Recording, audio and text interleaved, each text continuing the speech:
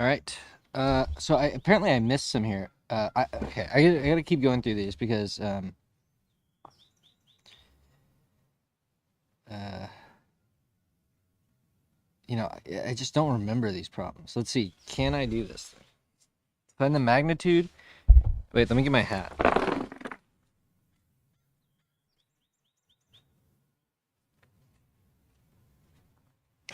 Find the magnitude and direction of the uniform magnetic field necessary to keep the plane of the loop horizontal.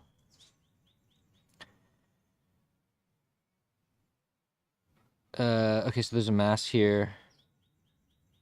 Okay, so let's do this problem.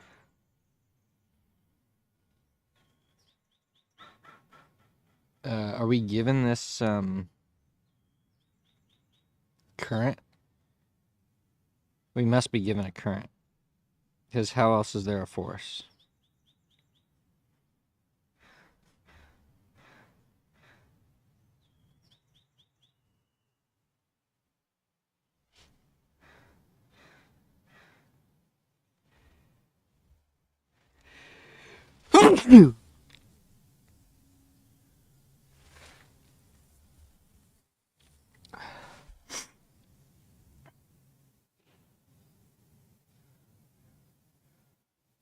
Okay, um,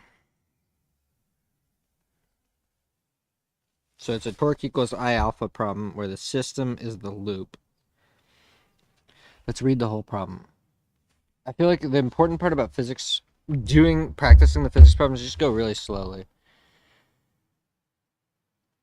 In the diagram, the plane of the loop is already in the horizontal plane. The loop is free to rotate about the fixed axle as shown. There is gravity in the problem. Ignore the mass of the loop. Recall the magnetic moment of the loop is mu equals I alpha, and the torque is mu cross B.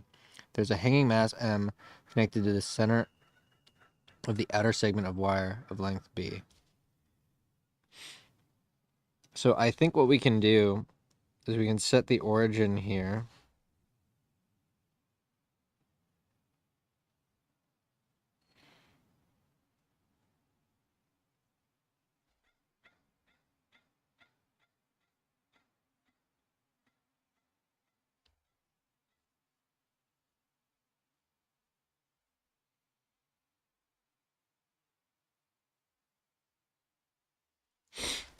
Okay, so this is going to be torque due to the tension force from the mass. So this is,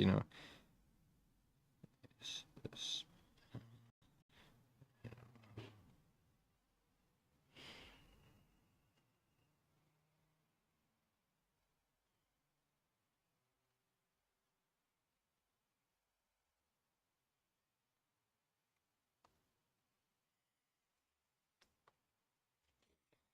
All right, so the torque, so this is the force. So the torque of the tension force plus the torque of the magnetic force is equal to 0.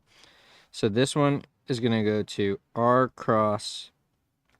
So if this is the origin, do we get side lengths? We got to get side lengths. Uh, oh, this is called A, and this is called B. So it's going to be, you know,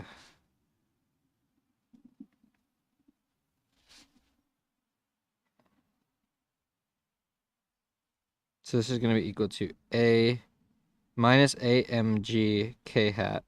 Now the now we need to find the torque due to the magnetic force, which is going to be mu cross B. Mu is equal to I A. So which is equal to I A. So if we want to produce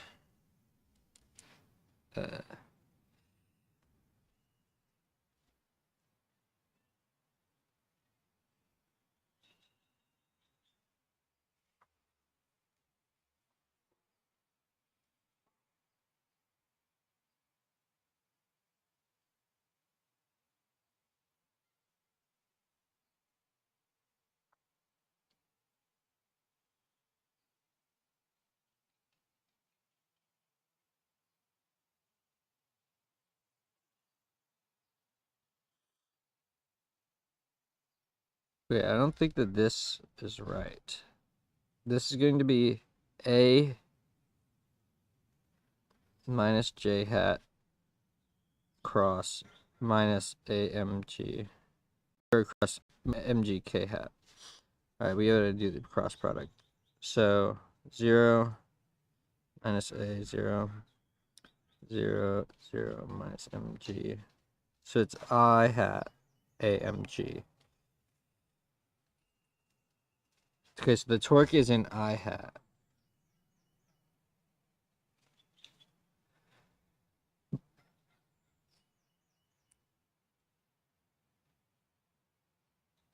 Yeah, which makes sense because it's pulling it down, so it's going this way. So we need a torque that goes this way, pointing in minus I hat.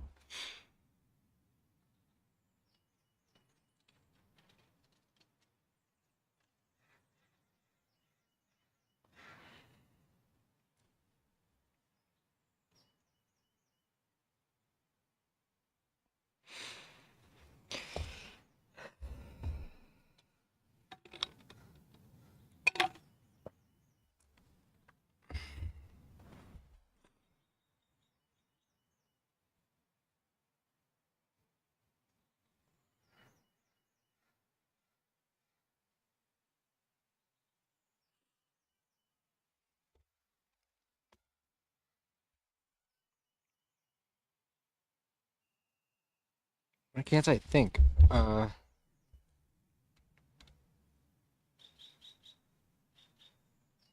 so R cross B. Wait. I must have done some. Oh no, yeah, R cross B. So then we need a.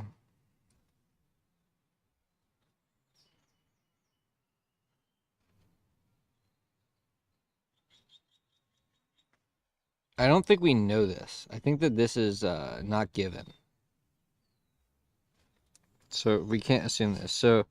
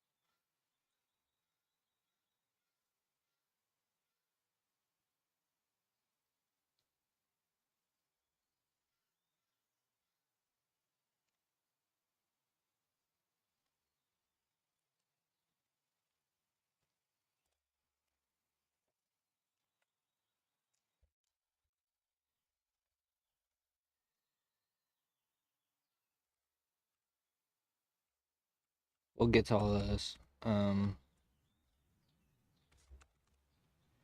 For a loop of current, let's say in the XY plane, what must the magnetic moment direction be?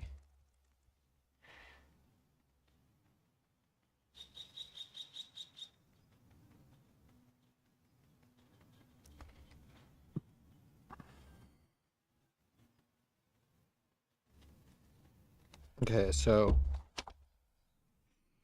mu can either be plus k hat or minus k hat, but that's it. So then these are 0.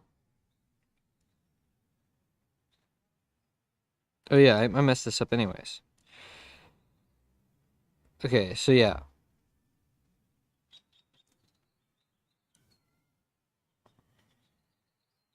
So I think you actually have two options for this problem.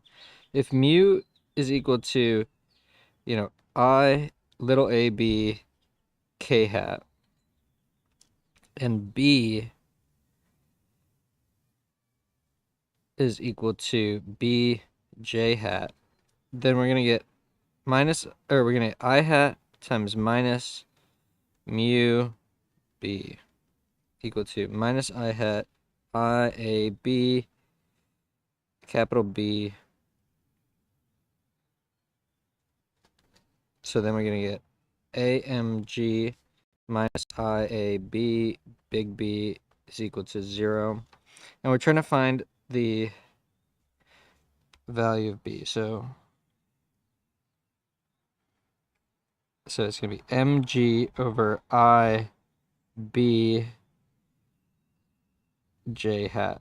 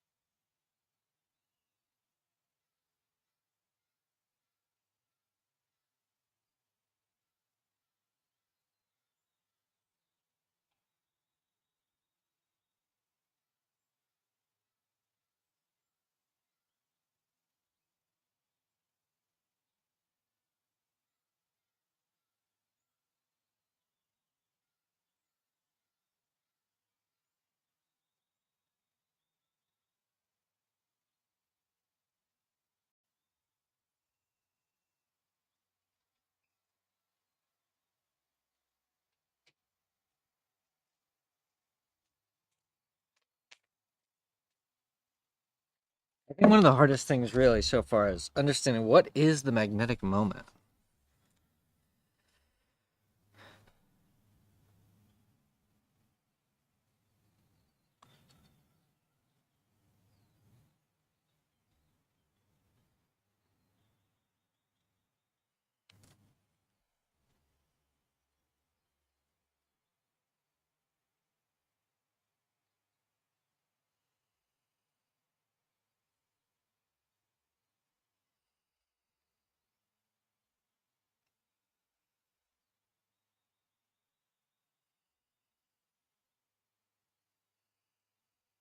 There's a torque from the hanging mass and a torque from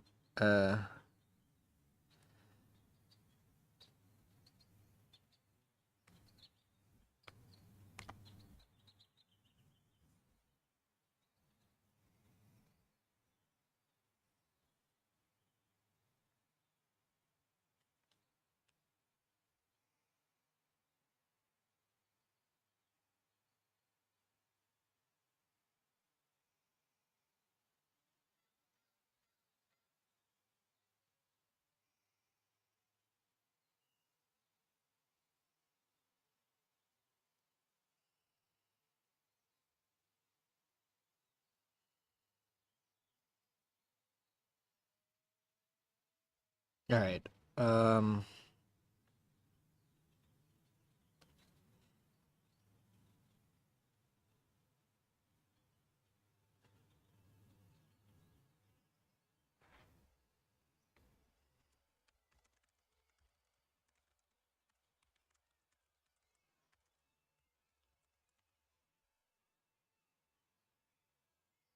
Okay. I think the important part is just to remember that mu's direction is always normal to the loop. Okay.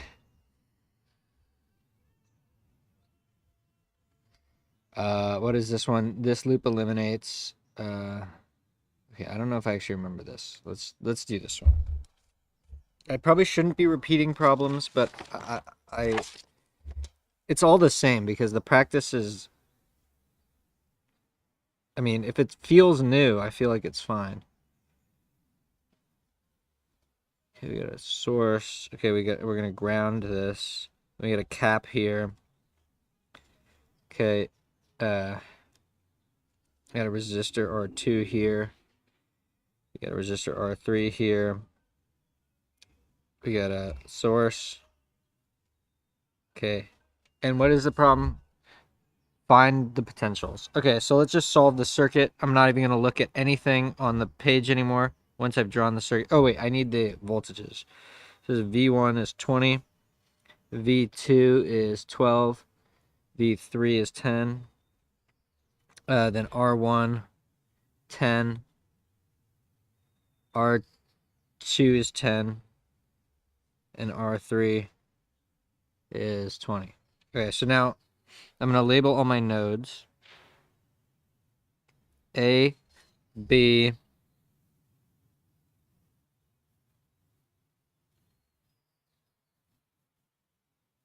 C, D,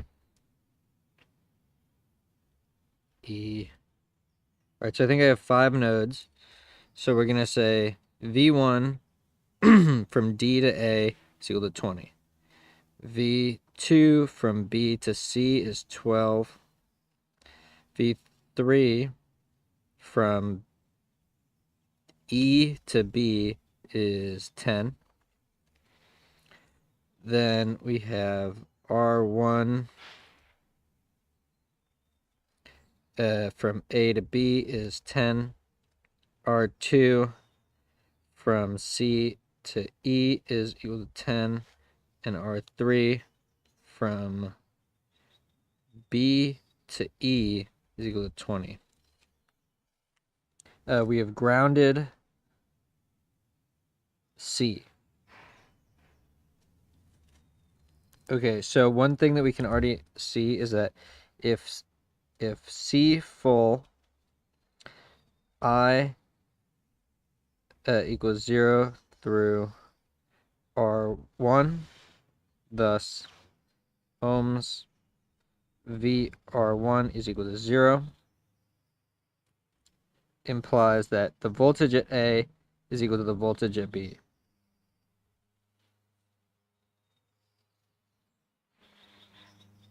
Since V of C is equal to 0 by ground, V of B, thus V of A, is equal to minus 12 volts. But we probably have to find this. Okay, this one too. Yeah, we need to state the problem. Find V of A. Oh wait. Thus V of D. Let's find V. So the problem is find V of D. I label my nodes differently than this thing because it's so annoying to write all of his diagrams. Honestly, actually, I should probably not do that. I'll change that. Find V of D and V of E.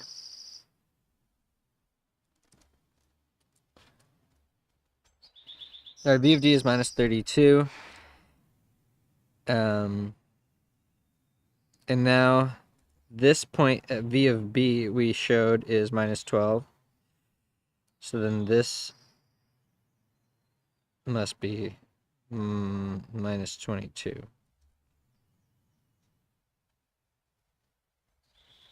See, did I get it right? Minus 32, minus 22. All right. Yeah, that's fine. Circuit, not bad. It's you know, cap full, so a resistor has 0 V drop, so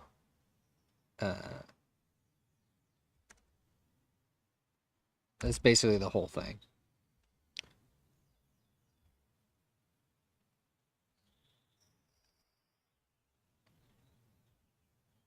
Yeah.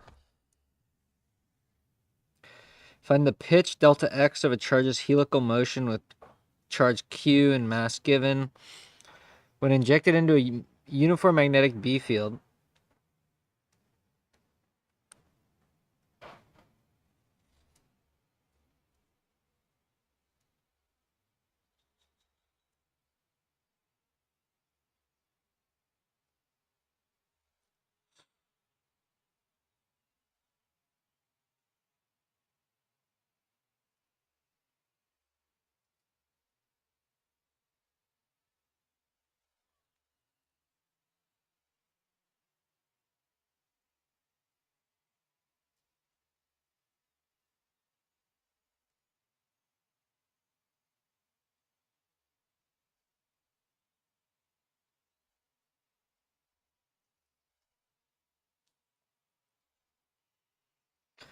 find the pitch.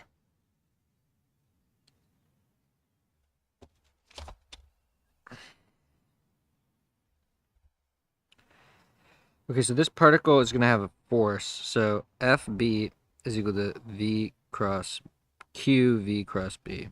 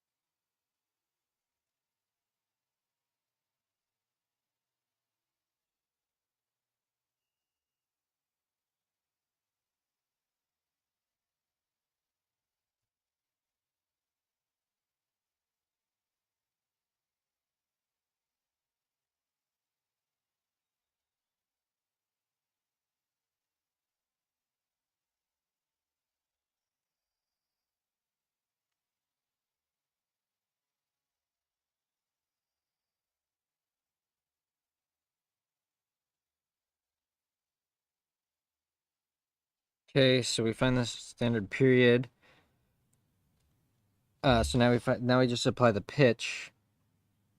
So the pitch is V x t equal to V cos theta times 2 pi m over qb. I definitely got this right. Come on. 2 pi mv cos theta over qb. All right. Yeah, this one is a lock.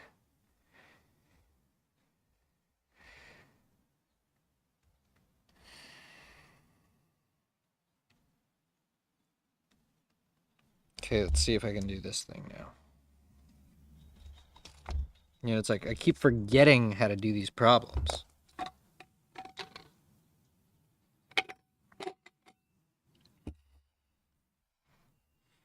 Okay, so here we go. We have two currents, and then we have a point in space, and it has an initial velocity, I think, equal to in the minus k direction. So this is I, J,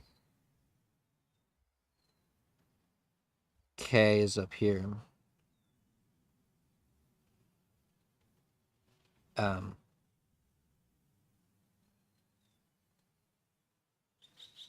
Okay, so this particle is traveling down initially. And we have a uniform B field or no? There's no B field. It's just find the Lorentz force on the charge at the...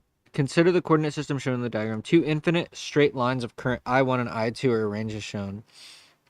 There is also a uniform E field present everywhere given as, E0 K hat. A charge plus Q at the shown position has a velocity at that instant.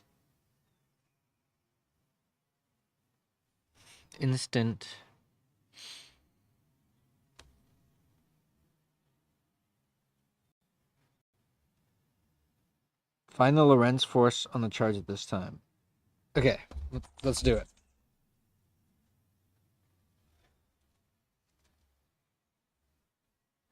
Because this is I hat, this is J hat, and this is K hat. And then we have a parallel line running here, which is I... Oh, shoot, I messed this up. Damn it. Okay, I gotta redraw it.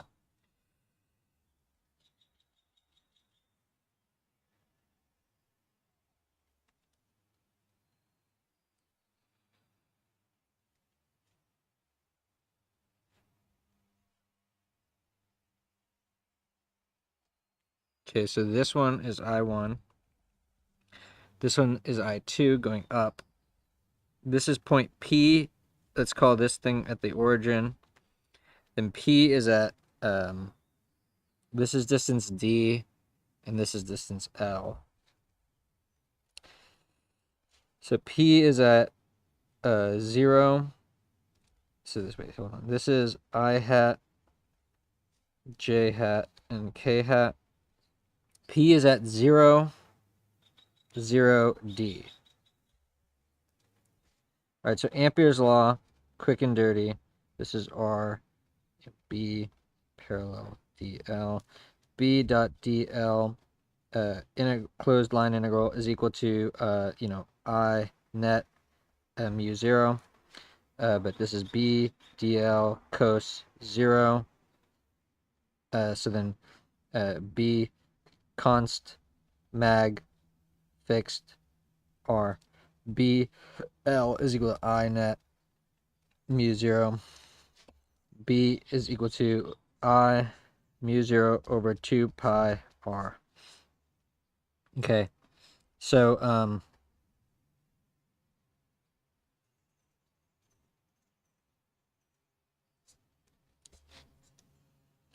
so the current is going this way. So so this is B1, and then this is B2. So B1 is going to be directed. So B1 will be equal to I mu 0. So this will be I1 mu 0. And by two step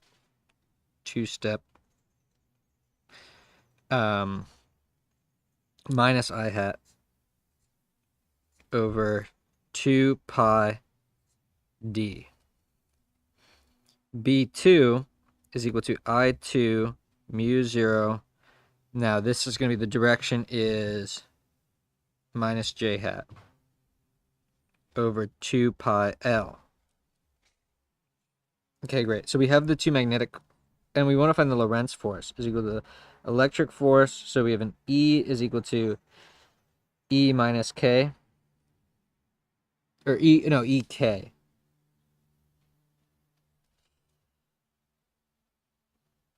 Okay, the Lorentz force is the sum of the electric and the magnetic force. Fe is equal to QE, which is equal to Q E E, oh my gosh, I can't write. E k hat. And then the magnetic force is going to be, and then the velocity of the particle v is equal to v minus k hat, I think. So now we got to take our determinant. So then the B at P, the magnetic field here is going to be mu 0 over 2 pi times I1 minus I1 I hat over D minus I2 j hat over L. All right, so this is the magnetic field vector. So then IJK, this is for FB. FB equals QV cross B. So V is 0, 0 minus V. And then the B is going to be, let's just put in part of it. So this is going to be times mu 0 over 2 pi.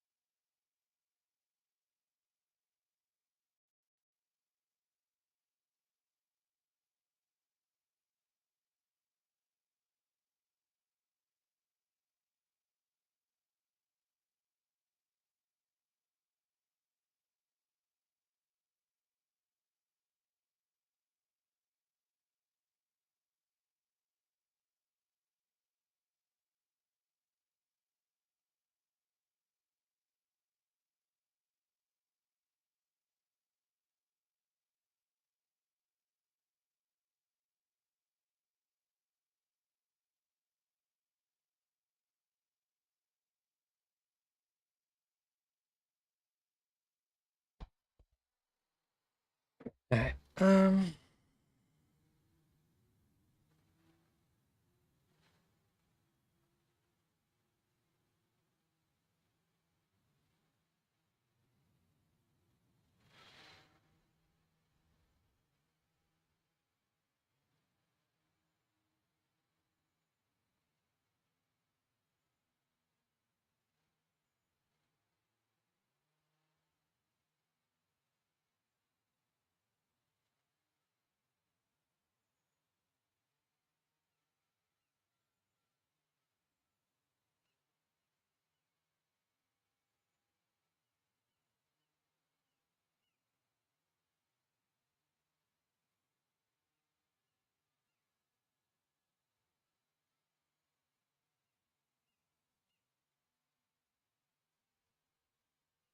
All right, we're back. We're back. My hat.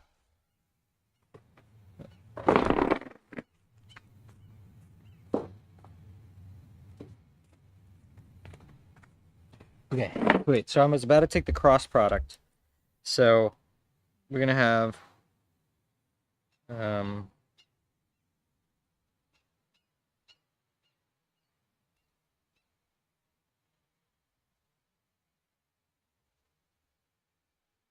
okay, so we're going to get so mu 0 over 2 pi times I hat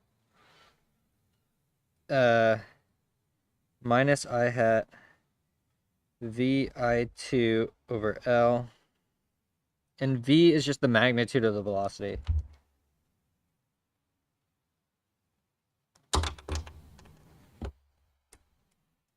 And then we're gonna get j. Okay, and j. So this will be a minus j. And then these minuses cancel. And then this minus will cancel with that minus. So this becomes a plus j I1 v over d.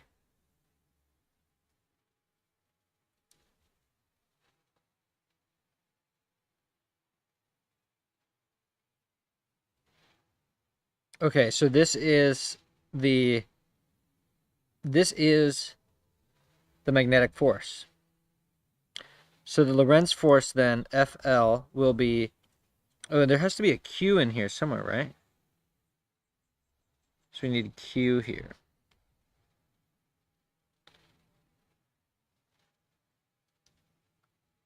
Yeah.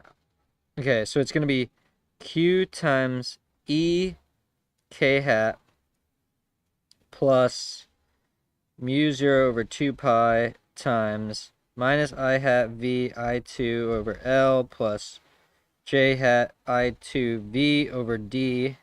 And I think that is the whole Lorentz force. Minus I hat, I2 V over 2 pi L, yeah, and then... Okay, yeah, that's good. Okay, so this one's not so bad. I do feel like it's worth drilling some of these problems. Okay, 92, this is probably one that I've never seen before. I've never seriously looked at. All right. I'm checking chat. I don't know if anything's happening in the chat. All right. Let's do it. In the diagram, a square wire of given side length A and given resistance R is held in an external uniform field, static magnetic field, as shown. The wire loop is caused to rotate 180 degrees about the axis shown in the diagram. Find the total charge Q that is moved through. Okay, hold on.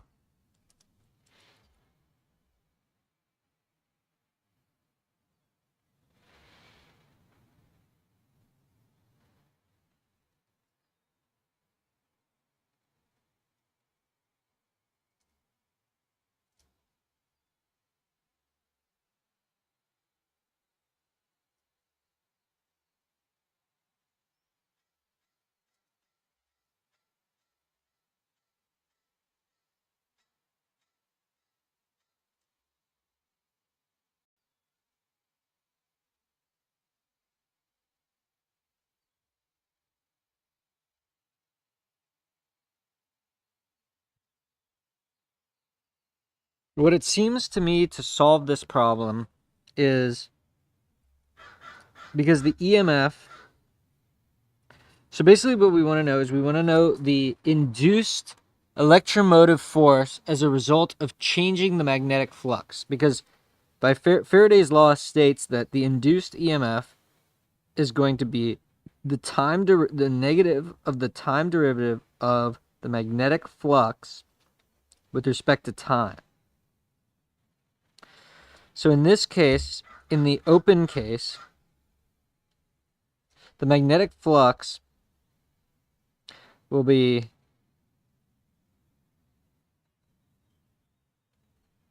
A squared. Okay, wait. Let's unwrap that definition. The magnetic flux is a surface integral of the B field. So let's call this n hat k. So these are parallel. So B and n hat are parallel. So we can just turn this into, and then B is uniform.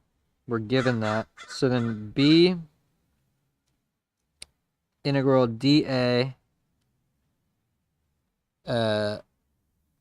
is equal to BA is equal to BA little a squared. All right, so this is the magnetic flux when it's perpendicular. But as we turn, and let's say we draw a point here, and then this is our thing, and then the square is like this, and we'll call this theta. So as this thing turns, and it's one full rotation. Wait, no, 180 degrees, pi rotation. In the diagram, a square wire side A is given resistance R, is held in the wire is caused to rotate.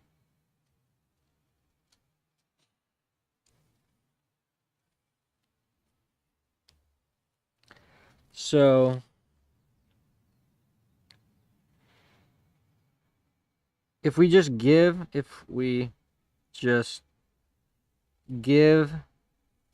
some omega angular velocity to this, say 1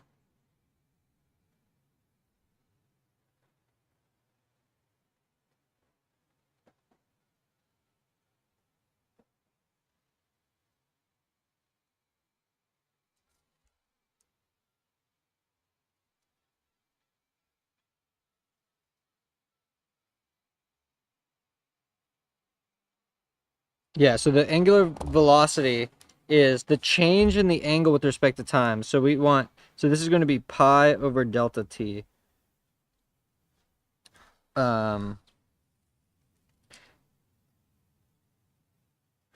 what are we trying to find? Because what we want is the change in flux.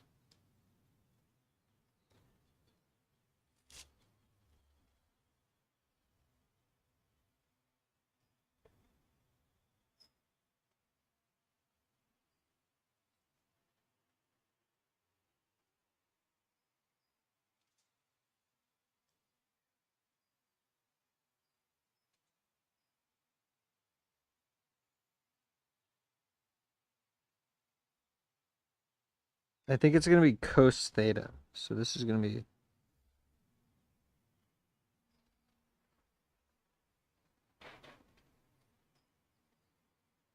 so this is really going to be BA squared cos theta is the flux.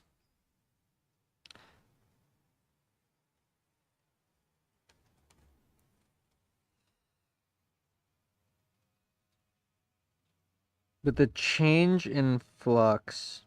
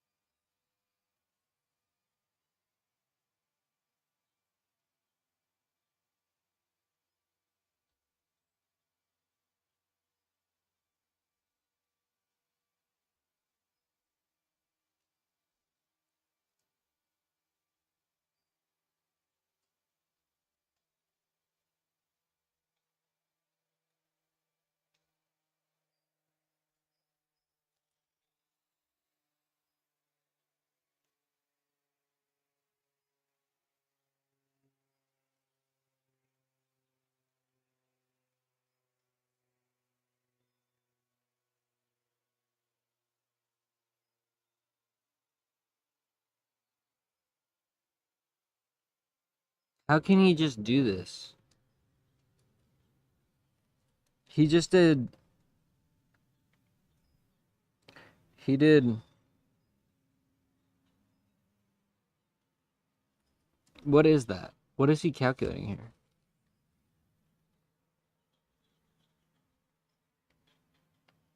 This 2...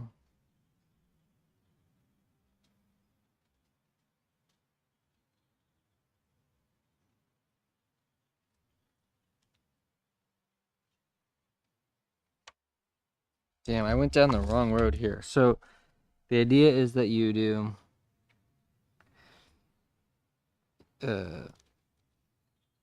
from this, you turn it into,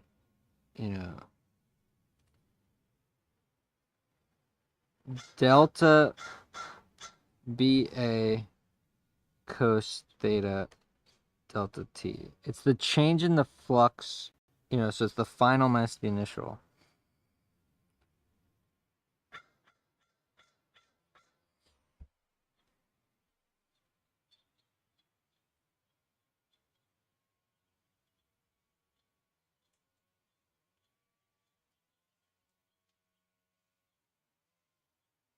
Why does he do 0 minus cos pi here?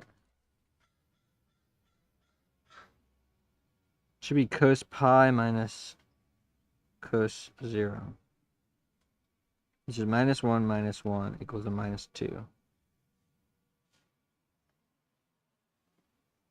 So we should get -2 BA over delta T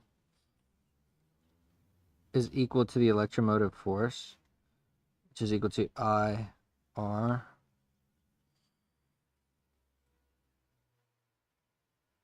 Which is equal to dq delta Q delta T R.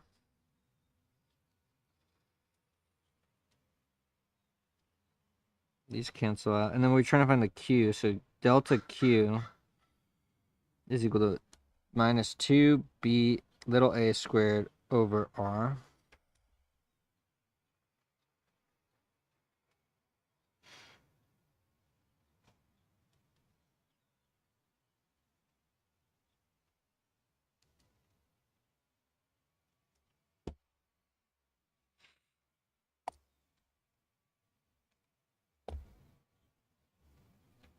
This problem is pretty hard because you have to see to do this delta step.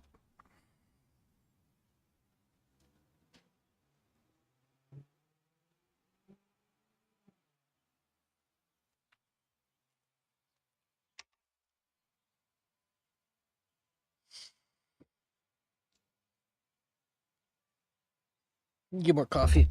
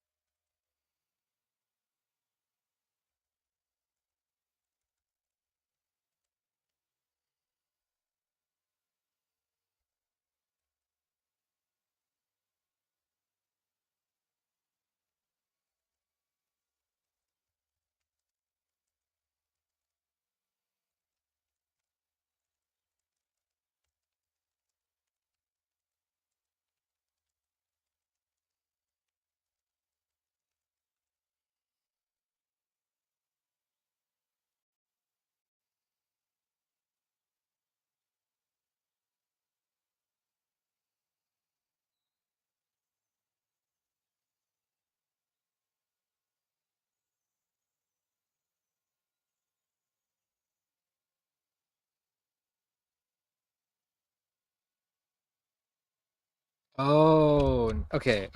This is much more clear. He didn't really write this. Okay, so here's the real way to do this. You say the electromotive force, the induced EMF, epsilon, is equal to minus the change in flux with respect to time. The electromotive force is going to be the induced current times the resistance of the loop,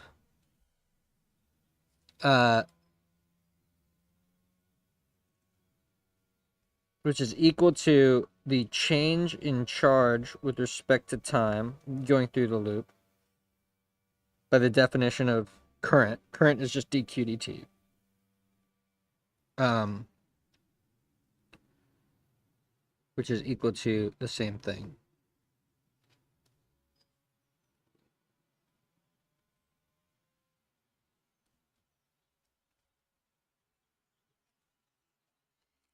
So now dq r is equal to minus d flux.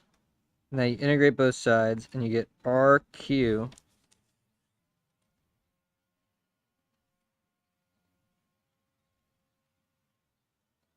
wait, let's do this. You get r integral dq minus integral d flux. So we're going to get r q final minus q initial minus flux final minus flux initial.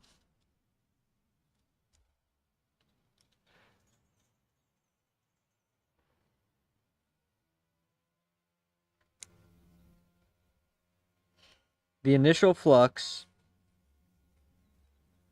was BA squared. And the final flux is minus BA squared. So we're going to get BA, 2BA squared is equal to RQF. QF is equal to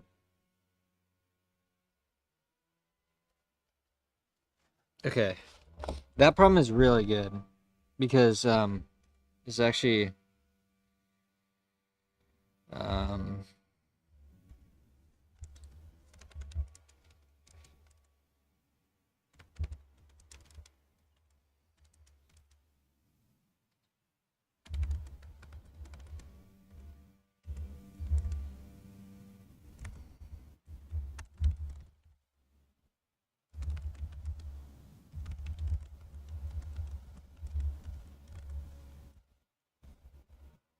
okay, so I think that this deserves a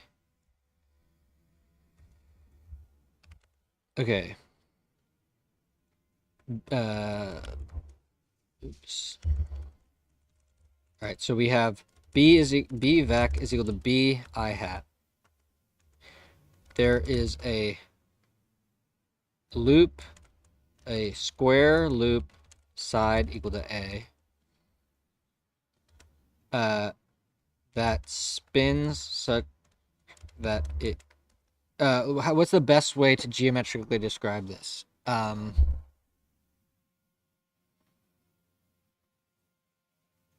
Such that the axis of rotation is on the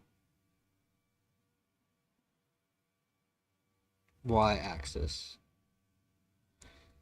Could be z2, but whatever.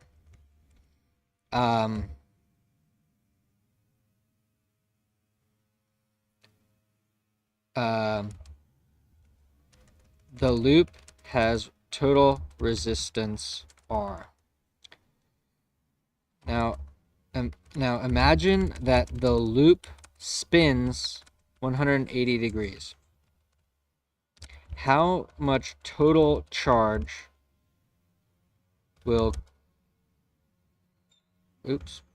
pass through the circuit? Okay, so first say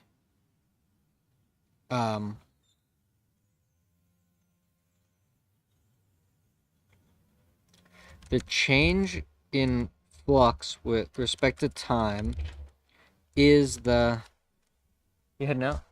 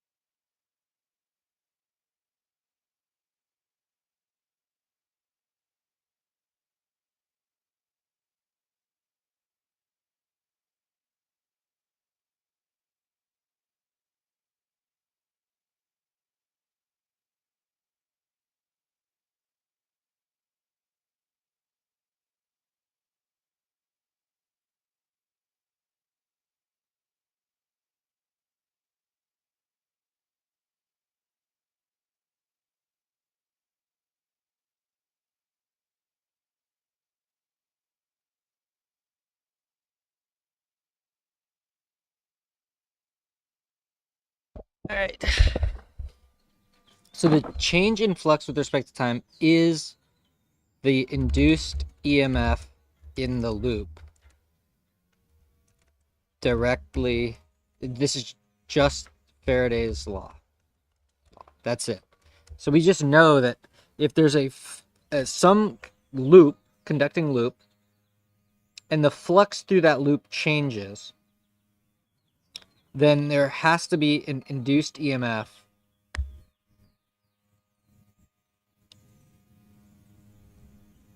And another way to say that induced EMF is that, closed line integral of the E field. So it also says it makes an E field. Anyways, so this is going to be EPS is equal to, or actually, I prefer EMF. This is probably a better thing. EMF is equal to D flux minus D flux dt. Now, EMF is going to be I induced times R equal to, oh, I put the minus sign in the wrong place. Times, it's the same. Now, I induced,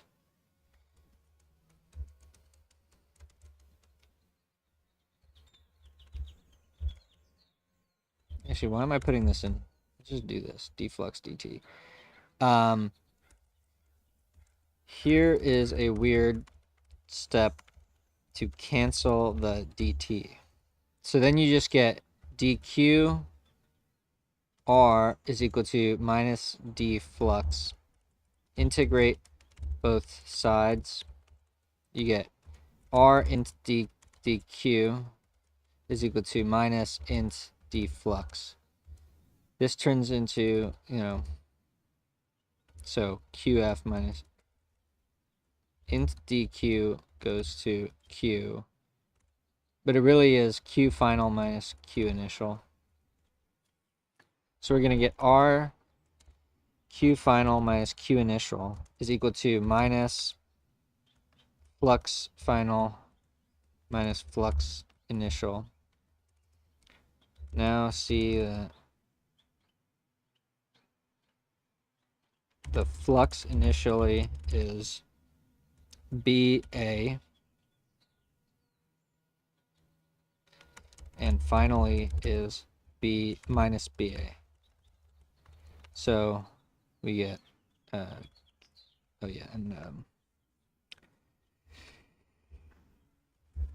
QI is equal to 0.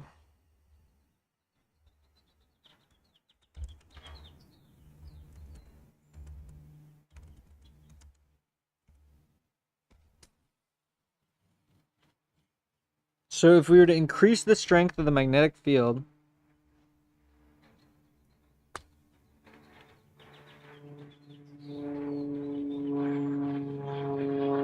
or increase the side lengths, then more charge would flow through the loop.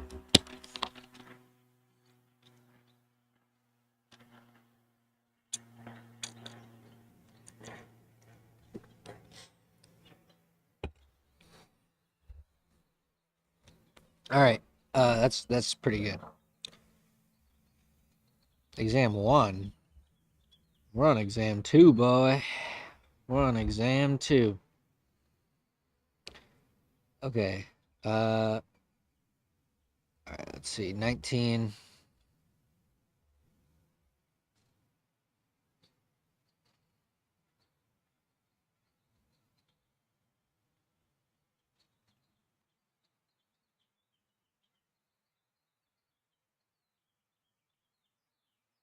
Yeah, I'm not going to do that one. We did that one.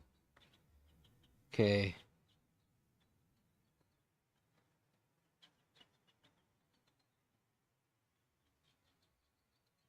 Oh, okay. I got to do this one. I have a really hard time with this.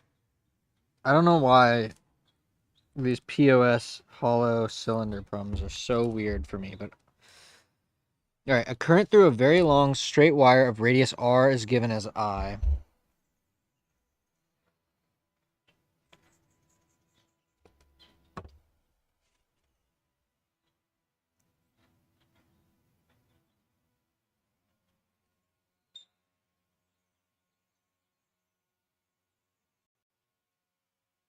Okay, when he says the current is I, he means just in this region, not in the hollow. Okay, so let's draw the circle. And the circle. Okay, what is the radius called? Capital R. This is R over 2. And we want B here. And really we want B X here. So this is going to be I, J, K. Okay, so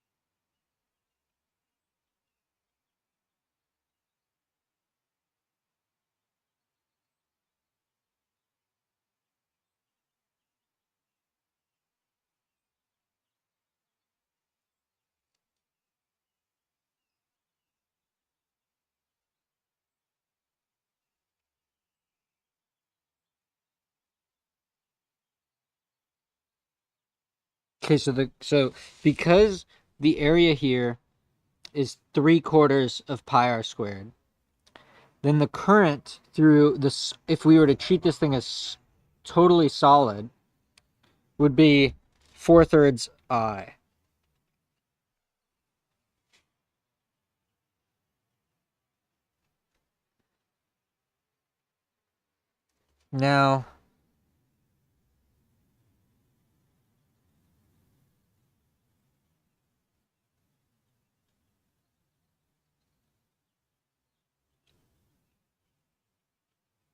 Now, we apply Ampere's law.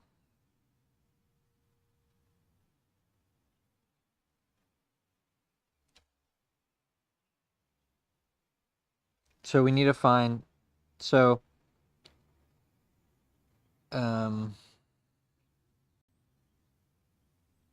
we need I enclosed. So first off, let's just write Ampere's law. So we have a closed line integral of the B field.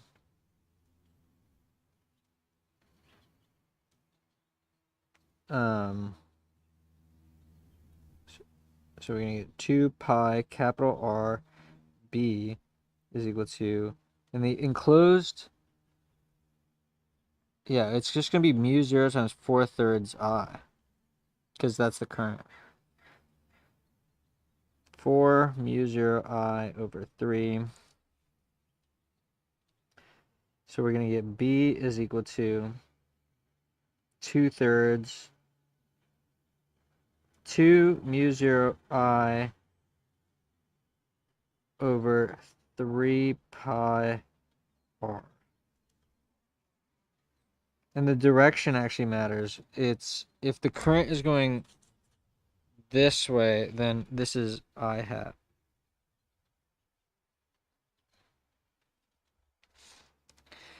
So this is B plus. Now B minus is harder. So this is going to be R. So the radius, B minus,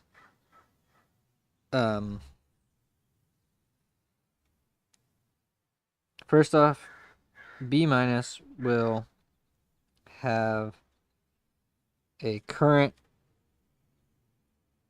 of I over 3.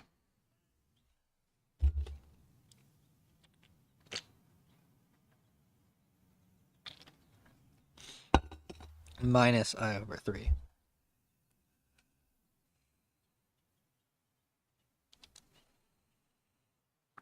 And the radius, with radius R over 2 root 5.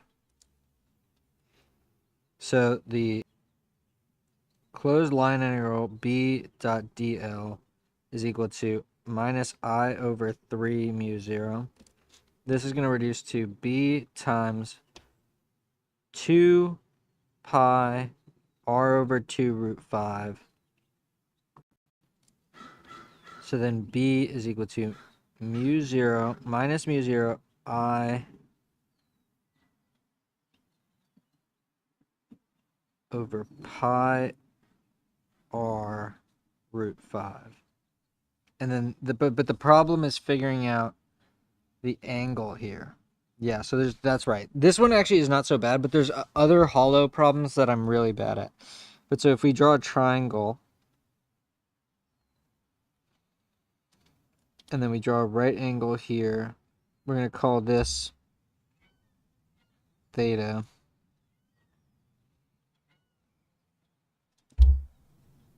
And this is 90 and this is like this. So then this is also theta. So what we want though is, so it's going to be it's going to be sine theta. So sine theta bx.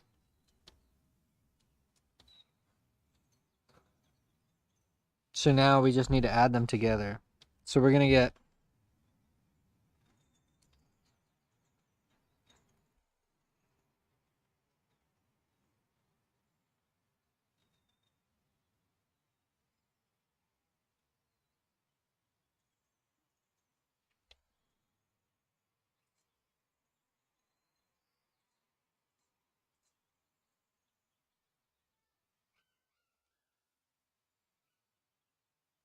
I think it is sine. Okay, well, let's just do it.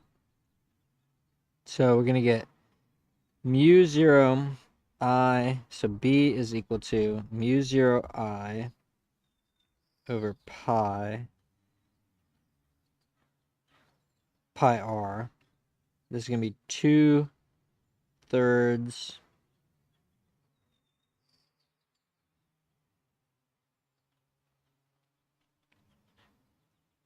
okay, minus sine theta over root 5.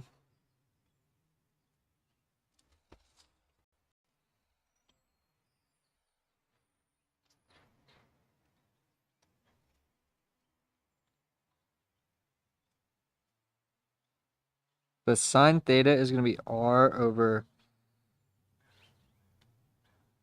R root 5 over 2.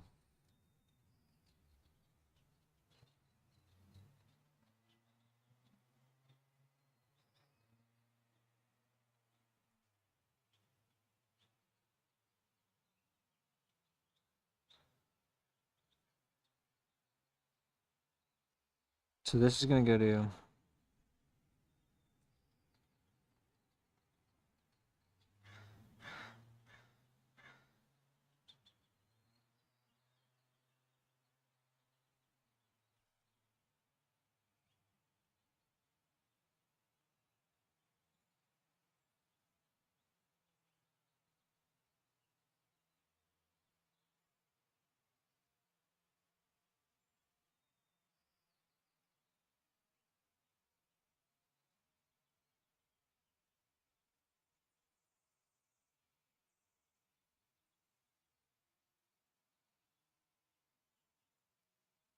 I know I got this factor wrong somewhere.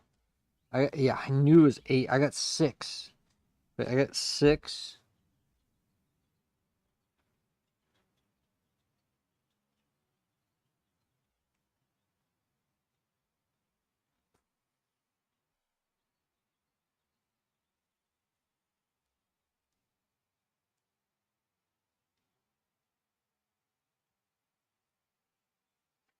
Okay, wait, I need to walk through this because I keep messing this one up.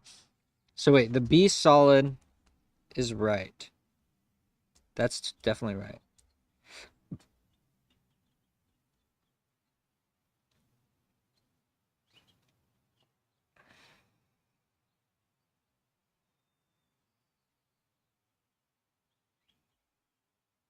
I got the... Wait, why is it B?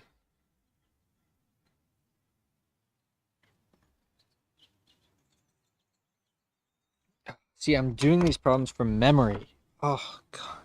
So the problem is, if you do a I cross R hat, we're going out of the page.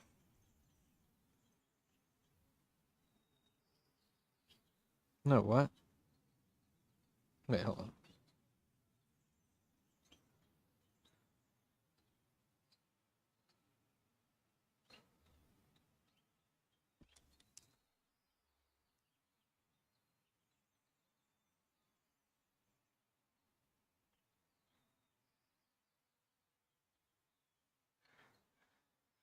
Why is it cos?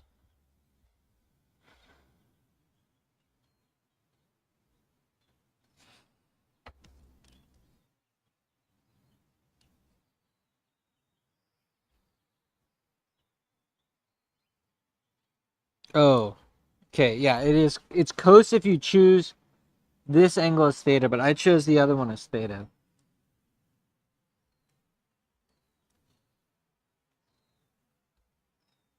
I net.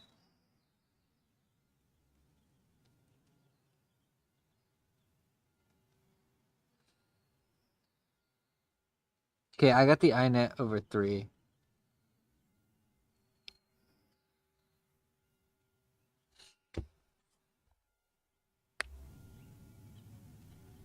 Oh, lol. I literally just... Okay, no. I literally just forgot that the the I over 3. I just forgot the 3 there.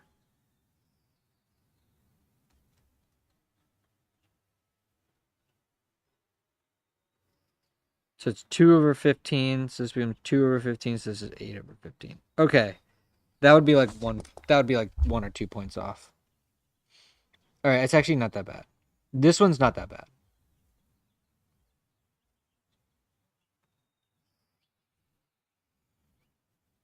I did draw this the wrong way though.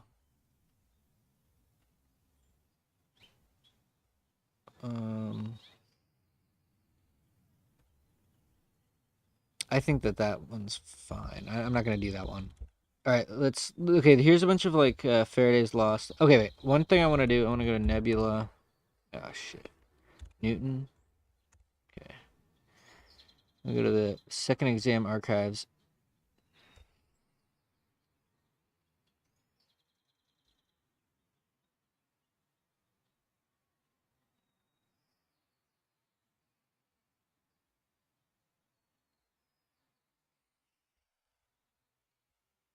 Okay. No, don't group it. Please don't group it or pin it. Freak. All right. Okay, good. I think we're able to do this problem again. Or now. Now we'll be able to do this problem.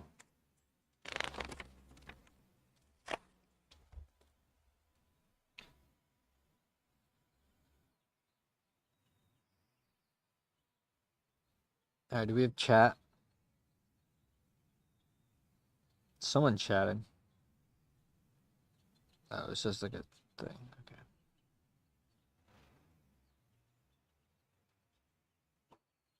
All right, cool. Let's do it.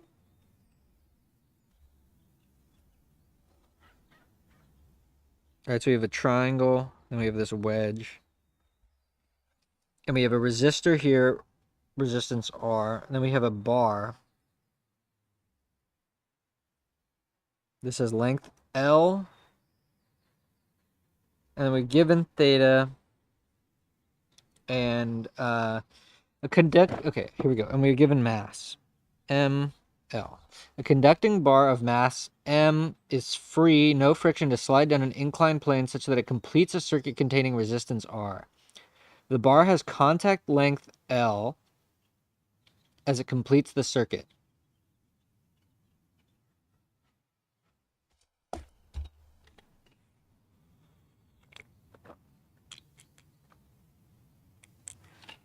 All right, let's make our coordinate system then.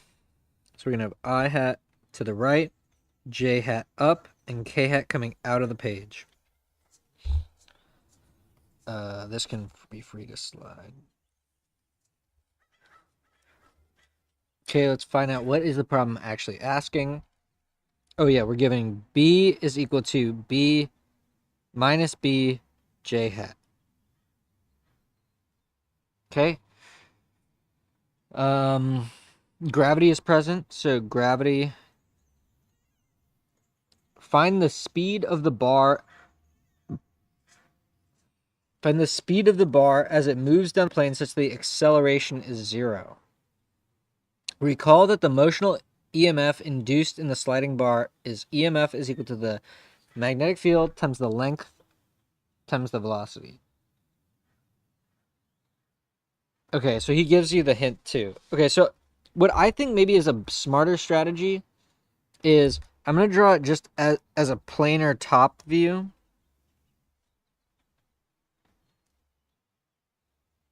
And I'm going to say that this V. So, okay, the first thing is that we're going to have 3 forces. We're going to have the normal force, presumably going to have a magnetic force, and then a gravity force.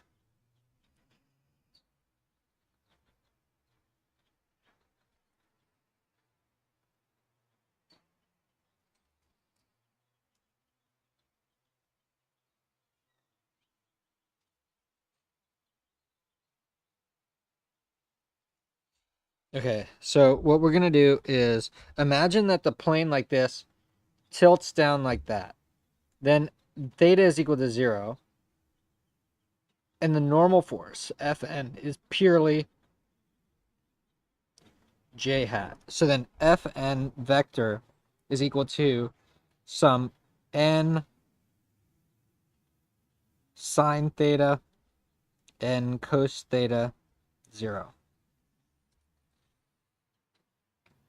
The gravity force Fg is equal to 0 minus mg 0. Now we just need to find so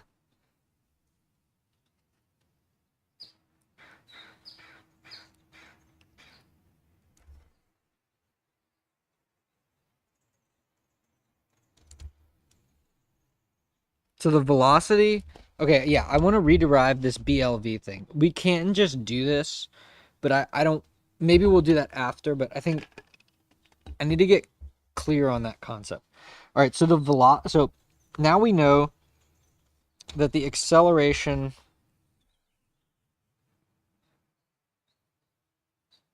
let's just call it Vx for right now. So Vx of t. Wait, what are we trying to find? We want to know yeah, I need to take a step back. So let's start from the Faraday's law. So Faraday's law is saying that the EMF, the induced EMF, is equal to the minus change in flux with respect to time. So let's figure out what is the flux right now.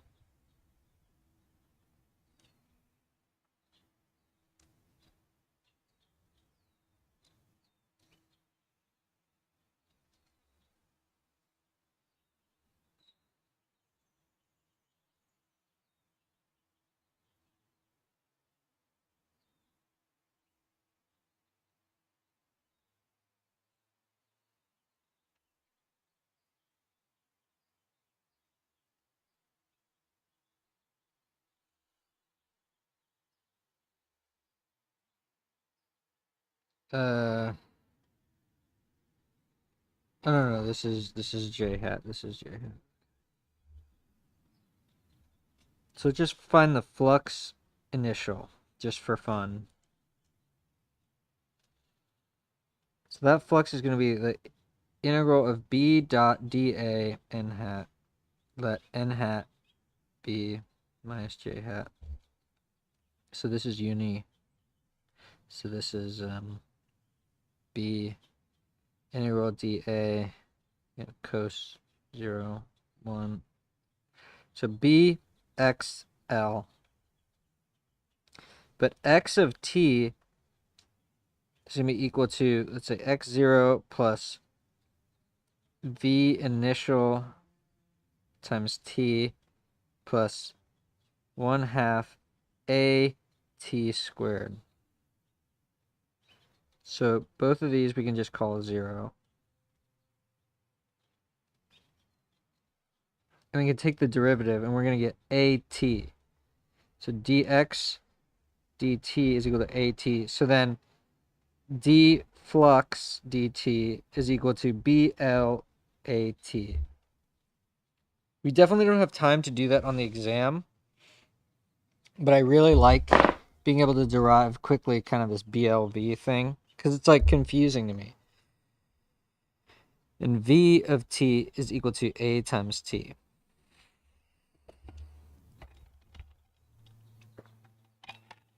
All right.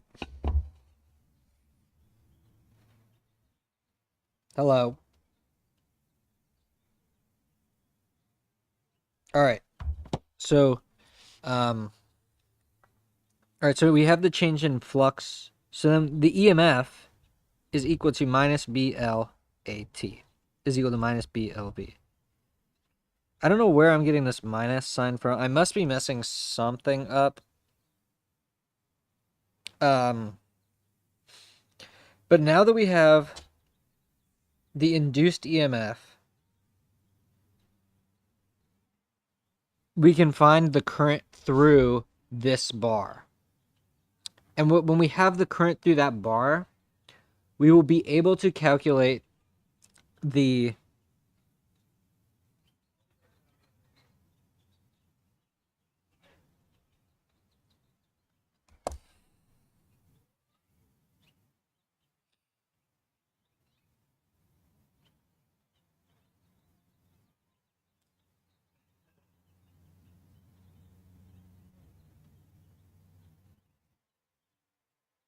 fact that this thing is moving with some velocity.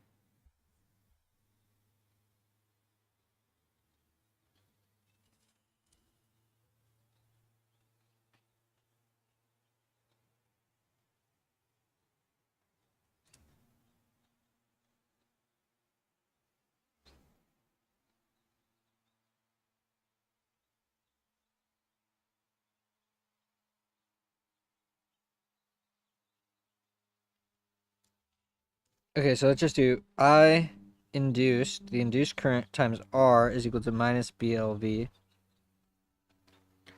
So the current I induced is equal to minus BLV over R.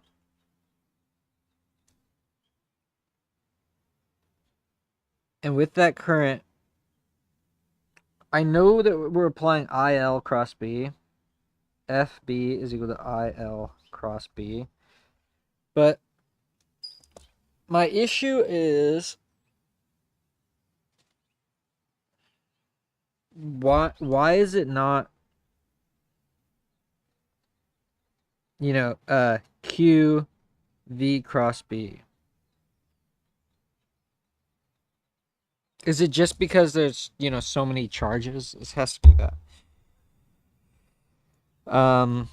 Okay, so let's figure out the direction, the sense of the current to oppose the change in the B field. So, or the change in the flux.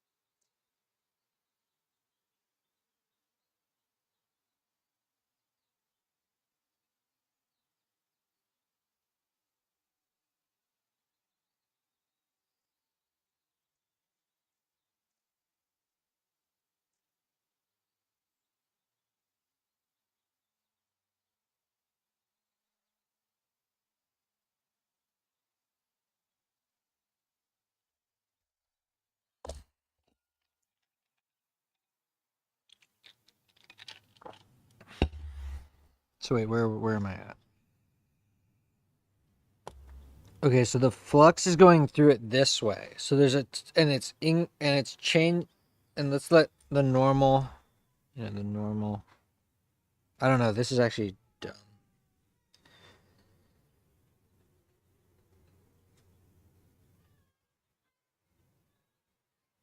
The flux is increasing in time.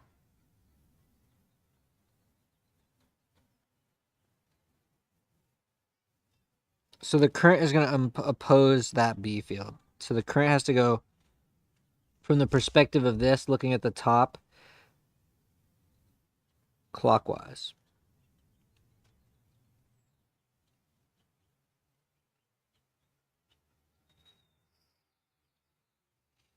Wait. No, I did it wrong. This B field is the external B field is going down. So we want to oppose that with the current going this way.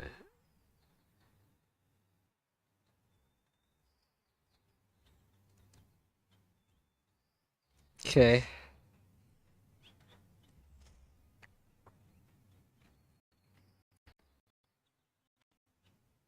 So this is going to be the induced current times the length of the wire crossed with the external B field. All right, so we have, yeah, it's to the right.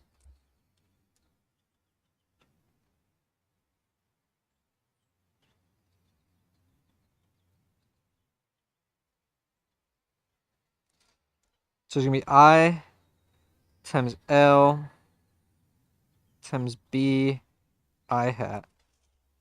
Okay, so FB, but it needs to be,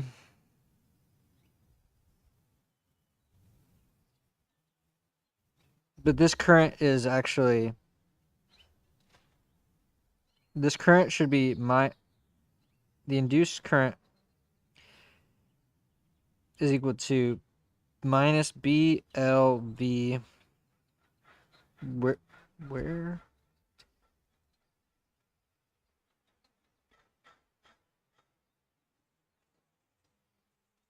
Hold on, I'm gonna move.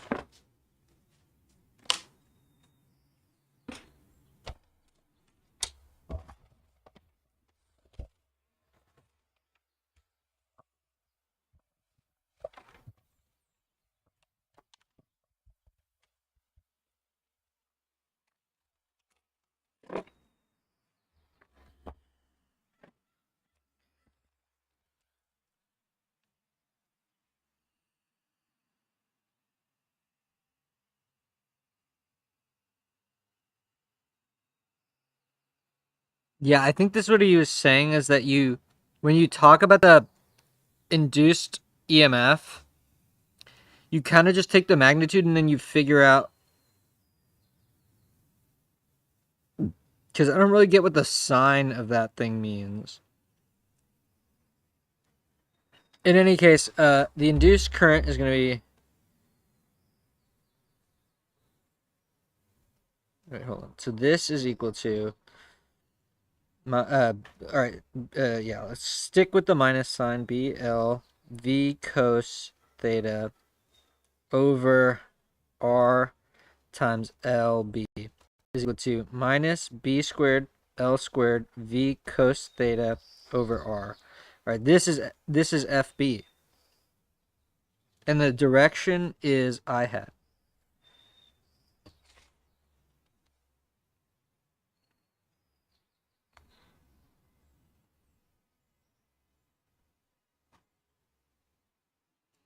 So now we just need to solve for V. So first, n cos theta minus mg equals 0. So we're going to solve for n. So implies n is equal to mg over cos theta. So then n sine theta minus b squared L squared V cos theta over R is equal to 0. We're going to replace this. This goes to mg tan theta r over b squared L squared cos theta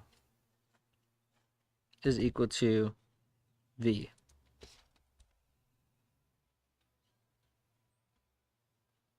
MGR tan. Okay, yeah. I think that's right. Because this would be sine over cos squared. Yeah. All right, so actually it worked out with the minus sign.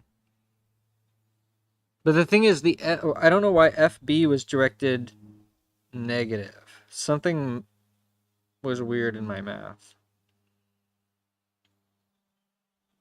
But it worked out. Okay. Yeah, so this is the El Clasico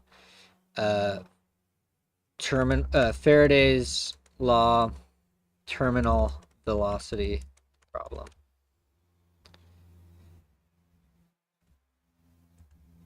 That's the one, right? All right, 98. Dude, these ones in the 90s, they always get me. Consider the diagram. Find the induced current in the loop from the changing straight line infinite current near it. So the change in current with respect to time is CT. Okay, I feel like I might be able to do this one. Let me look at chat, just in case.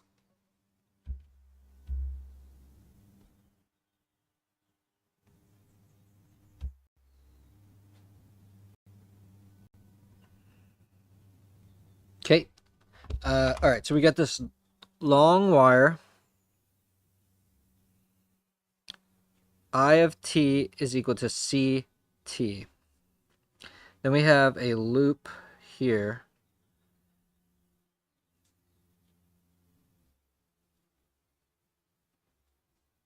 Okay.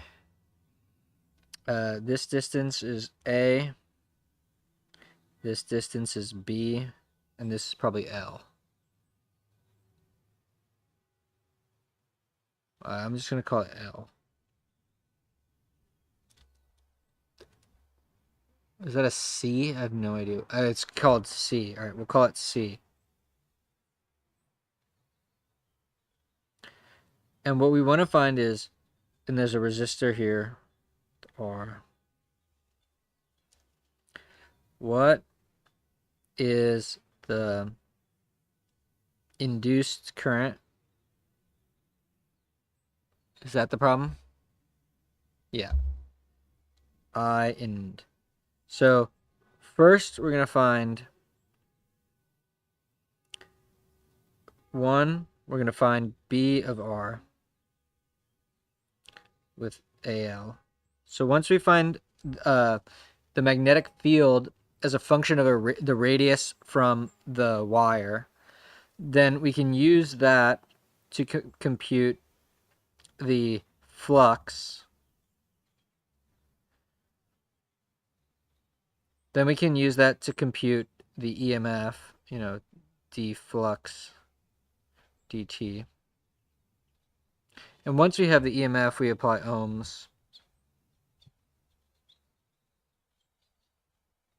All right, so we have the steps. All right, so let's make our little AL. This is R. So we're going to get the integral, the closed line integral of B dot dl is equal to I of t times mu 0. Now, see that, this is going two-step. This is B parallel with dl.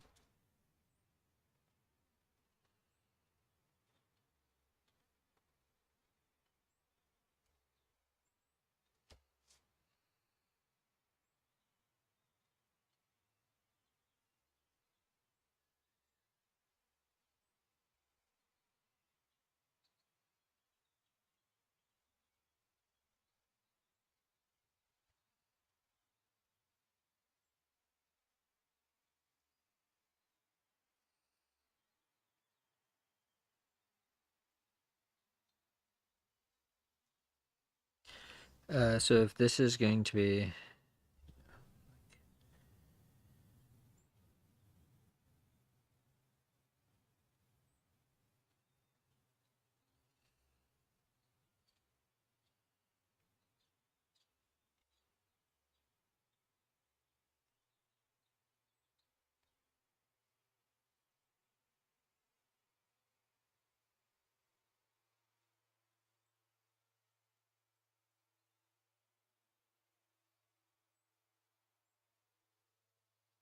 Is that right? I don't know if that's right.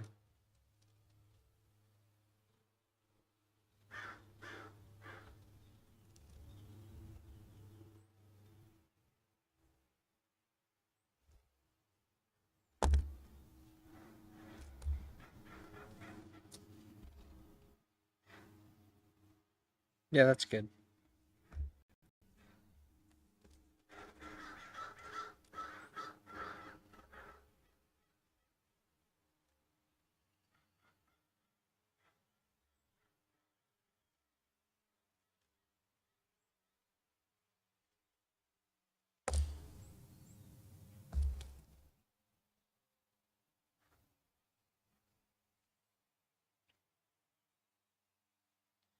All right, so now we have the B field. So this is step 1.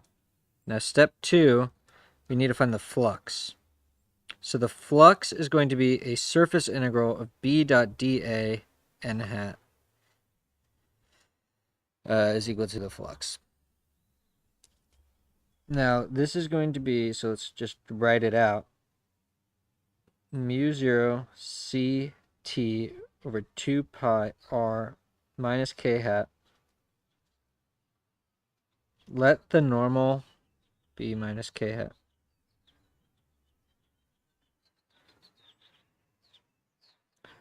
So then dA, each little dA is going to depend on a dr. So this is going to be times to dA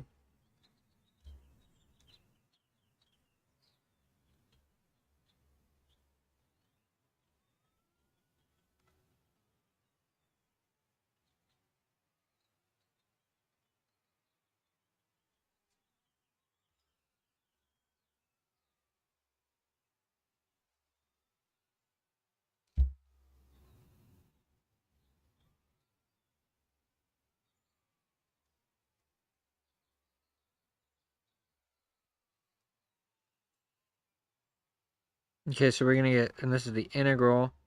So we're going to get this mu 0 ct over 2 pi. This is going to be c squared. Okay, c squared t over 2 pi. Integral from a to a plus b of dr over r. So we're going to get mu 0 c squared t over 2 pi times ln a plus b over a. Okay, so here's the flux. Now change, so we're going to get the EMF. EMF is equal to minus d. So that's going to be minus mu 0 c squared ln a plus b over a over 2 pi. So then divided by r,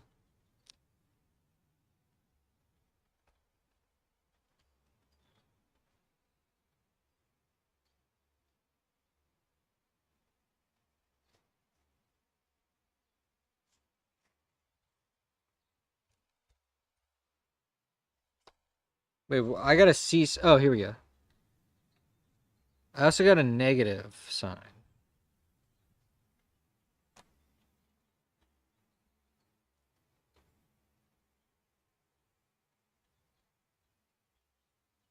Oh, because he just does this absolute value thing.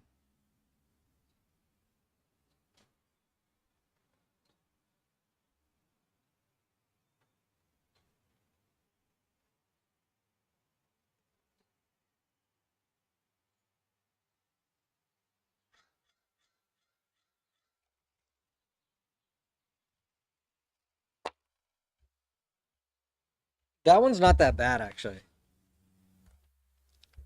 That one I feel like I can actually do. Wow, have I really been doing this for 2 hours already?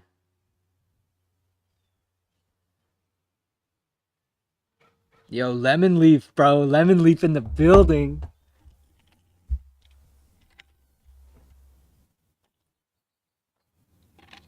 I want to know the story of lemon leaf. All right, what's the next problem? All right, so this one is like I would say like a pretty standard induced current from a wire problem. Time varying current, you know, uh, just remember that the dA flux in the flux integral can't uh isn't constant. It's a slice of a rectangle. All right. 66. Oh geez, this one stinks, dude. Is all right, should we do this? It's like so boring, but I don't know. Let's do it. It's fun. It's good.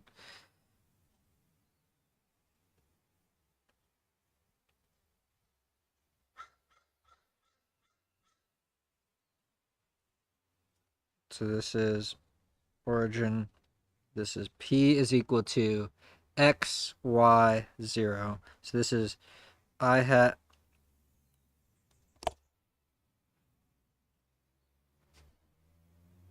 J hat K hat. Typically I do I J K. And if you tilt it, so we're like this. Let me tilt it like that. Okay, good. Gotta get your coordinates right. And now there's a current going through it this way, which means that if we look at it face on, like this, P, X, Y, this part is coming out of the page at the top and it's going into the page at the bottom of the loop. So the current is going into the page here and out of the page here. Okay, we need the radius. The radius is A. Okay, so first off, it's gonna be B. Okay, so I'm assuming we need to find the magnetic field of the point indicated. Okay, cool.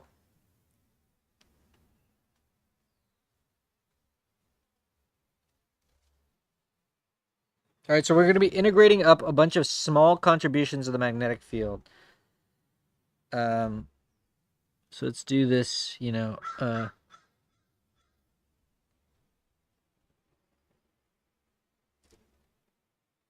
IDL is coming, or actually, let's do this.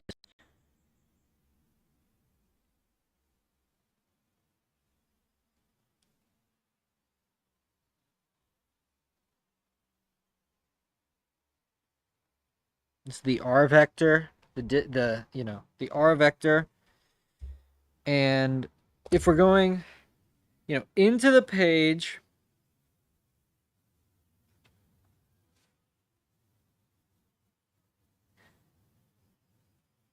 Okay, wait. I actually got to get to the bottom of this because this is so weird. Ooh, I think I have my iPad. Okay, I'm gonna get my iPad and we're gonna hop on Teal Draw for some of these things.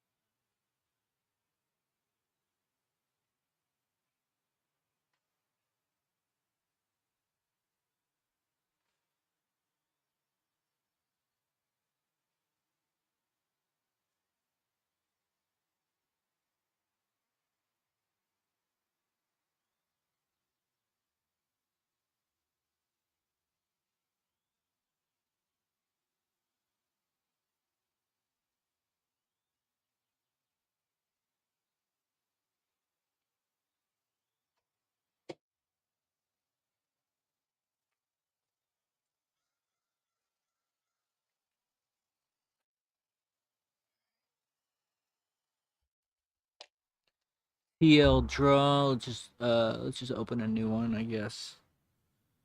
This is going to be Pi Day. Happy Pi Day, everyone. Pi Day, Pi Day, Pi Day. Hey, thanks, man. You know, I don't know what others you're talking about because nobody's been hating today, but you know. Wait, why isn't this loading?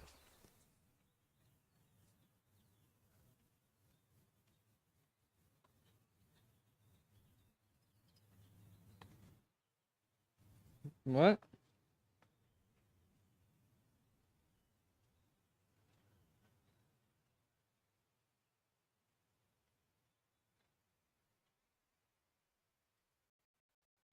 What is going on here?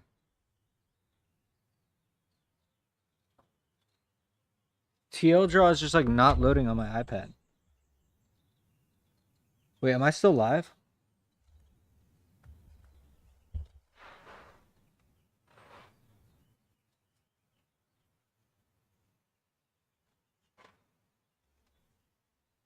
Did I lose?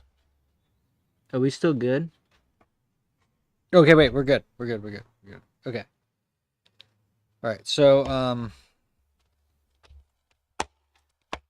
right. So I need to understand something. So,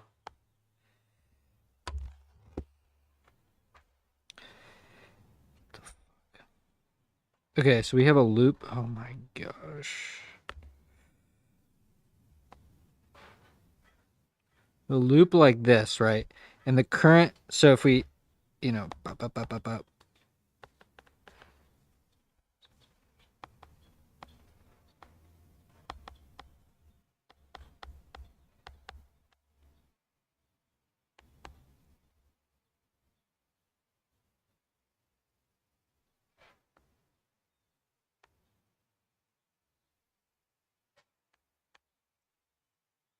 oh wait, no. What am I talking about? Okay, I already messed this up. This is J hat.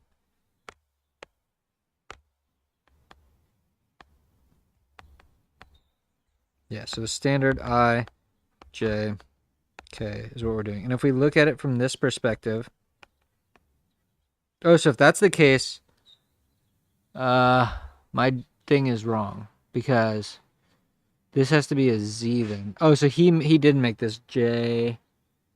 Oh no. What am I talking about? Yeah, this is I, J. Okay. P. So this point is coming out of the page. And this point is going into the page. This is P. But here's what I want to know. So if we take this, you know, IDL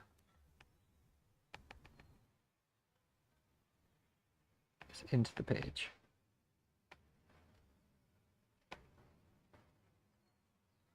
Now this is going to be R vector. And what I want to know is if I do the right-hand rule with my palm facing up into the page, and then I turn it, and then I go there, then I'm going to get a dB this way. And this is a right angle. However, if I go with this way, and I go like this, so what I want to know is, I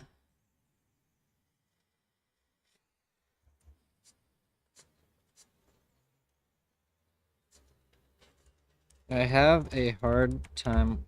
So wait.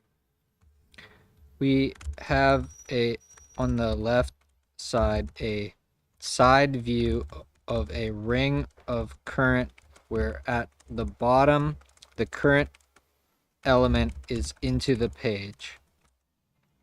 And we want to find the dB contribution at point P. When I do the three-step right-hand rule,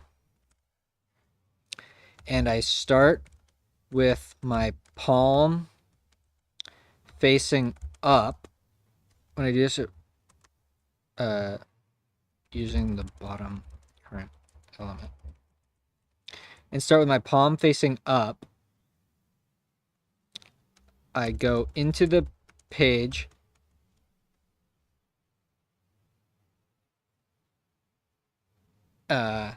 And turn my hand to face the point P. Then I get the dB indicated in the drawing. If however I start with my palm down and then point toward P, the dB is pointing up and to the left, which is correct. It's got to be the palm one. Wait, what? No way, dude. That's not right.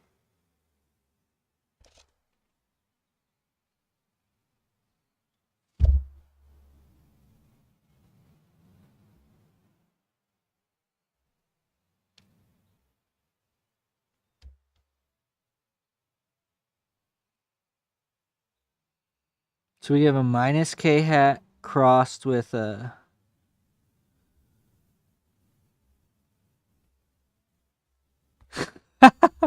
Dude, it's been doing this so much lately, where it just like says this and then it's like, wait, actually, I'm wrong.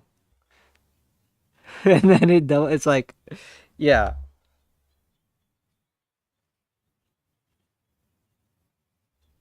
All right, so we got it. This is correct. Okay, so let's go back to the drawing here. So this is correct. So now I'm going to make this angle theta. And this is dB. Oh, wait, we're going to have no symmetry in this problem. So this is actually not going to work. We don't need any angles for this. So actually, disregard that. So B is equal to the integral of dB POS. The principle of superposition. Now dB is going to be equal to mu 0 over 4 pi times I dl cross R over R3. R cubed. Okay, this is the Biot-Savart law. All right, so the next thing that we got to do though is what is so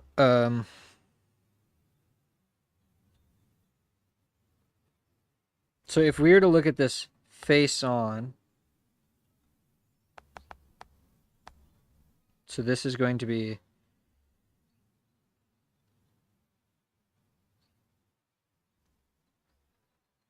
this is K hat. And this is J hat. We're looking at this face on, and we have some, let's see, which direction is this going? From this perspective, so this is viewed from plus I hat.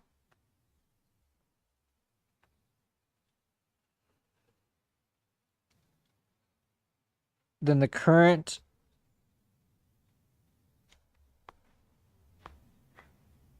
is going... Is that too small? That might be too small. But on mobile, you can zoom in. So I'm going to keep it like that so we can see everything. The eye is going to go this way. So this is... All right, so let's make it one like this.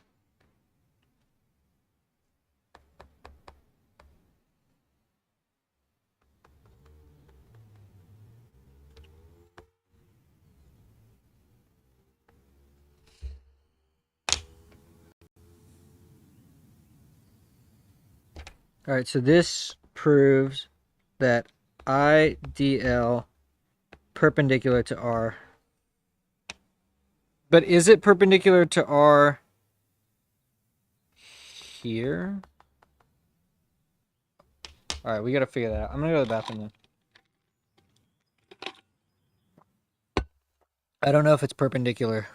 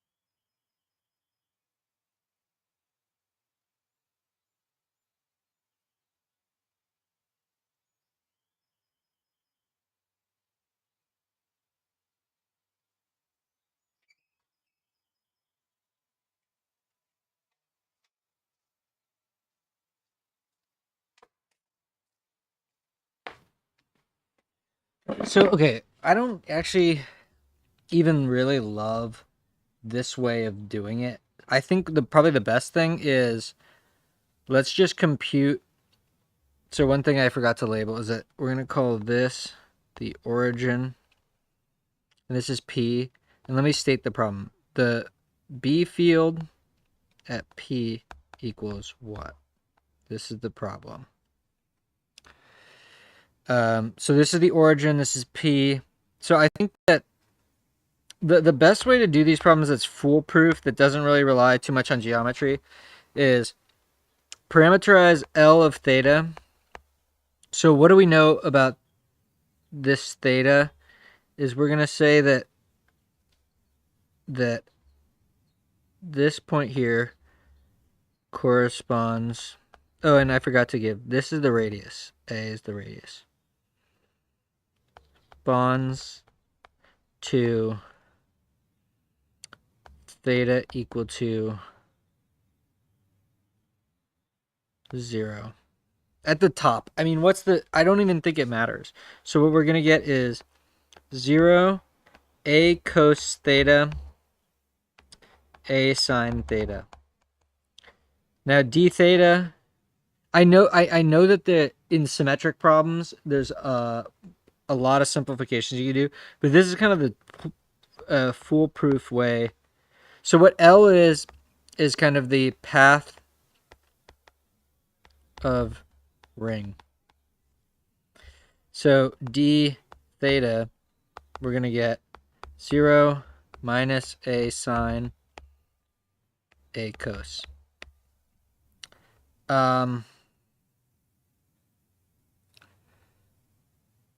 Okay, what is R? What is R? It's going to be equal to P minus L of theta, which is equal to x, y, 0 minus 0, A cos, A sine. So that's going to be equal to x, y minus A cos minus A sine.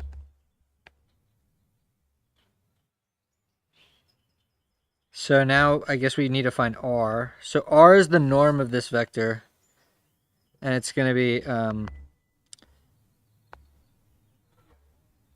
x squared plus y minus A cos squared plus A squared sine squared to the 1/2.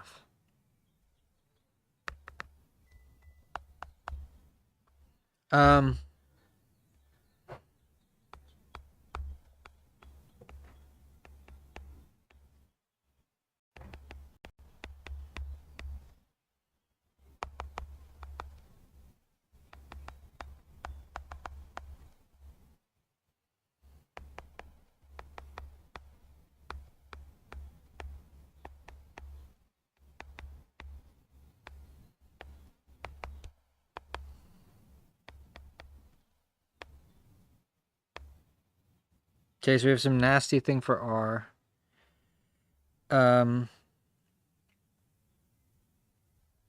But so now we're ready for dB. So dB is going to be equal to... So wait, actually, before we actually evaluate that, I think we want to do IDL cross R hat, or vector. I, J, K. So this is going to be... And actually, we're just going to do DL cross R, because that's the only thing that really has a vector component to it. I doesn't really have a vector component to it. I mean, I think it actually does, but nobody really says that. So DL d theta. Okay, so we have 0 minus a sine a cos. And then R x y minus a cos minus a sine. So if you take this determinant, you'll get DL, and then we need to multiply by d theta here. All right, so this is a really nasty determinant, but let's just do it.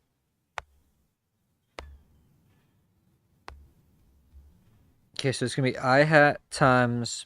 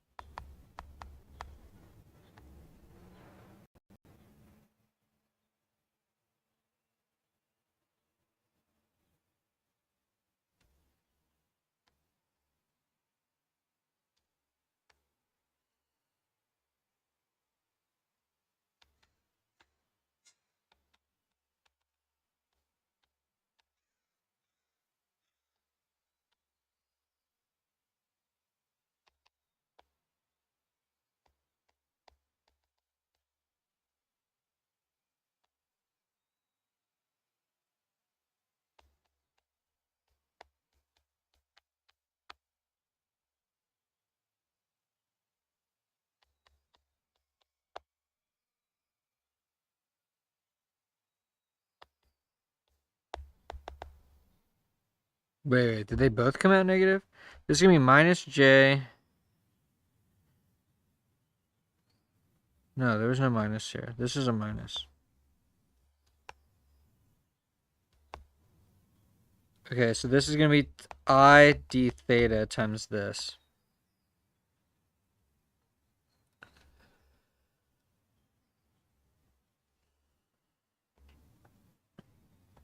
So, I mean, at this point, now that we have, this is I dl cross.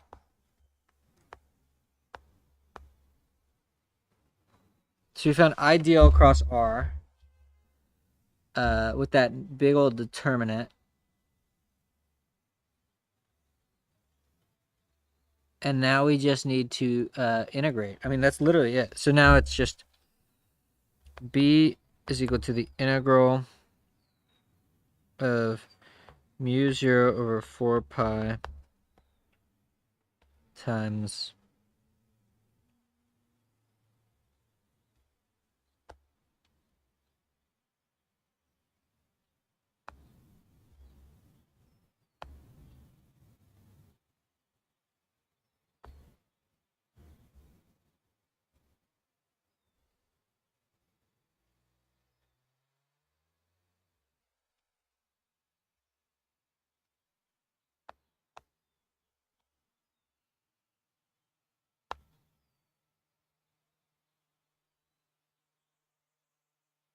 and it's going to be from 0 to 2 pi. Okay, that's the solution. He probably did do something.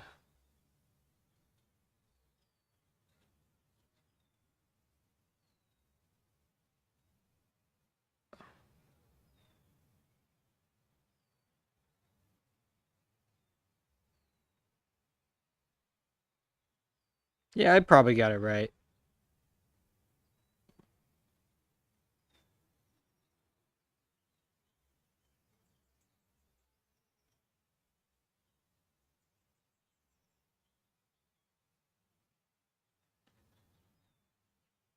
All right, that one's fine. What is that one? 66.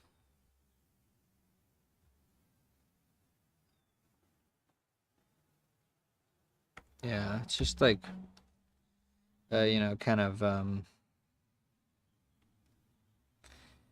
straight forward but nasty vector. Yeah, but no symmetry. POS Biot Savart. That's what it is.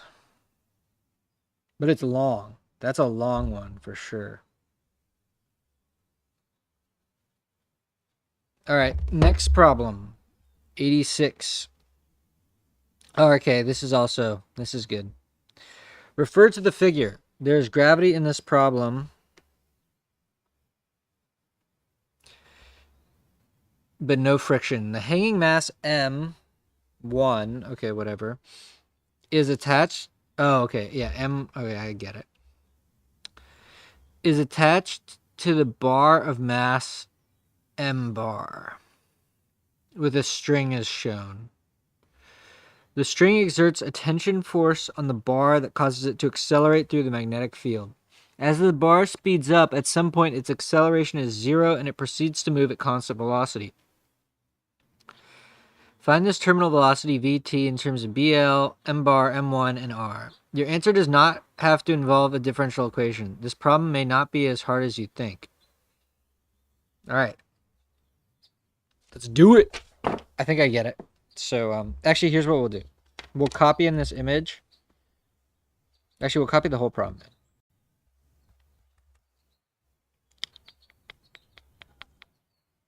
Okay.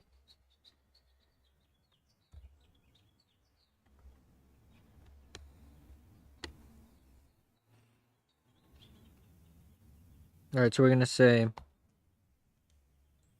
I, J, K, then BX is equal to B, K hat. G is down, so is equal to minus MG K hat. So,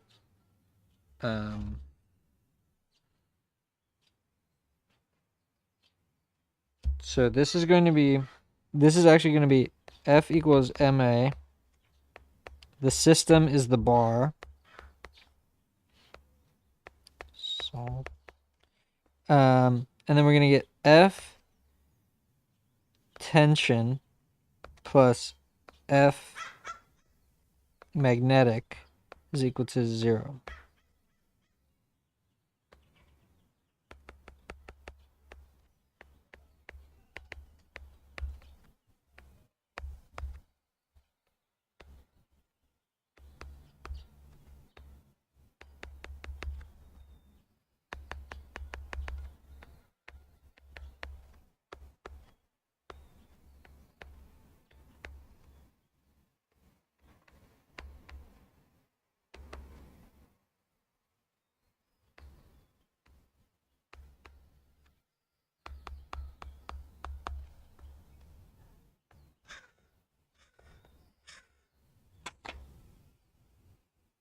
Okay, so we solved for the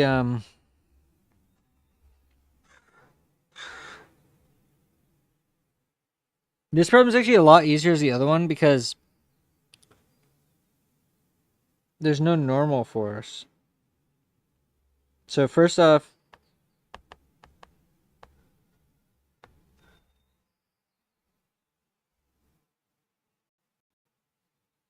all right, so let's just start from this. So then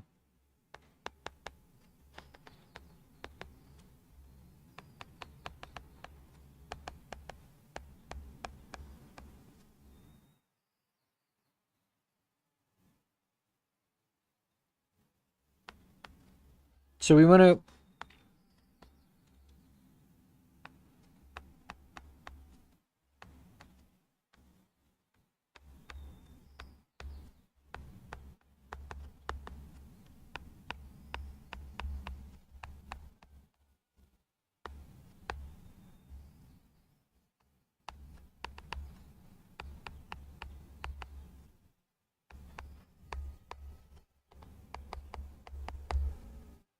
oppose the change in magnetic flux. So how is the magnetic flux changing? It's increasing up.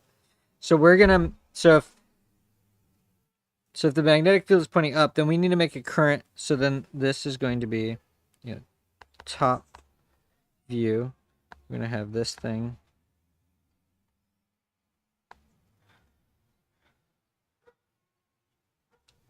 Okay, so if B is like this out of the page, then we want current to be flowing this way. Current is flowing this way.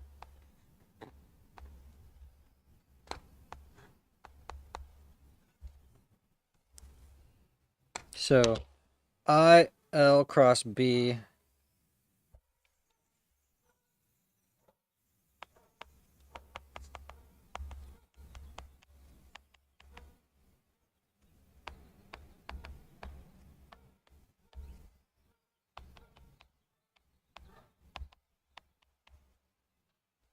so we're gonna get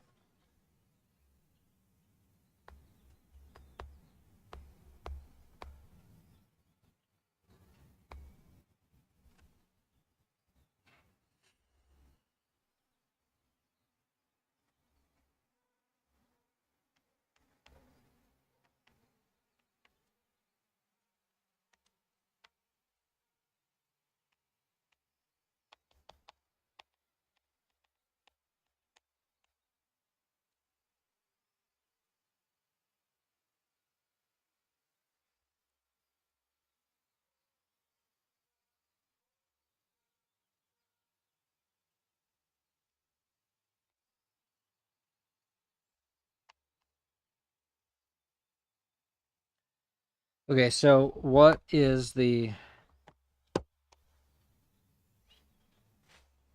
I am studying?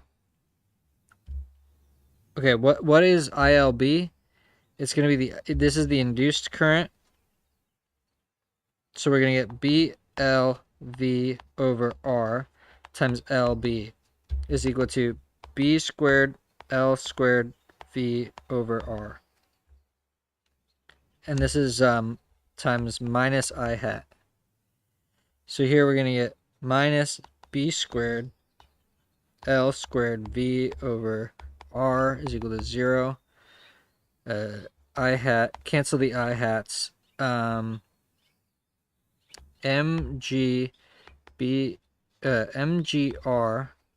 over B squared L squared is equal to the terminal velocity. So that's how fast that thing is going to go by the point that the force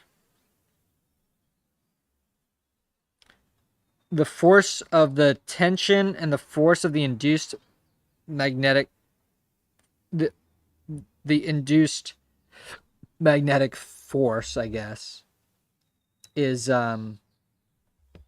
All right, so that's the solution. Let's see if I got it right. That's the real test.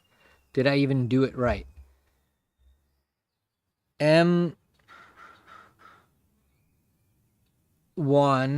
G R over B squared. Okay, cool. Nice. This one was not that hard. Easier than, so it's the Faraday's law induced current terminal velocity, but easier than the inclined plane. All right. We just do problem after problem after problem after problem. Oh, okay. You can rewind. Do I really want to do another one of these? I mean, they're just so tedious. I mean, you look at here, they're going to be the exact same thing. You You find IDL. So IDL is going to be, what is the radius here? Is that an A? A cos theta, A sine theta. Wait, this is y prime, x prime. Yeah, x is down here. I hat, j hat, and then k hat's out of the page. We're going to get, he calls it theta. R hat is just going to be, so, okay, L of theta is A cos theta, A sine theta, 0. R hat, or R, the R vector is going to be this element, this is going to be the vector pointing from a current element, IDL, to the point P that we're trying to find the B field at. So that's going to be, P, point P is at XY 0, XY 0 minus A cos theta, A sine theta. Okay, then now then you take the norm to get R, then, you take the norm to get R. Then you take the cross product between IDL. So you take the derivative with respect to theta of L of theta, which is going to be minus A sine A cos 0. Okay, that's, that times I d theta is IDL. That's the current element. So now you have the current element and you have the R vector. So you just take the integral. It's like straightforward, man. Oh, but the only interesting part is I think he doesn't make this the origin. That's kind of the only weird part about that. But yeah, this is, and yeah, this thing kind of sucks. All right, so good enough. Good. It's just another painful POS Biot-Savart with no symmetry. That's good. I'm fine with that. All right, yes, I'm doing problems all day. Okay, I said yesterday that this problem was, I said earlier that this problem is terrible, then I tried it again and I said it's actually not that bad.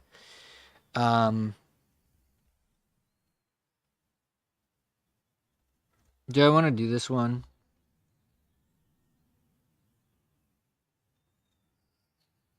All right, I haven't done any circuit problems on paper. Find the potential at A. Okay, this is as good as I can get. All right, let's do it.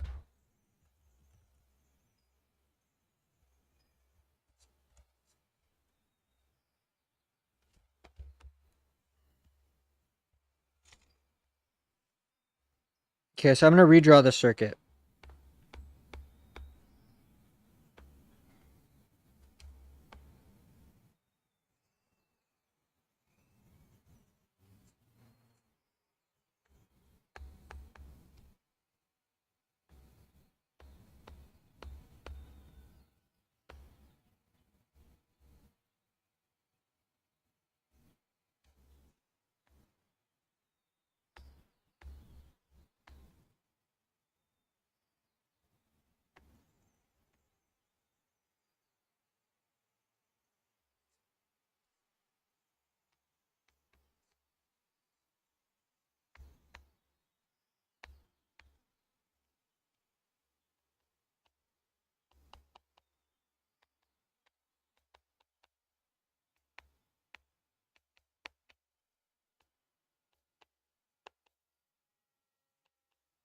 Okay, so here's what I like to do with circuit problems.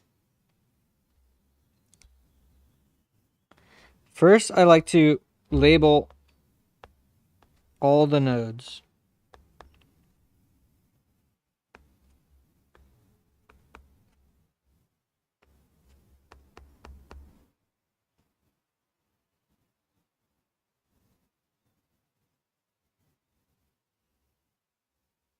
Then I like to draw the graph. So it's, okay. So here. So graph means something specific in this problem. Wait, what did you say? I'm new here, so what do you do in this channel? I do all sorts of stuff. Okay. All right, so here, I'm going to say V1 from node E to A is equal to 10. And so voltage sources are directional. So I'm saying going from low to high. And so just figure that out. Okay, V2 goes from C to E is equal to 6. Now R1 from A to B, the resistor orders doesn't actually matter. R2, B to C equal to 10. R3 from B to E. Oh, and this is a cap fully charged. Fully charged capacitor. Okay, BE equal to 10. And then R4 is equal to, is from C to D is equal to 10. Now we've grounded D, and we have a cap C from B to E full. Okay, so now we kind of just want to solve the circuit. And let's see, what was the actual question? The actual question was,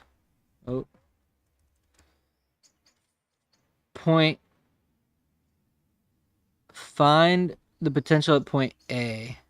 All right, so for us, VA is B, I believe. Okay, so the problem is find V of B.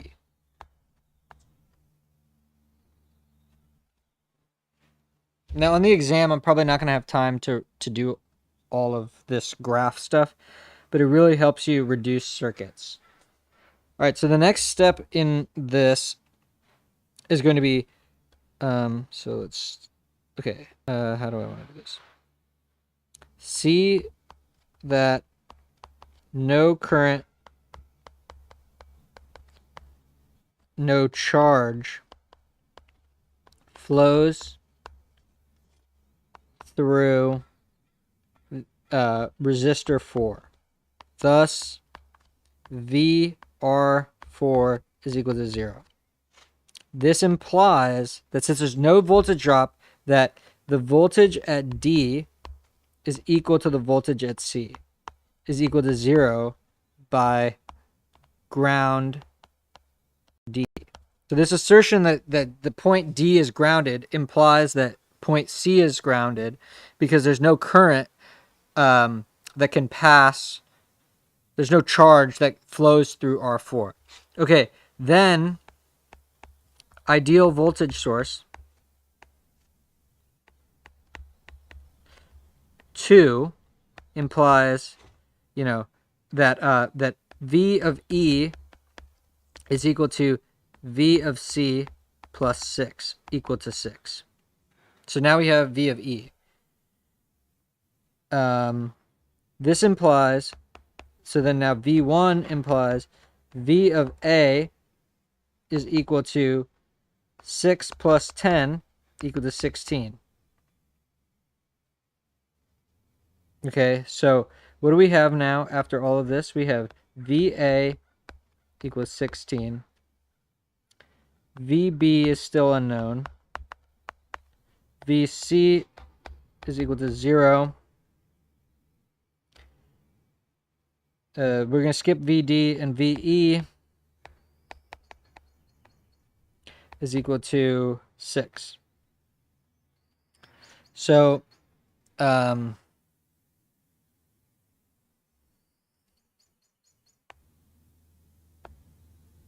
now see that no charge through cap because it's full. So B looks like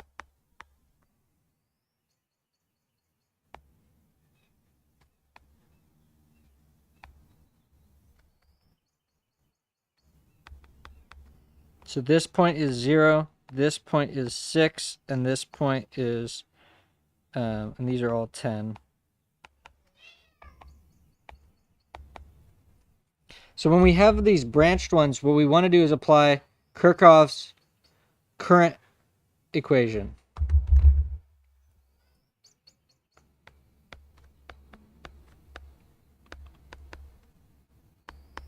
KCL at B.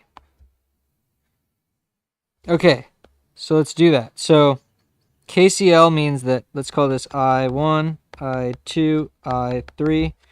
I1 plus I2 plus I3 is equal to 0. So what I like to do is we're going to call this, let's keep these names consistent. So I'm going to call this is A, this is B, this is C, and this is E. All right, so what I like to do is actually write out so Ohm's law, V equals IR. So it implies that I is equal to V over R. So what we want, though, is the potential difference across the resistors. So for I1, we can say VB minus VA over 10 ohms plus VB minus VC over 10 ohms plus VB minus VE over 10. So this goes to 0, VA goes to 16, and VE goes to 6 is equal to 0. We multiply by 10. We're going to get 3 VB minus 22 is equal to 0. VB is equal to 22 volts over 3. Let's see if we got it right.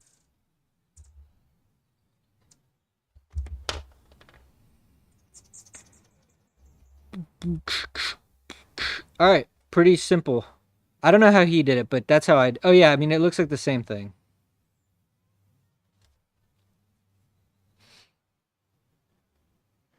Not bad, not bad, not bad.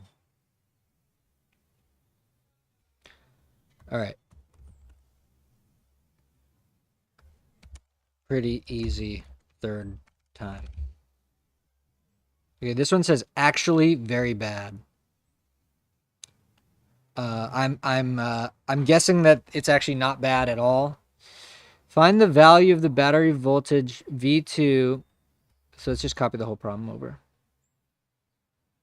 The problem is, what I hate about these circuit problems is that he has the answer in the question because he annotates the solution, but it's fine. It's fine.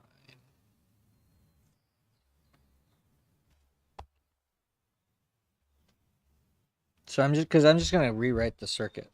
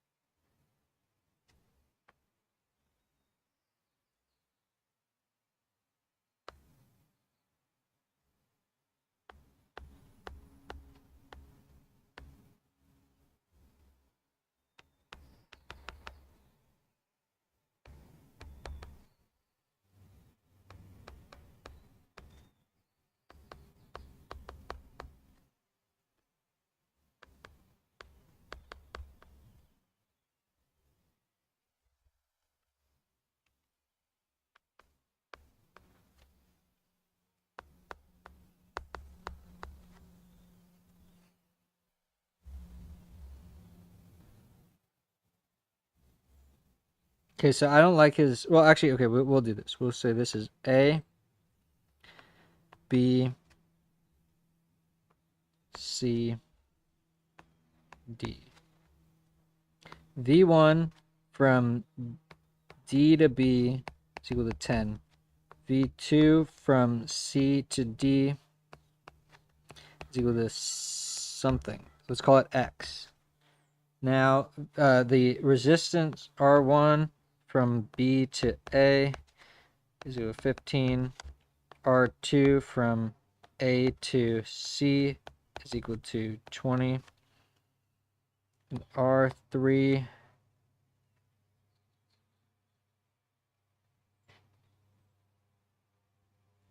is equal to 10 from, jeez, sorry, I zoned out, from A to D. Wait, but I think there was something. Oh yeah, so here, this is the problem. Is before I tried to do this problem and it was way hard, but with the electric potential specified to be 5 volts at the point. Okay, so here, so we're also given that V of D is equal to 5. All right. So this is what we're given. This is what we're given. And we want to find problem. Find V2 such that V of A equals 0.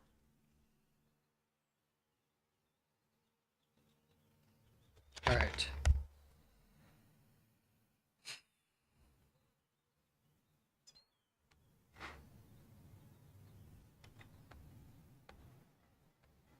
All right, so this is 5. Okay, so by V1, V of B, VB is equal to 15. See that? Because this is 5, and this has to be 15.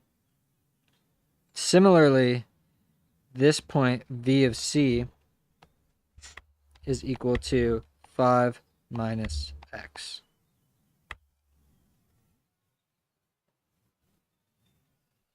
Now what we can do is we apply KCL. Because what we have here is we know this voltage, kind of. We know this voltage. We know this voltage, and we know this voltage. So we're going to apply KCL at point A. So what we have is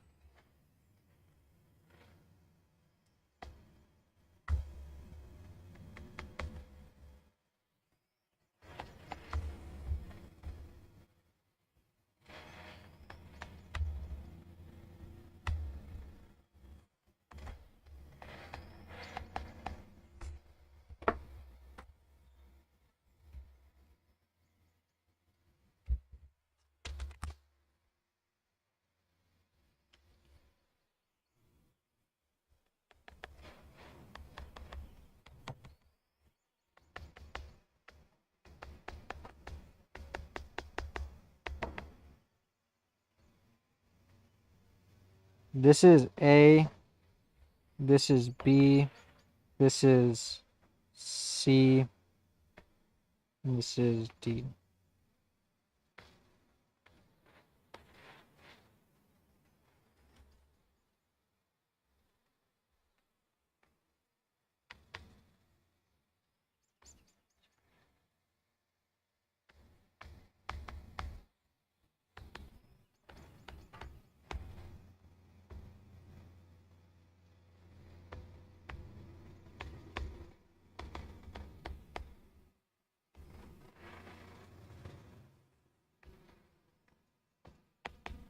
Okay, so we're going to get this goes to VD goes to 5, VC goes to 5 minus X, VB goes to 15.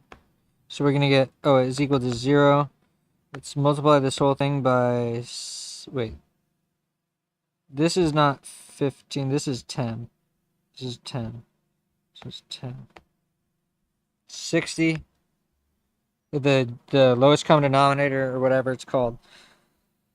Least common multiple. The least common multiple. The LCM of these things.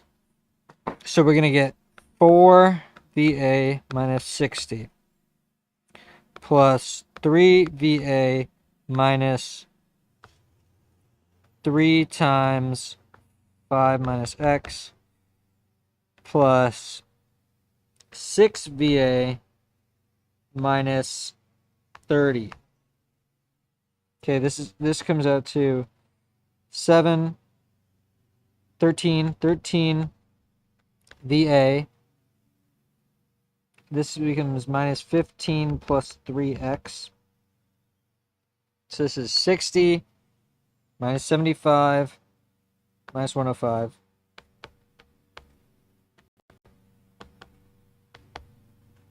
But VA we know is 0.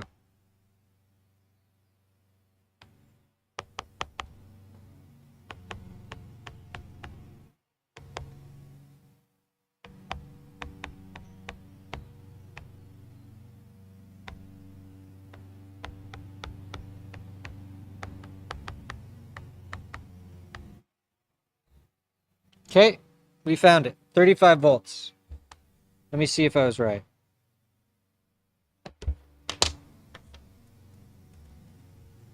Nice. I didn't even have to find the current, really. Maybe I did more work than I needed to, but as long as I feel like there's a straightforward way to do it, I don't really care.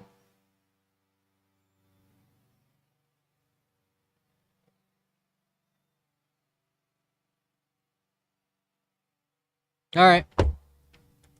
That one's actually.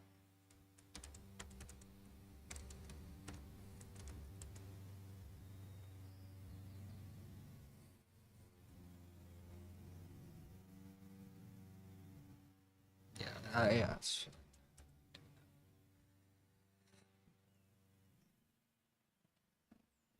This one's really cool. I'm gonna go put on some pants. I'm getting chilly.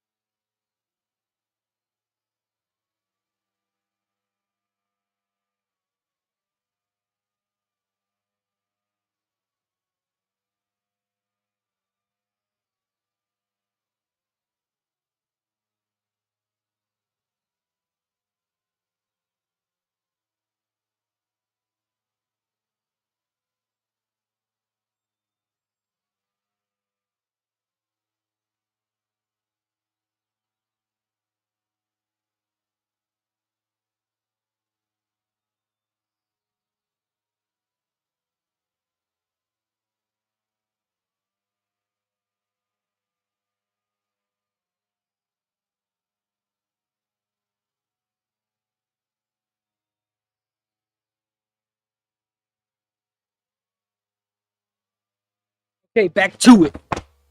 Back to it. All right. Okay. By the way, this one's really easy. The only thing that you need to understand is that if there are 2 points grounded in a circuit, then there must be able to be charge going through them. So those points are asserted to be the same potential, therefore they are touching. So they're the same equipotential surface.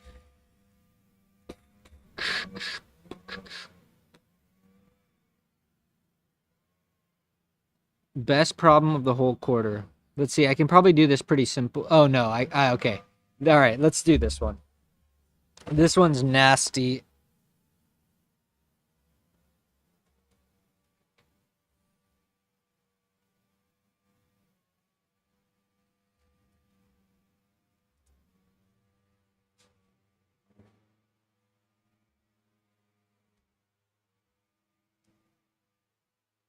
Actually, it's already 1. I think I'm gonna make some food.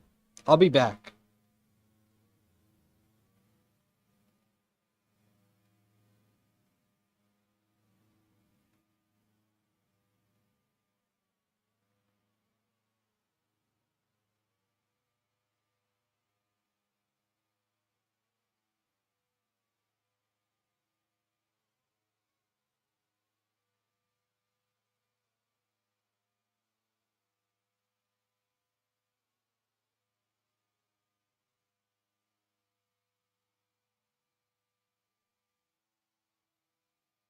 Okay, I'm gonna make some food.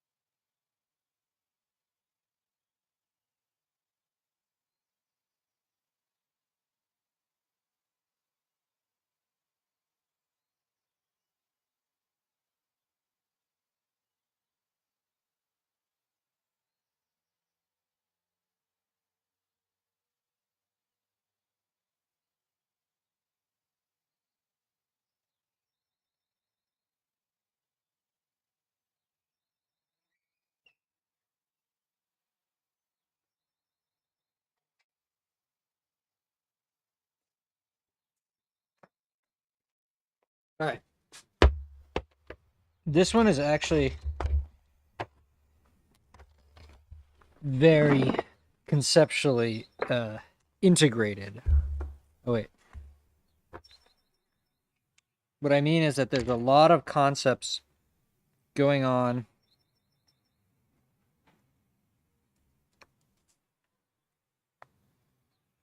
all at once.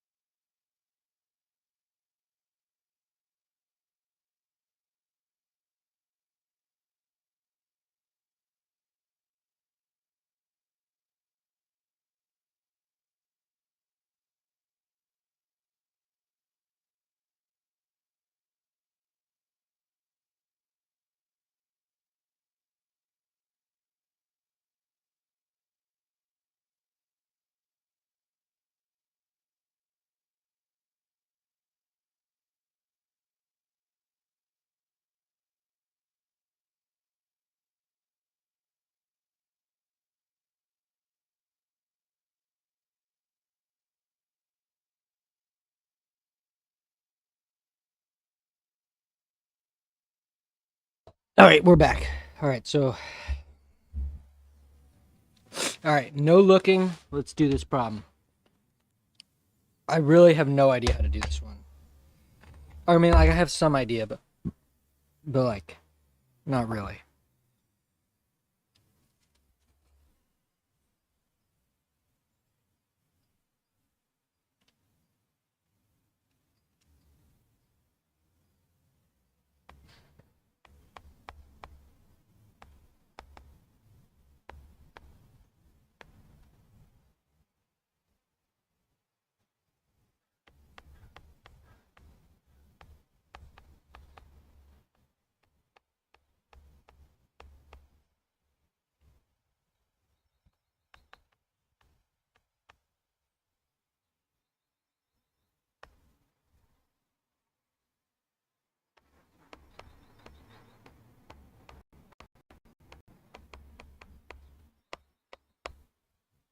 What the hell?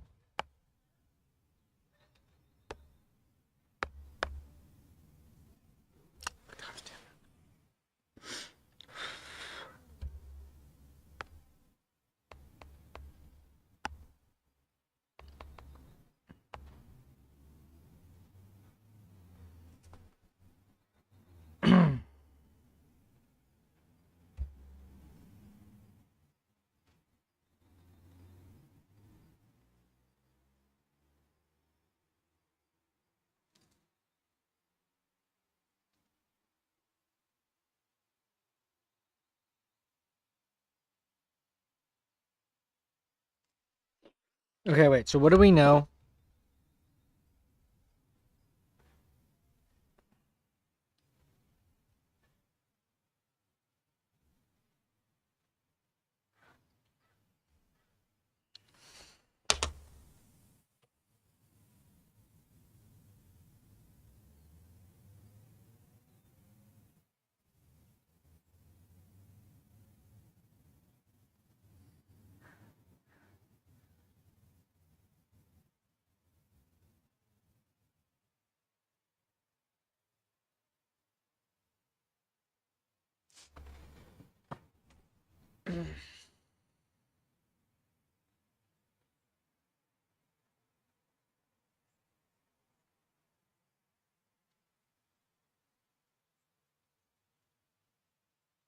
The E field produced by turning off the current.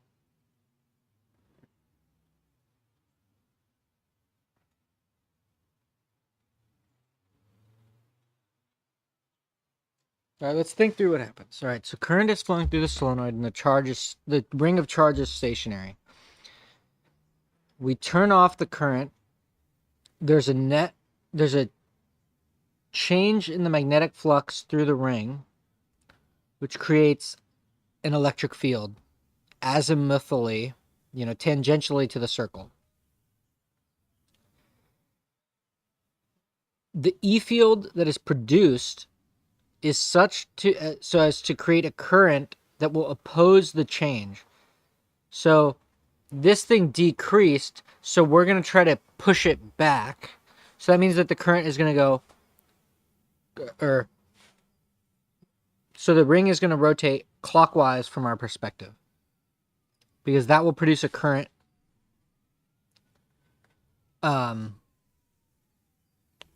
so as to keep that B field, to oppose the turning off of the current. Now, how fast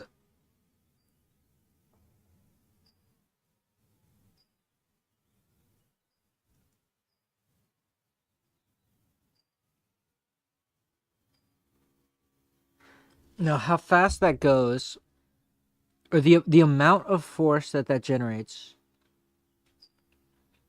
It's not the force though; it's the torque. So we relate the torque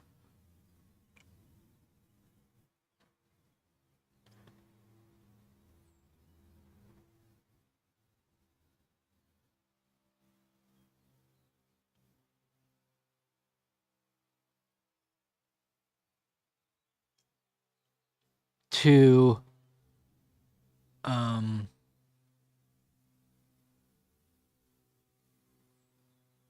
But that's where I don't understand.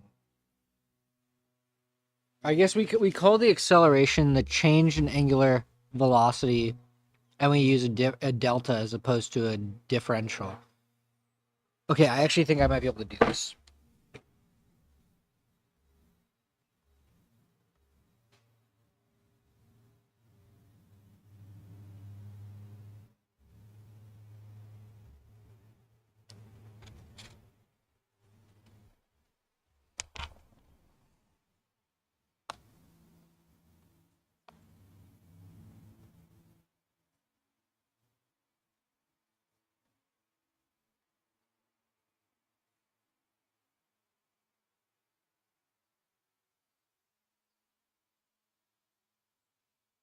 Okay, here we go. So the first thing we're gonna do, find the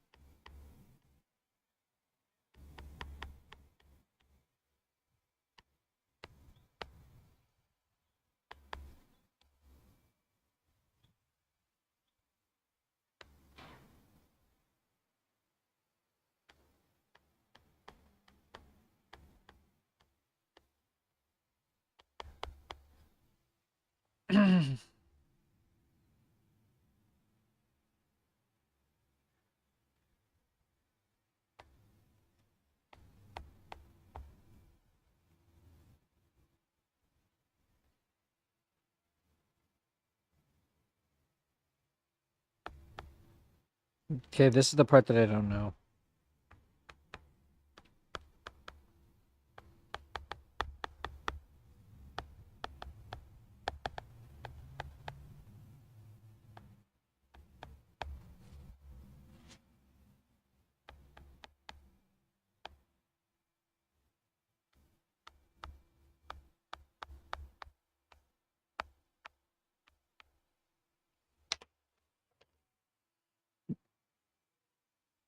The main thing that I probably don't know how to do here is computing the torque.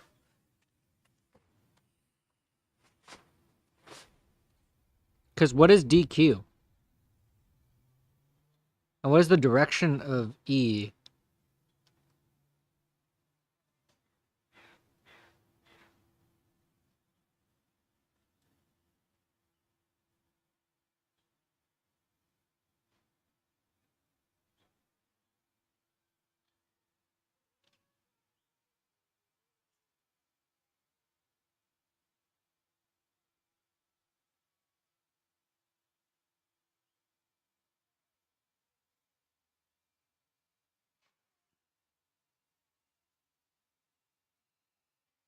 So R you could make, R you make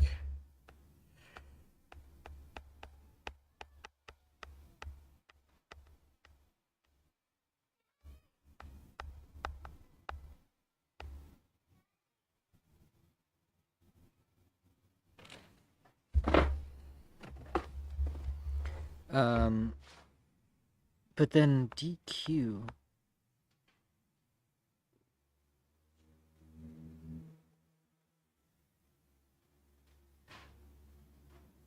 Can you just make this q over 2 pi? Or wait, hold on. dq ds.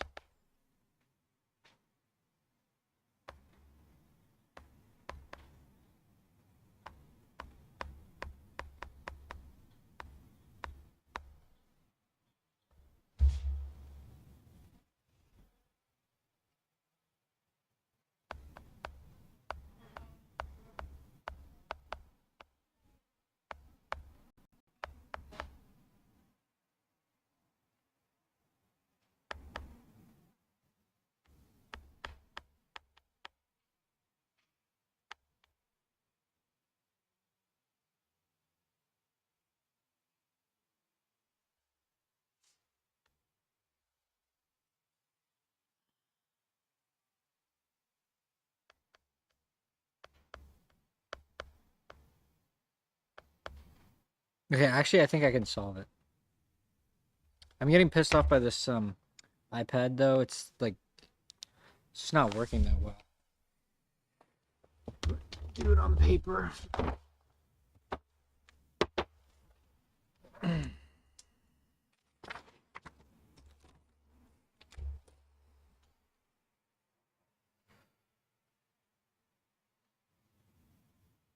So you probably plateaued, right?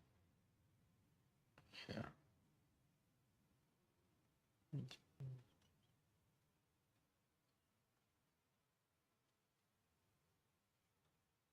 All right. Berto, what do you do for a living? There's nobody here. What do you, direction doesn't matter. Direction of the E field? I think the direction of the E field matters. All right. So oh no, for the velocity, yeah, probably not. Okay, let's do the problem. So we're gonna have a tube. Okay, it's a solenoid. It has radius big R, and then we have a ring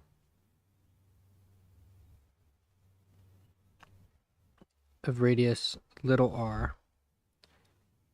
If we look down it like this, then we have I or B into the page, and we want to know the final angular velocity. Okay, so the first thing we want to do is say that the B field inside will be mu 0 n I.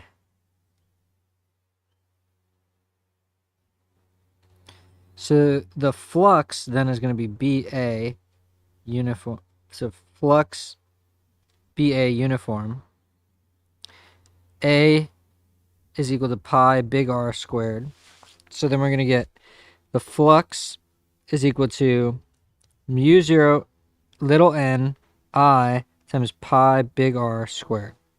So that's the magnetic flux, which is also equal to, so then the delta,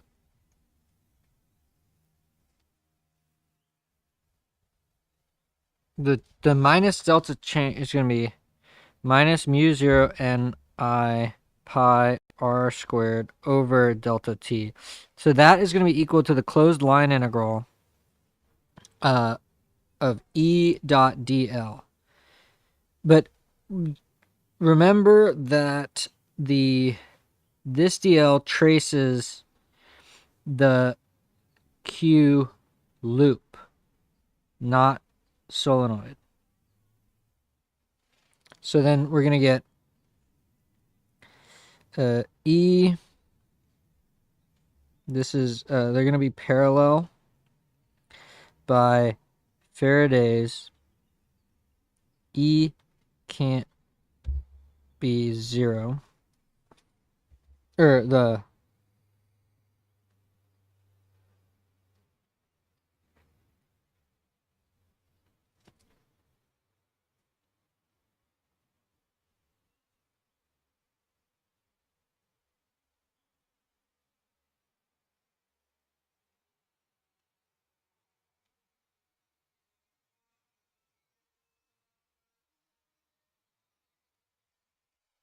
So we went over in pretty big detail why E has to be tangential to circles.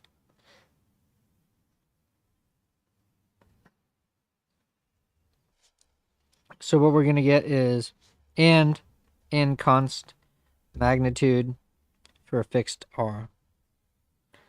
So we're going to get E times 2 pi little r is equal to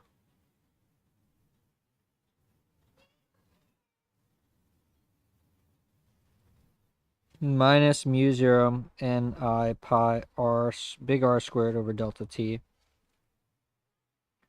We can cancel the pi. We're going to get that the magnitude of the E field is minus mu 0 ni r, big R squared over 2 r little r delta t. Directed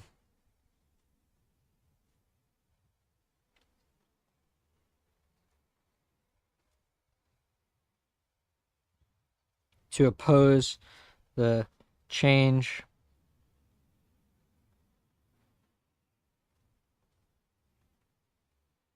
in flux. So the current was going this way, and then it turned off and it went to 0. Then to oppose that, we start spinning this E field up. So now that we have the E field, we want to figure out that there must be a torque on this system. So tau is equal to I alpha. The system is the ring. So R cross df integral is equal to mr squared times delta omega over delta t, which is equal to mr squared omega final minus omega initial. Initial is 0 over delta t. So now we have the torque, but we need to actually figure out what the torque is. So this is going to be equal to the integral of r vector cross E vector dq. Now dq needs to be a small piece of, so dq ds is equal to lambda, which is equal to the total charge divided by the length of the wire, which is 2 pi little r. ds, however, is ds d theta is going to be equal to the radius little r. So then dq d theta is going to be lambda r. So dq equals lambda r d theta, which is equal to q over 2 pi r times r d theta. R's cancel. dq is equal to q over 2 pi. All right, that was d theta. 2 pi d theta. Okay, good. Now E is just a magnitude. E is a vector. And when we know it needs to go clockwise. So that means that it's going to be,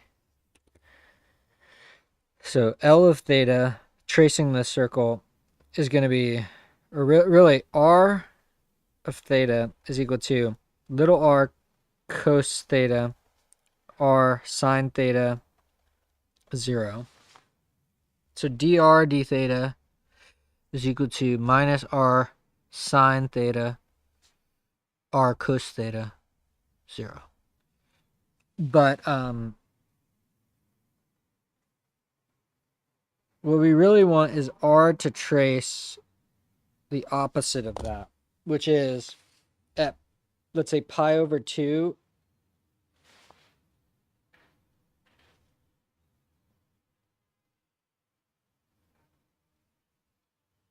It'll be minus 1. So this needs to be a minus. And then cos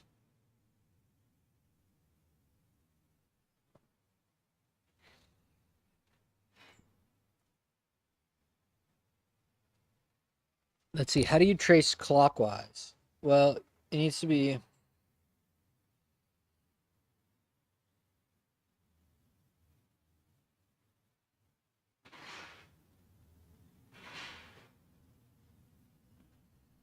Did I do a write up of this problem? I need to write this one up.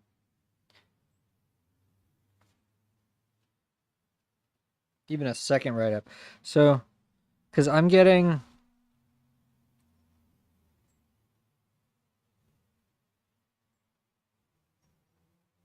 The E.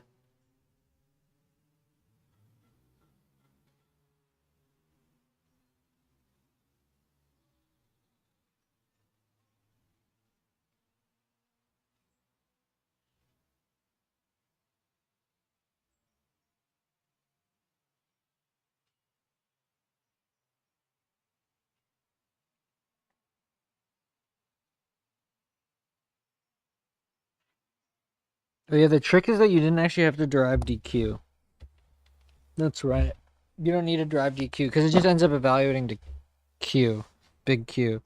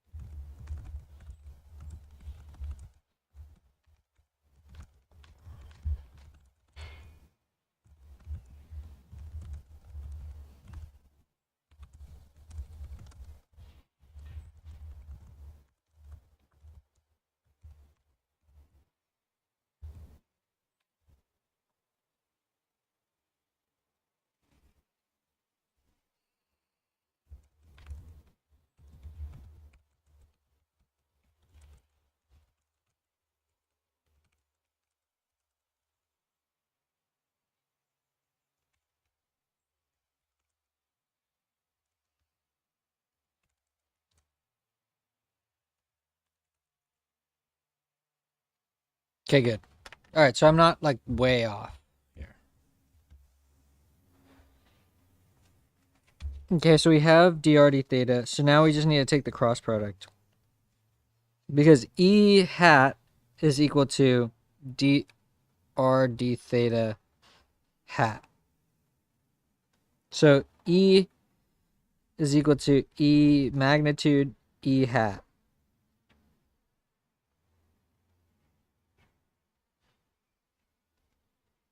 Okay, so so R cross E is going to be R cos minus R sine 0. And then E hat is minus sine minus cos 0. K hat minus R cos squared minus R sine squared is equal to minus R. So literally it just becomes R E magnitude Q is equal to mr squared omega final over delta t. So then E is equal to m. Okay, this cancels with this. So we get mr omega final over q delta t. And then we plug in E, which is minus mu 0 ni big R squared over 2 little r delta t is equal to m little r omega final over q delta t. The delta t's cancel. And then we get omega final is equal to minus mu 0 little n current inner radius 2 little r squared times the mass. And this is the charge amount is on top. And then the direction of this thing is going to be directed, say I, J, K minus K hat. I think I got it right. That's actually amazing if I did. Let's go. All right, let's go. I actually understand this problem a little bit. This one is really good.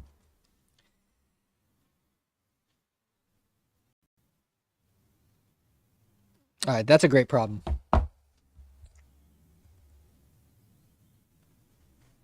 Yeah, I spent too much time. I need to figure out how to avoid taking this determinant because I definitely don't need.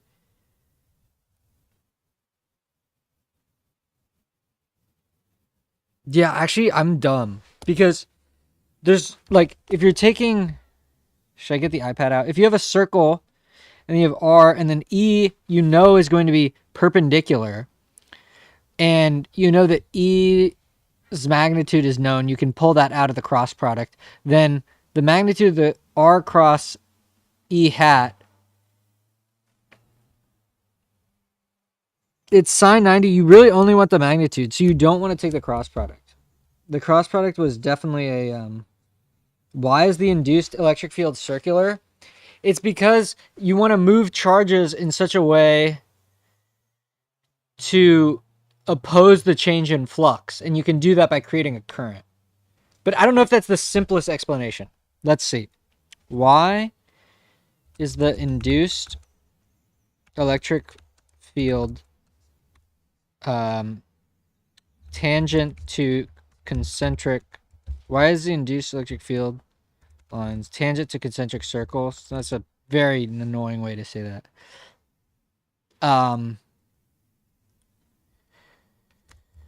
Who just asked? Because a changing magnetic flux produces an electric field with circulation.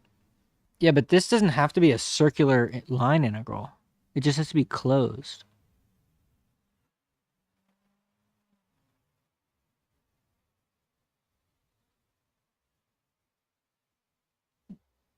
The only thing that I didn't exactly, Faraday's law doesn't prevent let's say that we're in the XY plane, that the induced E field has a K component to it. I know it doesn't because someone would have told me that by now, but nothing in Faraday's law actually says that couldn't be true, I think. The circles are centered where, though? That's a good question.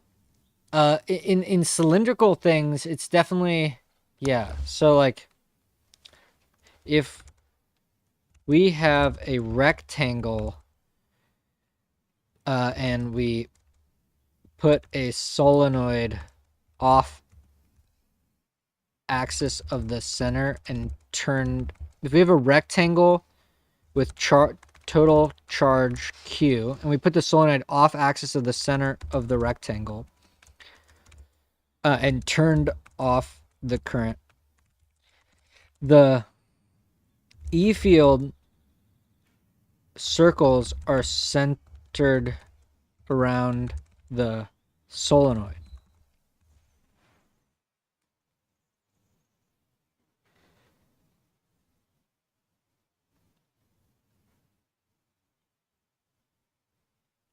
So the circles, but so more generally,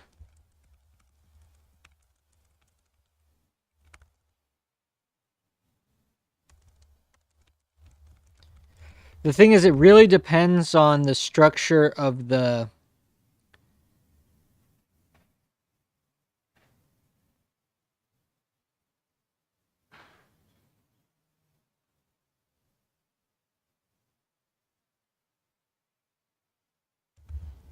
What do the E field lines look like if we have a rectangle of increasing uniform B field that is increasing?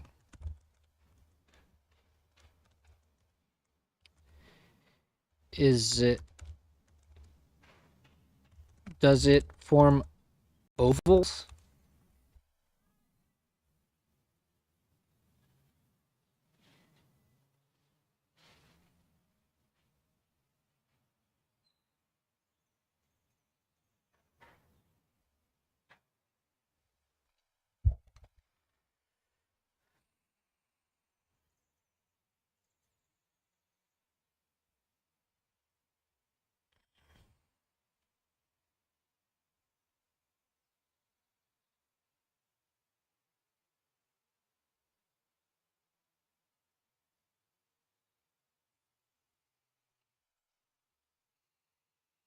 What if there's a space of magnetic field, and the magnetic field is changing? Yeah, that's what I was thinking too.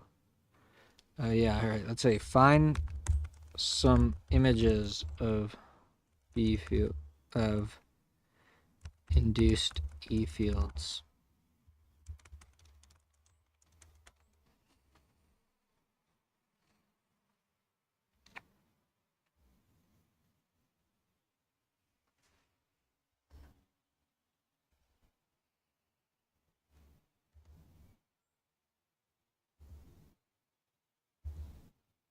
None of these images are great because they're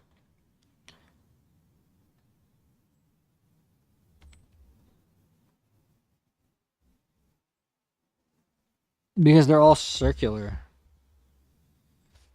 Yeah, I'm not gonna have time to go into too many of the weird geometries as much as I'd like to, but for your rectangle question, the closest is not exact circles, not exact ovals in the strict math, more like closed loop wrapping around. Okay, so they have weird. So, in essence, the rectangle case has weird looking E closed loops. There probably is a good simulator, but and as much as I'd like to do that, I got finals. All right, but we could just say that yeah, the for weird geometries, it's likely that the closed loops that are created look strange. I gotta get some water. I'm really thirsty.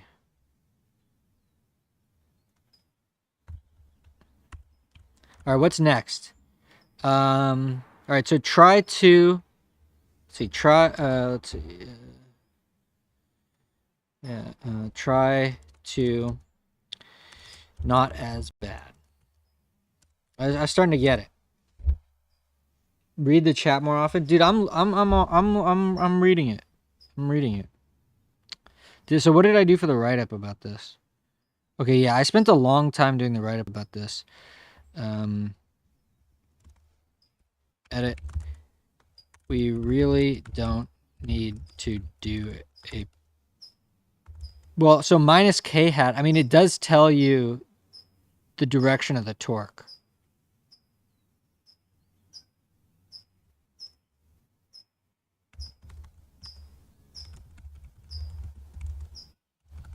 Because we know the structure of E will be perp to R, and E vec equals E hat. I don't understand what I'm doing. I'm basically, here, I'll tell you. Basically, I have 100 physics problems that my professors uploaded that are past exam questions, and I'm going through them. But I want to write an edit to my write-up of this one. We don't really need to do this determinant because know the structure will be perpendicular to R, and so we can change R vec cross E hat dq into R E integral dq, and this needs to be int equal to R E Q. Then by inspection and Lenz's law, see that the torque must be minus K hat. All right. So that's 95.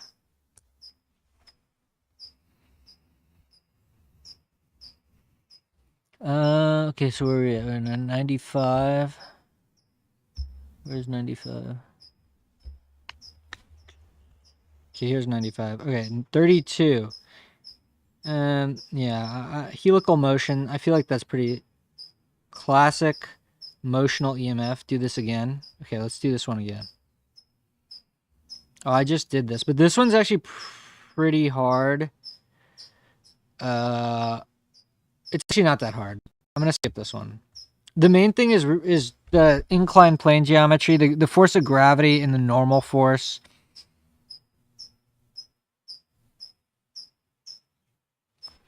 But it's not that bad. Okay, skip it. Straightforward Beat-Savart problem. I'm guessing it's just like access to the ring or something. Oh no. Okay, wait. Um.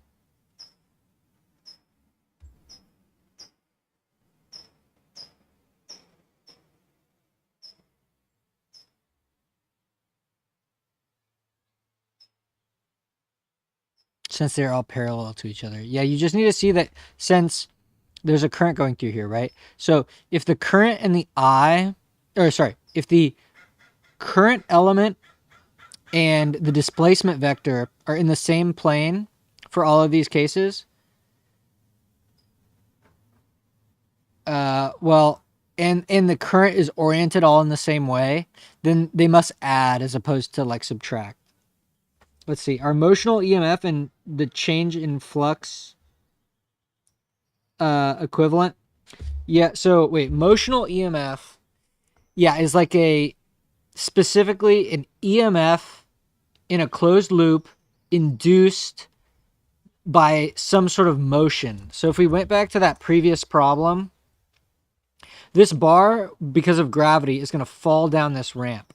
That means that this area that encloses the closed loop circuit is increasing. Since that area is increasing and we have a uniform B field, then the flux, the change in flux, well, I could just say the flux through this region is increasing. So, so that change will be the motional EMF. And it's actually the negative of that change. But I don't know if you could exactly just use them. Yeah, you can use them interchangeably except for the minus sign because motional EMF is working to oppose the change in flux. So they're more like the minus sign. But they're very similar. And typically when people just say the induced EMF or the motional EMF, they're really talking about the magnitude, and in that case, you can use them interchangeably. But really, sometimes you have to think about Lenz's law because think about what's happening to the bar. The bar is accelerating due to gravity, but then the induced EMF is going to create a current which will cause the formation of a B field. That B field will then work to oppose the change in flux, which will slow down the rod. So at some point, the rod will have a terminal velocity. It does not accelerate forever. Okay. Motional EMF problem, kinematics, to find a charge, integrating a basic... Wait, actually, maybe I should go over this one. Let me get some water, though. I'm really thirsty.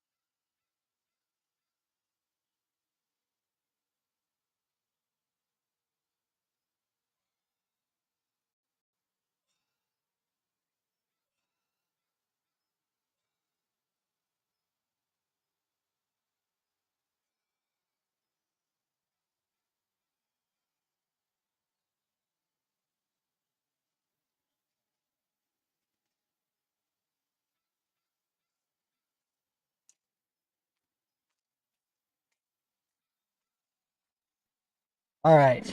Is De Anza good? You know what? Actually, I would say yes.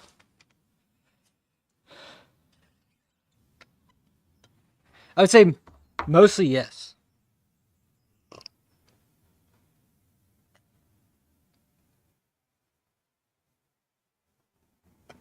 Okay. I mean, unfortunately, I think my physics teacher's like retiring, but dude, he is the best rate my professor out of any teacher I've ever seen. It's kind of crazy. His rate my professor is like 250 reviews, like 4.5 stars. And he's hard. Like to be a hard professor and have those kind of ratings, that takes talent. Okay, so what do we have to do here? All right, there's an acceleration.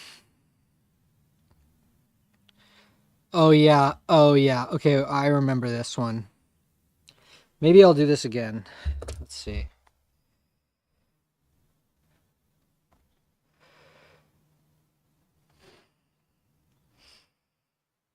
All right.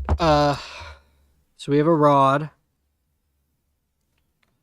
that completes a circuit with a resistance R.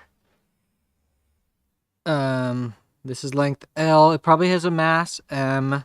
The distance here is D, and this is R, and we have an acceleration A. All right, let's make this I, J, K. We probably don't need a coordinate system, but whenever I'm doing these cross products, I prefer to have that. Okay. Yeah, this is find the total charge Q, right? See the diagram. A conducting rod of length L and mass M is accelerated from rest, so VI equals 0. So VI equals 0. Along a circuit. The acceleration is given as A. The combination of forces to cause the acceleration is not what this problem is about. The rod is connected to a fixed circuit with resistance R. A uniform B field everywhere perpendicular to the area of the circuit is shown. Okay, into the page.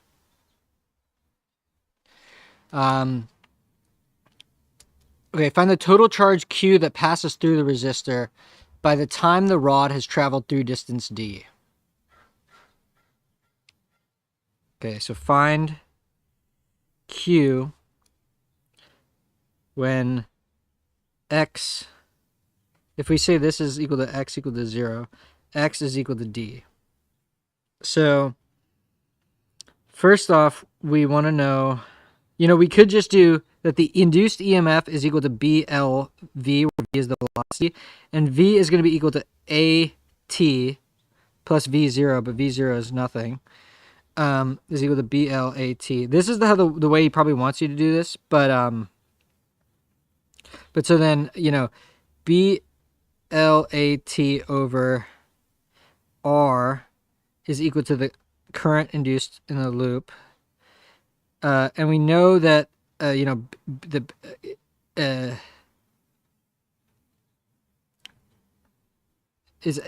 real minus the change in flux. But flux is going to be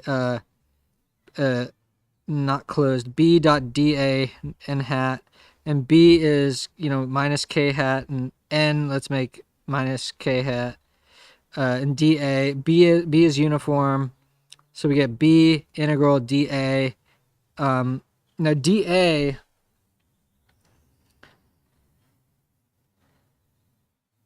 should be L dx. B L dx. But that's not right.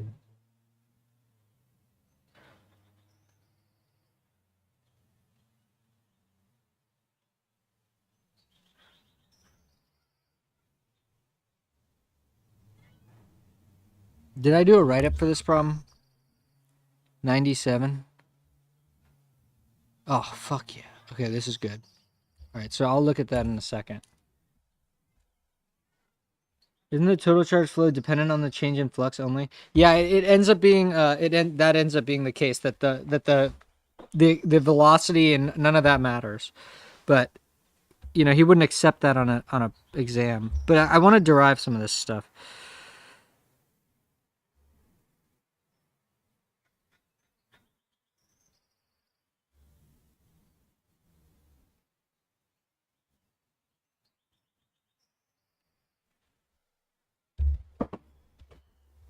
Oh yeah, dt comes from here. Okay, so yeah, so I got the BL dx dt is equal to the minus of it is the EMF. Okay, cool. So that was actually easy to derive. So then we get the BLV. But what about if there's an angle? Then the area would just have the area component would just have a sine or cosine factor on it. So, all right, so we have the EMF and we derived it. Now we figure out the I loop is, oh, and then we solve the, x of t is equal to x0, which is 0, plus vi of times t, which is 0, plus 1/2 at squared. And v of t is equal to at. So then the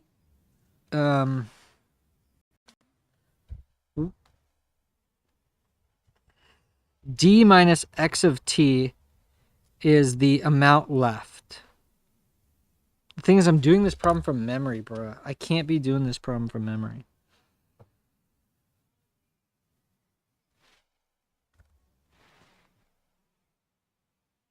So d minus 1/2 at squared is equal to 0.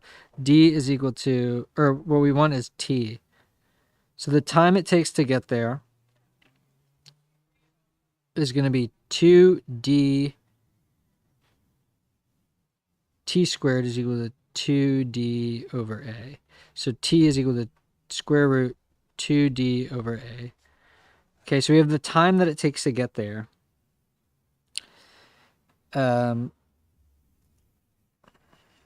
So the current in the loop is going to be dq dt. So BL AT over R is equal to the change in the charge with respect to time.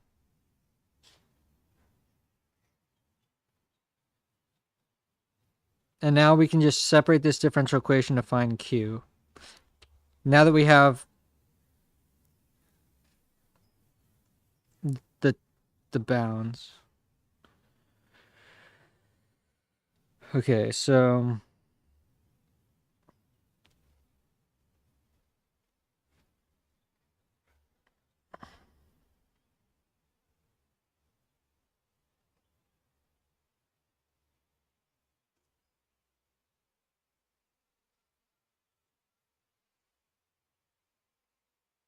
then the bounds of integration are square root 2d over a and 0. So then we get BL A times 2d over a 2r. This cancels, this cancels. So yeah, QF is just equal to BL D. And that's over R. Yep. So it doesn't even matter what the speed was or anything. What's on the final? It's circuits. Or wait, what's on the final? The final is kind of, basic electrostatics, magnetostatics, Faraday's law. I mean, all this stuff. I mean, you can go to this website and see. You can even find a few past final exams. Here's a final exam. Let's look at a final exam. Find the electric field as a function of distance. Find the electric field as a function of the distance from the center of a uniformly charged solid dielectric sphere of total charge Q and radius R. Full detailed solution. All right, so here you use Gauss's law. First, you find the charge density, which is going to be, Q over 4/3 pi r cubed or something.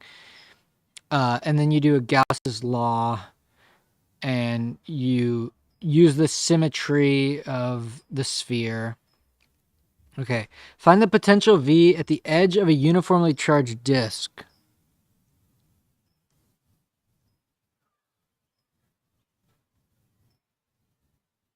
Uniformly charged dielectric disk. The charge is total charge Q and radius A. at the edge. Presumably what you do here...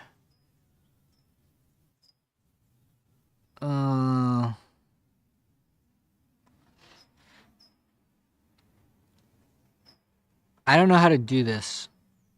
Do you...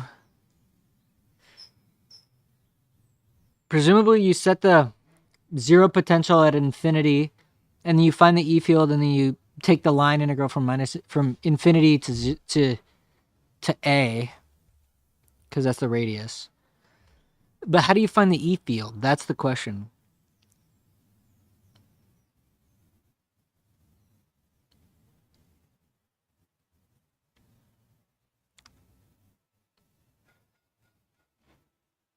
Because you have to do a surface integral.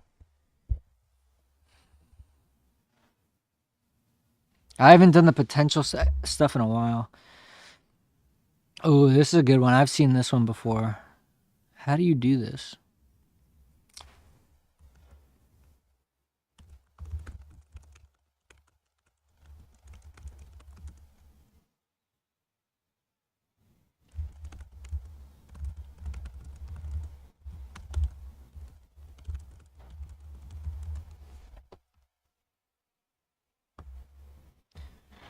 Far away, we could treat it like a point charge, but can you treat it like a point charge at the edge of it?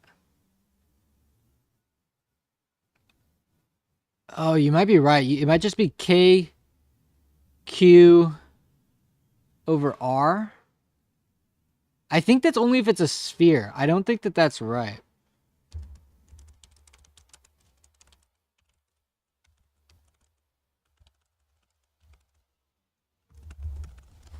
That's a good thought, though.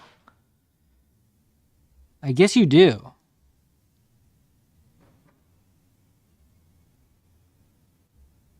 The easiest way is use scalar potential definition directly.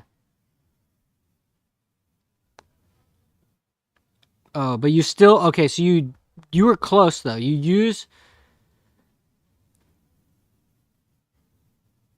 KdQ over R. But then you do a really...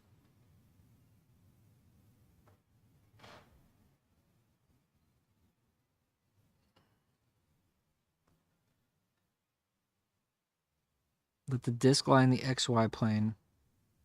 Shoot. Okay, I'm gonna have to do these problems, but not now because it's not on the exam on Tuesday.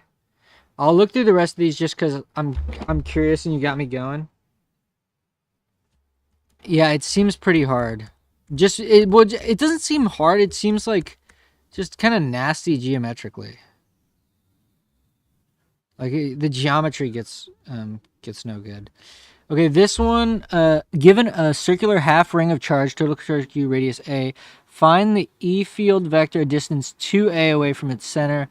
Use a full formal vector treatment and coordinate system given in the diagram. Your result will be as an integral. I think this one's pretty straightforward. You have a DQ, and it makes a DE. Then you can find the geometry so that it's they're symmetrical. So all you have to do is find the I hat component. Then you figure out what that cosine, that distance is. I feel like I did that one before. That one's not that. Okay, these ones are the ones I need to spend the most time on. How much work, all the work energy stuff. How much work would it take in applied force to separate a system of two opposite charges of the same magnitude where one charge of mass m is in orbit of radius r about the other fixed charge, in other words, a hydrogen atom as an example? The final separation would be infinity with both charges having zero kinetic energy. So initially, can we treat the proton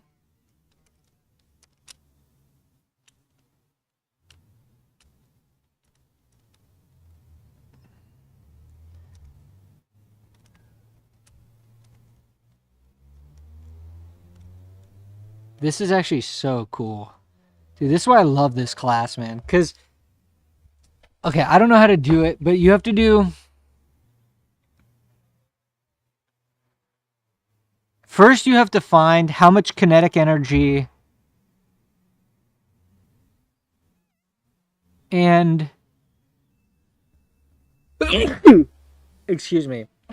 With unlike charges, it's like stretching out a spring. You're storing potential energy by pulling them apart because there's a net force towards them. So, um,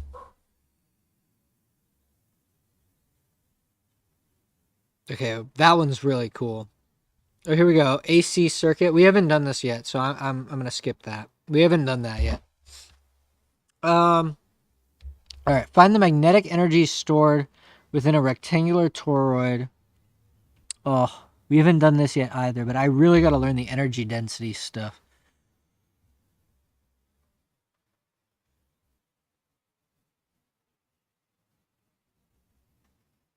The energy.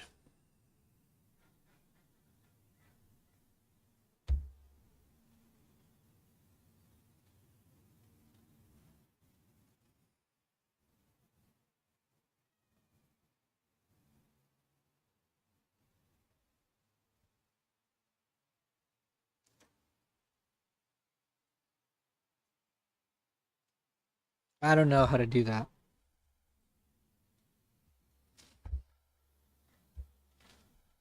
Prove that the magnetic field can do no work. All right, that one is first off the magnetic field.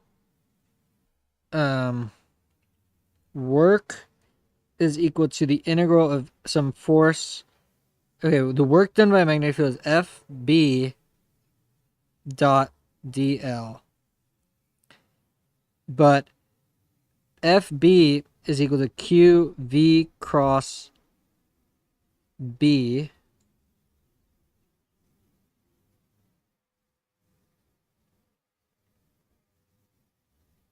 But DL dt is equal to V, and V cross B is perpendicular to DL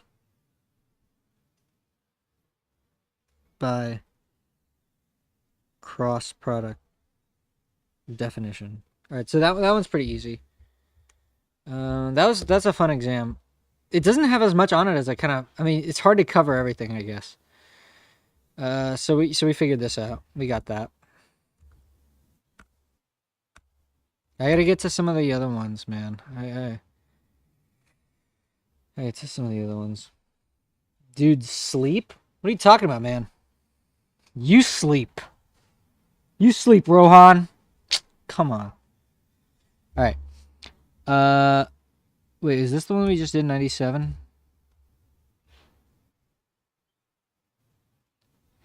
Yeah. Basic one current circuit. Time varying current through solenoid. Find E of R. That seems kind of cool.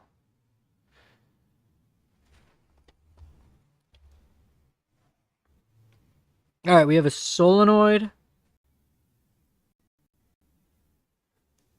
with current, I is equal to, I of T is equal to what? C times T, okay. Let's just say that it's like this, and then we want to find what? E as a function of the radius. Find the magnitude of the induced electric field at a distance r from the axis of the solenoid as shown in the diagram. All right, he gives you B is equal to mu 0, little n, I is equal to mu 0, little n, CT. So that's B of T. Now, the flux is going to be, well, hold on, I'm getting ahead of myself. Let the current through the solenoid, yeah, okay, so find the E field. So what we need is that, what we're going to end up with is E times 2 pi little r. What's the radius of the big R? Okay, the radius of the solenoid is big R. So we're going to get E times 2 pi r is equal to the flux is going to be 2 pi big R times, pi big R squared times mu 0 little n CT. You take the time derivative of that, and you're going to get pi big R squared mu 0 n c. So this is, okay, so so pi R squared mu 0 little n c.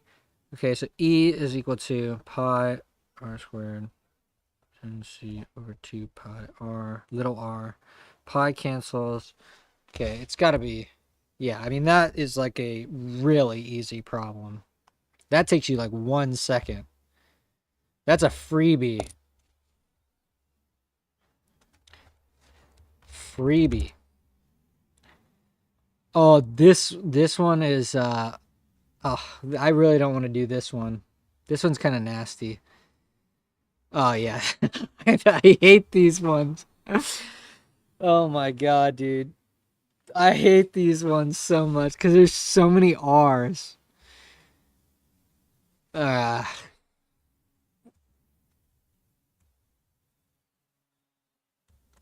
I don't want one. I don't want to do that right now. Oh, I really don't like this one either. This one makes no sense. Find the induced EMF in the rotating bar. The bar is pivoting about this end, and its total length is d, and it has an angular velocity, and then there's a uniform B field. The weird thing is figuring out what the hell dA is.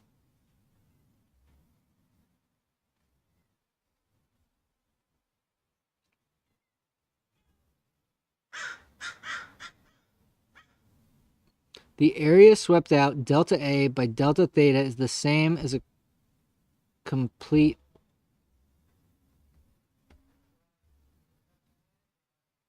circle.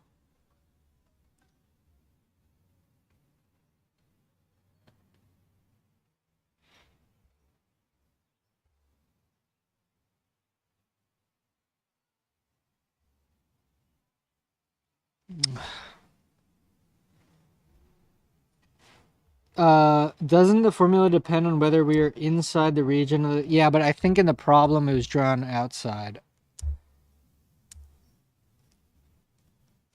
But I don't know if it depends on...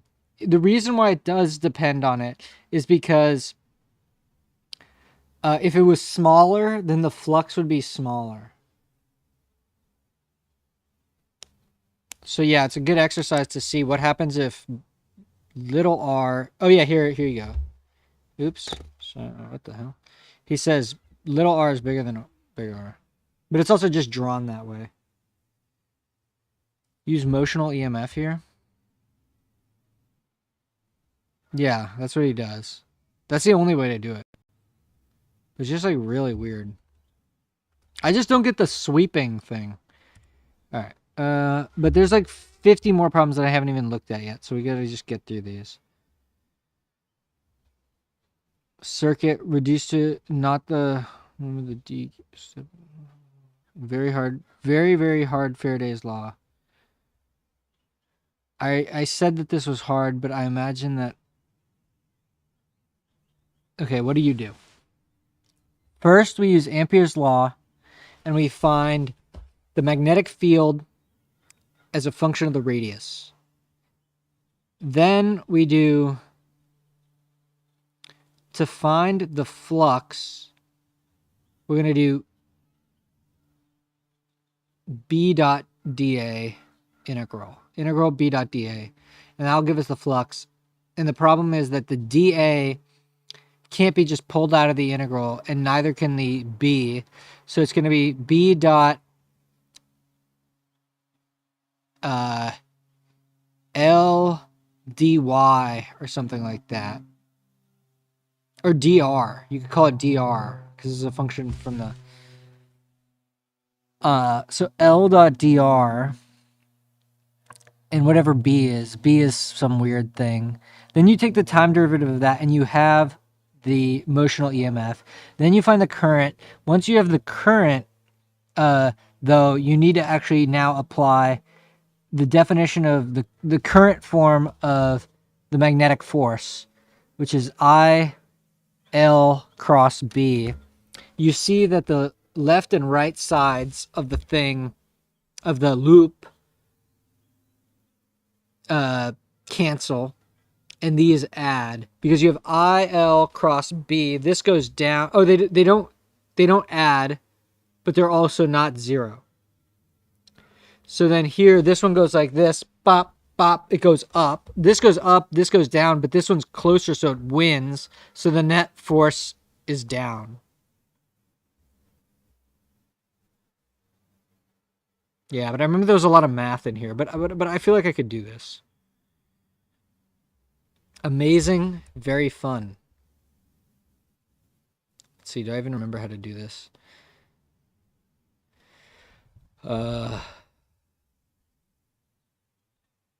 Consider the arrangement shown in the diagram. An infinite straight line of current I1. All right, so you find, okay. Creates a magnetic field everywhere. Current segment L, don't worry about how complete exists as shown.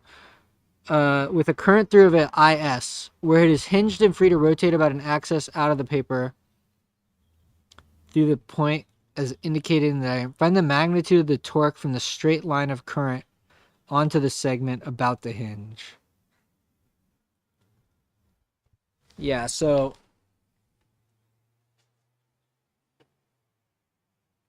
R minus D.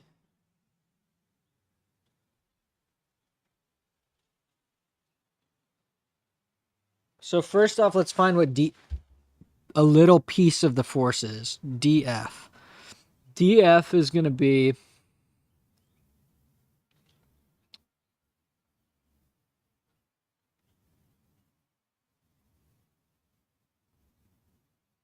IDL cross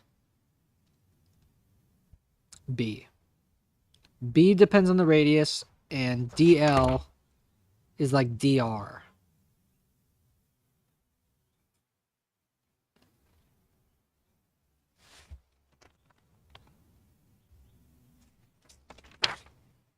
Okay, he says, okay, they're perpendicular. We're given that B is into the page.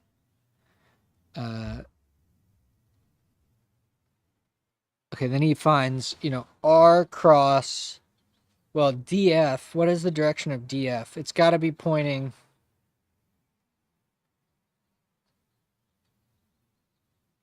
DL cross B is up. So R cross F, yeah, torque is out of the page. So that means this thing is going to spin around this way, counterclockwise. Okay, they're perpendicular. So he finds D torque. That's great.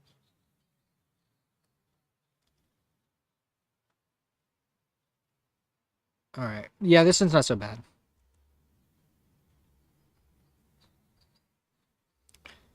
Ugh. This is like the last problem that I want to see on the exam. Bro's still grinding. You know the forces integrate along the distance or displacements? Yeah, exactly. Okay, all right. So I gotta do this one because I am not good at these for some reason.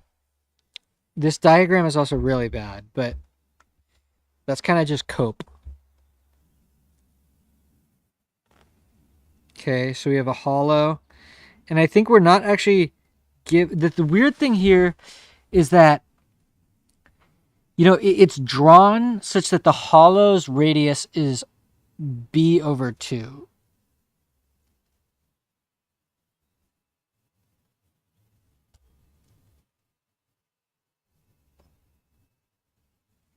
But the whack thing is if you change A, where does this thing move? Does the center stay the same? Presumably the center stays the same. So the center from this is always R over 2. All right, so I is what? Into the page or out of the page? It's out of the page. All right, so we're going to do principle of superposition. So the B... Okay, wait. Where are we finding the field? We're finding the field there. Oh, at A over 2. Okay. I didn't actually see that last time I tried to do this problem. So this is P. This is A over 2. So let's call this the origin. And let's say that P is then at, so this is I, J, K. So we have our coordinate frame. So P is equal to 0 minus A over 2, 0. All right. And we want to find B of P. So B is equal to B plus B minus. So we're going to, basically the way that we're going to solve this problem is we're going to treat this infinite wire that has current I through it as if it was a solid thing. And then we're going to add, and then we're going to find the B field using Ampere's law with that. Then we're going to take a second infinite wire of negative I current density, or negative, negative I, the current density associated. We'll see what happens. It's I think so. All right, so let me try to do this problem. So by the principle of superposition, we're allowed to do this. So I is the current through I current through how much area? The area A is going to be equal to pi B squared minus pi A squared. So then the current density J is equal to I over pi B squared minus A squared. So now we can multiply J by any area and get the current through it. So we found the current density. So now what we want to know is, what is the current through B plus? So B plus is going to be, we want to take a closed line integral. So this is Ampere's law. Closed line integral of B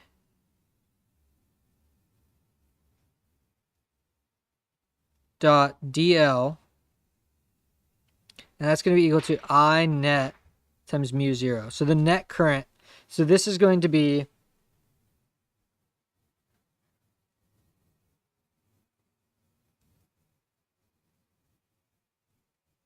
and let's think about the direction of this thing. This is coming out at us and then going down. So I believe that B1,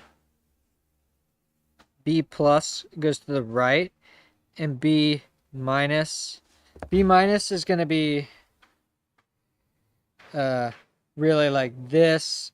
Oh wait, it's coming at me and then going down, but wait.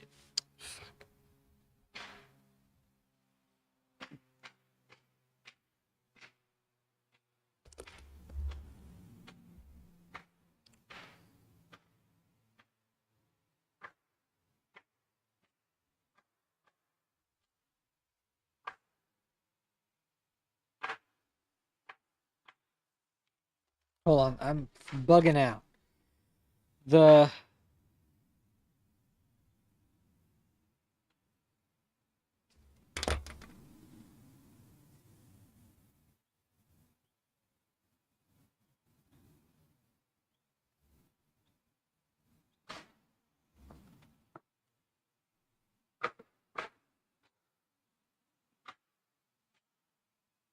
It has to, the hollow has to oppose this force. Did he draw this thing?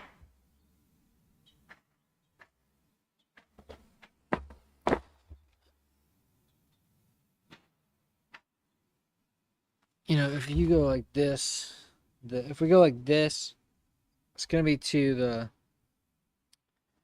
right.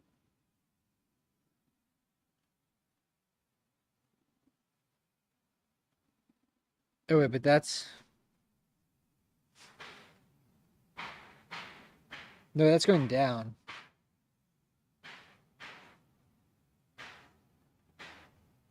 Yeah, okay. I think it's right.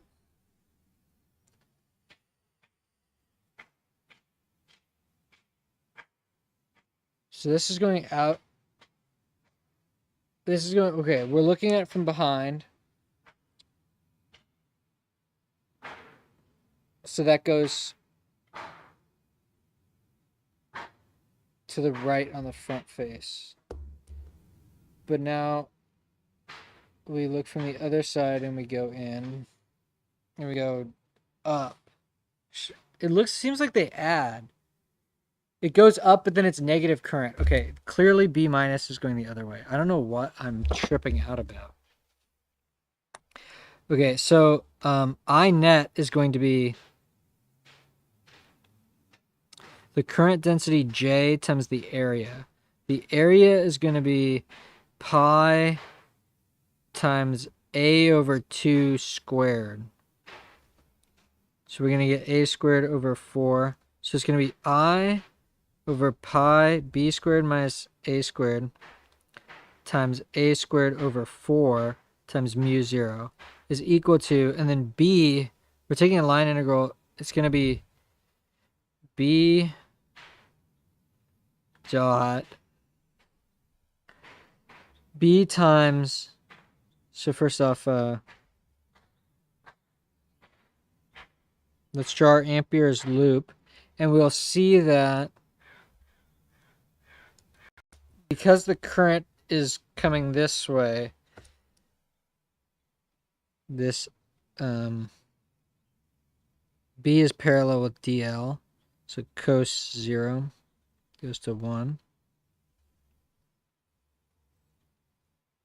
So the L is going to integrate to pi 2 pi A over 2. These 2 cancels and you get pi A.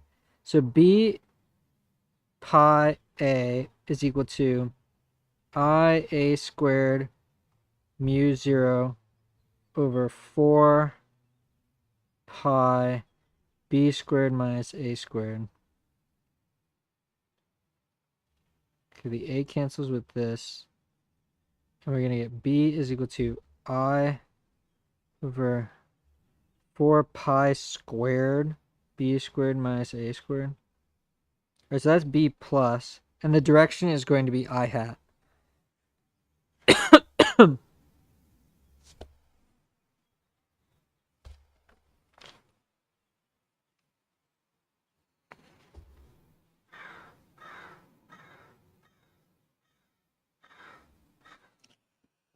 Now B minus is going to be the same thing. You know, B times 2 pi A over 2. But the thing is, the thing that I always get tripped up about is minus, it needs to be minus R, minus.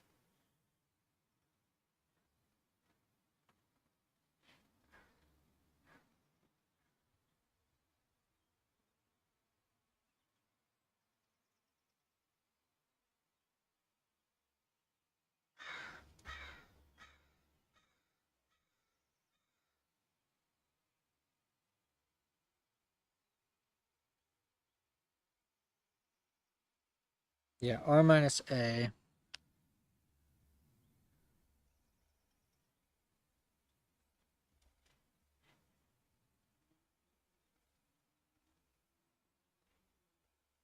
And then the current is going to be minus.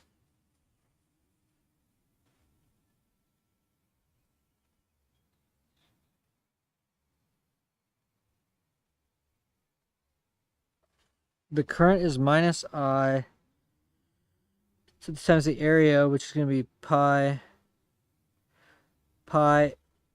A over 2 squared again. Oh, this is J. This is J. Mu 0.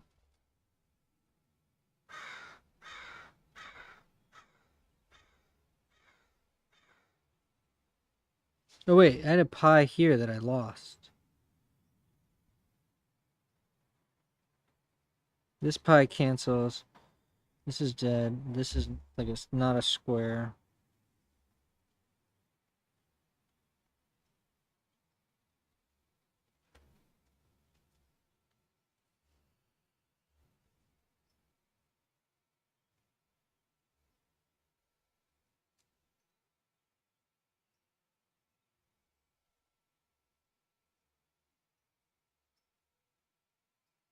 Oh, wait.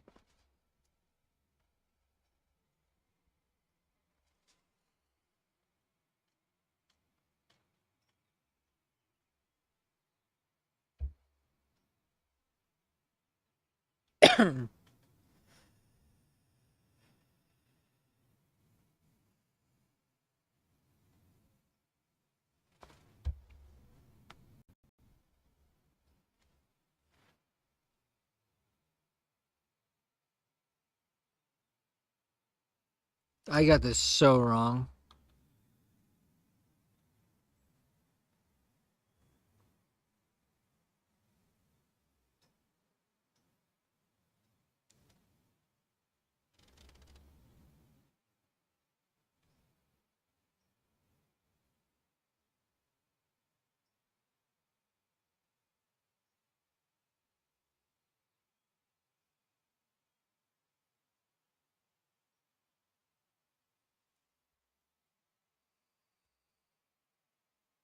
Okay, let me really try to understand the solution. Treat this as the source current out, the real current, and the current in the hollow area. Okay. Use Ampere's loop to get B for each. And then get the... Yeah, so I got that. Yeah, I got that it's aligned. Okay, then I got this. B out. Mu 0 IA 4 pi B squared minus A squared. Okay, I got that.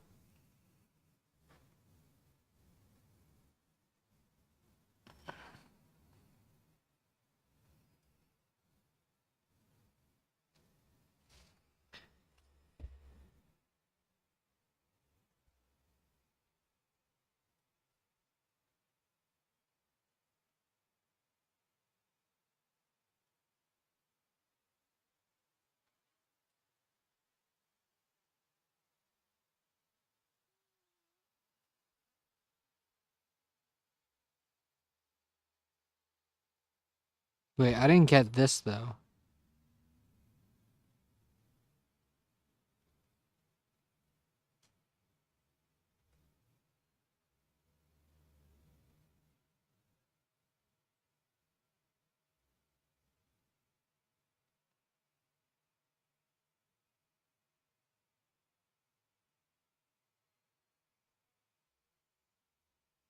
Yeah, what? This is the same.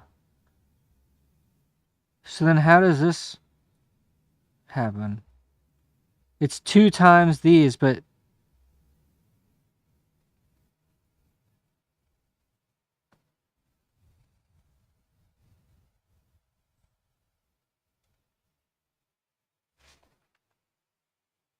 Why did it add together? That's what I'm so confused about. Bro's gaslighting himself. No, I'm not doing CS. I was doing CS before. Now I'm doing bioengineering. It's bioengineering now.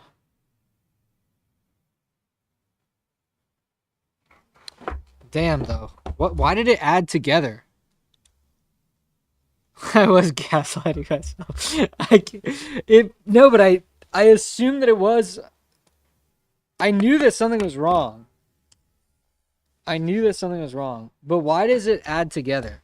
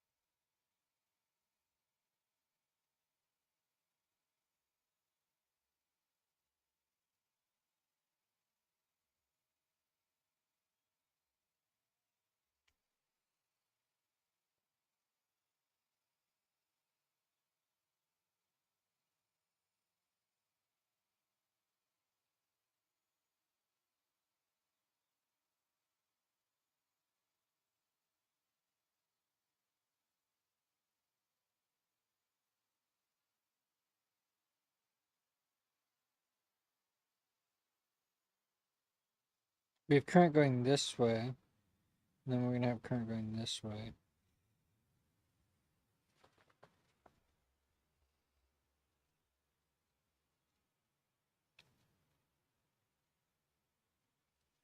All right, that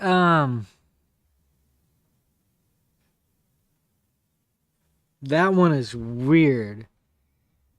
Is that this one? 51? Wild POS hollow wire problem. The field is bigger with the hollow. That's so weird, dude. I can't get my mind around that. Like, why? That's so weird. Ask in office hours. Helmholtz coils. That's not hard. The only thing. Okay, this is actually.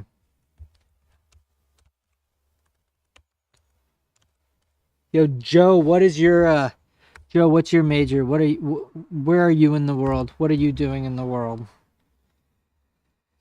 You've been on this stream for longer than I think anybody has ever been on this stream. Besides me, obviously. Okay, oh, this one's... Okay, I want to do this one. You like hanging around nerds? Dude, well, you should subscribe because I got some amazing organic chemistry synthesis videos that I'm going to do in my backyard once I'm done with finals. It's going to be sweet. I got the chemicals. Everything's safe. I got the safety set up. I need to test the vacuum pump. The only, or not the vacuum pump, the submersible pump for the condenser. And we're going to make some stuff that smells like bananas. That's what's happening. And it's going to be sweet. I can't wait. The only thing is the hot plate that I bought is like not flat. I really need to like... I need to get like a good hot plate. I'm not that into Formula One. I think it would be cool though to like you know how university teams, they make racing cars, like they make like fast cars. I'm pretty interested in that. That seems like it'd be pretty fun. Okay, let's do this. We have a current I1. I don't think I've ever taken one of those personality tests. Why do you ask? All right, so we have another I2 current going clockwise. Okay, this radius is A. This distance is D to the center.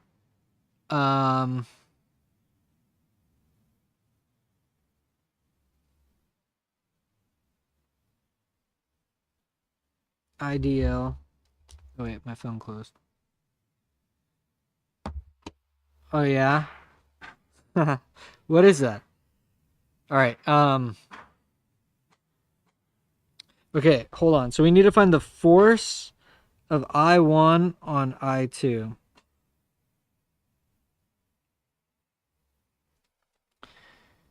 Find the magnetic force, really FB.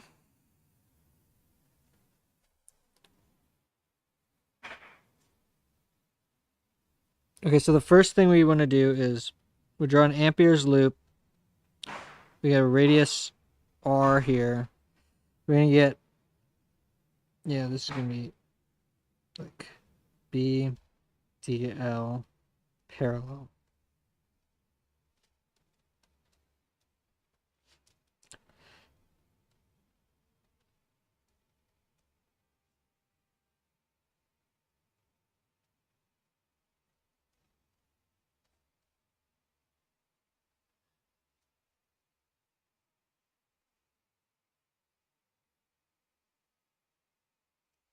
Okay, all right, so we found the B field due to current 1.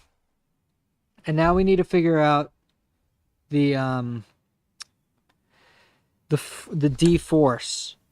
So first off, let's let let's see. What do we want to make the origin in this problem? All right, I'm gonna make the center the origin. We should be able to do this problem however we want, because the math doesn't really care as long as you do it right. So that means that L of theta, the trace of the circle, is going to be a cos theta, a sine theta, 0. So L d theta is our classic minus a sine, a cos, 0. And the important thing here is we want to find df. df is going to be equal to I dl cross b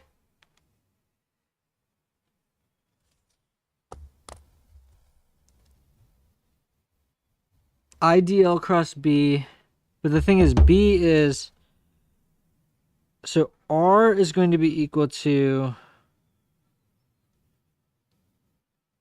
D minus A cos theta.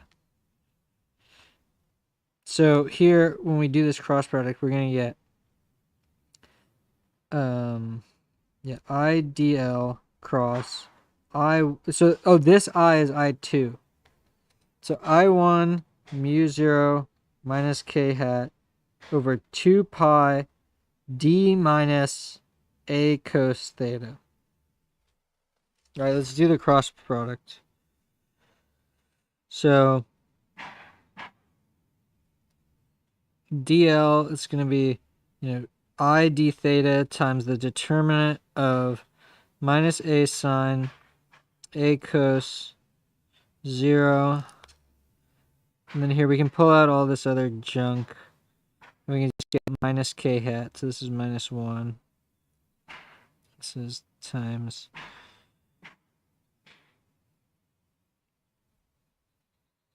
This is going to be times I1 mu 0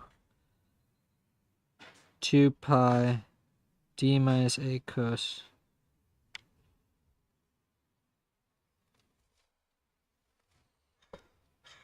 Okay, the determinant is going to be I hat times minus I hat a cos minus j hat a sine. So this is equal to minus a cos minus a sine 0.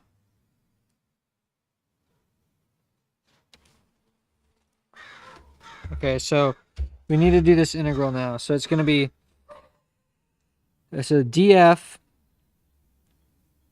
f is equal to the integral of df, which is equal to the integral of I1, I2, mu 0, d theta over 2 pi d minus a cos theta times the vector this is going to be times minus a cos theta I hat plus minus a sine theta j hat.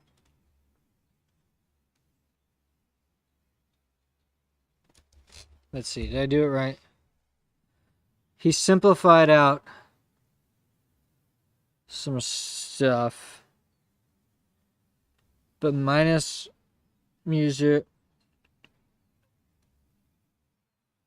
Okay, I think I got it. That looks right to me. Everything there looks right. That problem's pretty good. That one's not bad.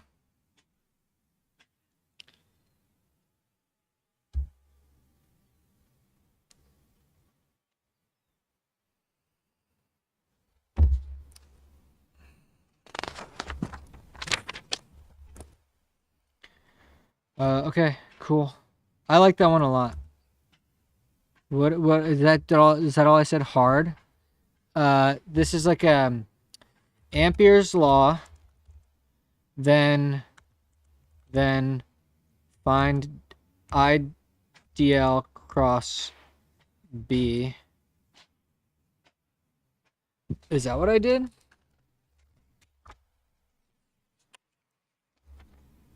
B of R. This is probably the best way to do this.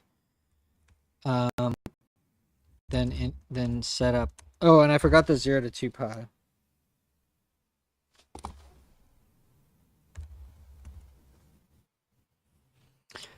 Okay.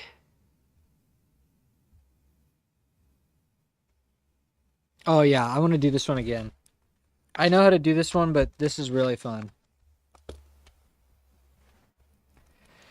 Okay, a circuit consists as a switch. It's open or it's closed. In either case, in this problem, any and all currents that exist are constant. That is, the caps are always fully charged. To make your life easier, recall that the voltage across a capacitor is Q over C. Find the ratio of the total charge on both caps together. Of course, not just the net charge, just the charge on one plate each. With the switch open to the switch closed. All right, cool. All right, so we have this. R1, C1, C2, R2.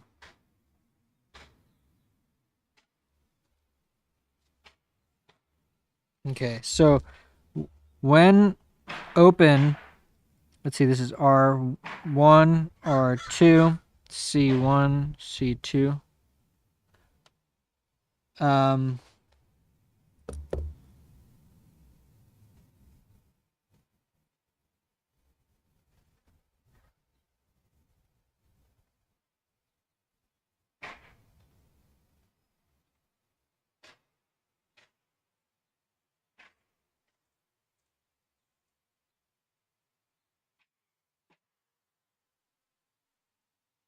Okay. You're not joking around, that's for sure. What do you mean? Okay, wait. So here's the deal. When open, VR1 is equal to VR2 equal to 0. Since no current through. Since there's no current through, all right, this is just E. So if we label this A, B, C, D, there's 4 nodes. Thus, potential surfaces A is equal to C.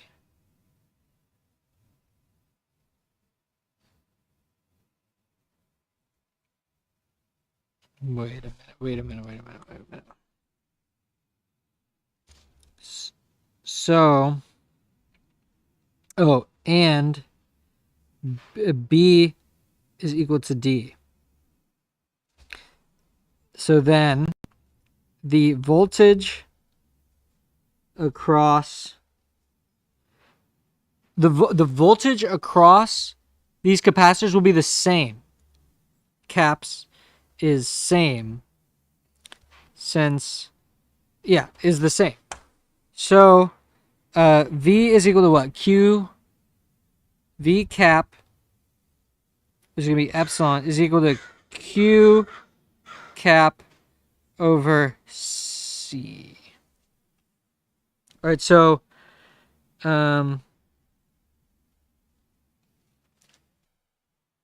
so E is given. So E all right, so no, but we want to solve for Q. So Q cap is equal to the voltage across the cap times the capacitance. So Q1 is equal to epsilon times C1. Q2 is equal to epsilon times C2. So the total charge open is epsilon times C1 plus C2. All right, so we have the open case. Now we got to do the closed case. Okay, so in the closed case, this one's really interesting.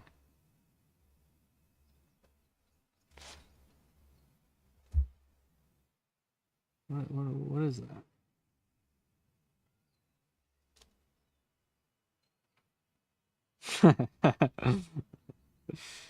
What the hell am I looking at? Okay. All right, so let's branch this. There's the second capacitor, and then there is a second resistor. So in this case, let's label our nodes A. Why did I do it like that? It's so dumb. B, C, and D. But in this case, we have a in closed mode, C is equal to B. So, all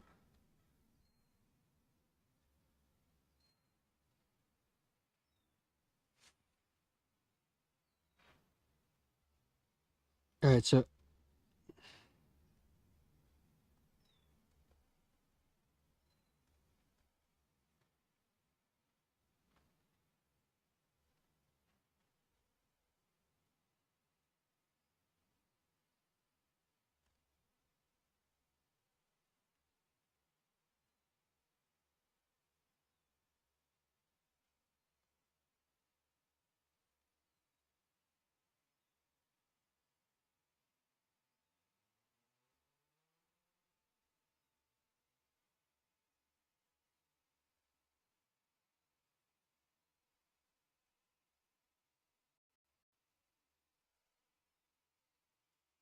okay.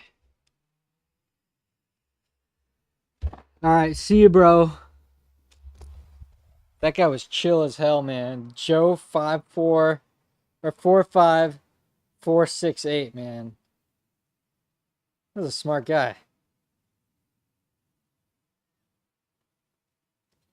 That thing about the potential at the edge of the disc with the KQ over R, I was like, damn, this guy knows what he's talking about. All right, so we found the current through this circuit, the closed circuit. No current flows here. Current flows here. It's in series. So we find the current. So then V equals IR. So I times R1 is equal to epsilon R1 over R1 plus R2.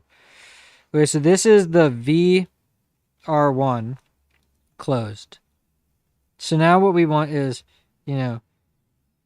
Q1 closed is equal to E.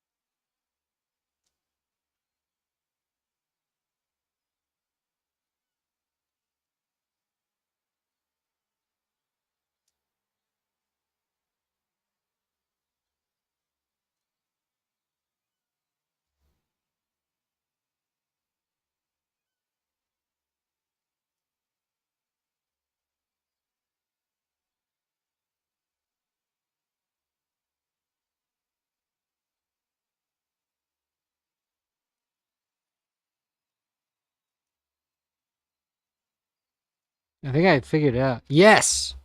Let's go. All right.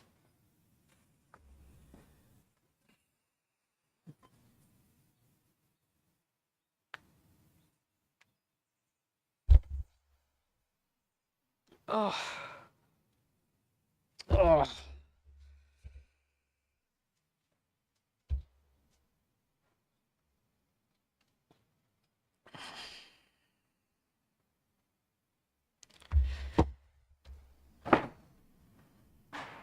That's like my, did I call that good? This is like my I would say this is like my favorite circuit problem so far. Because it's like interesting. You can find the ratio of like the total capacitor charges like before and after you close the switch. That's pretty neat. Oh yeah, this is nothing. That's not even worth looking at. All right, I gotta practice these because this was given. This style of problem was given on the last one, and I got it, but it was too close for comfort. I almost didn't get it. That would have devastated my grade.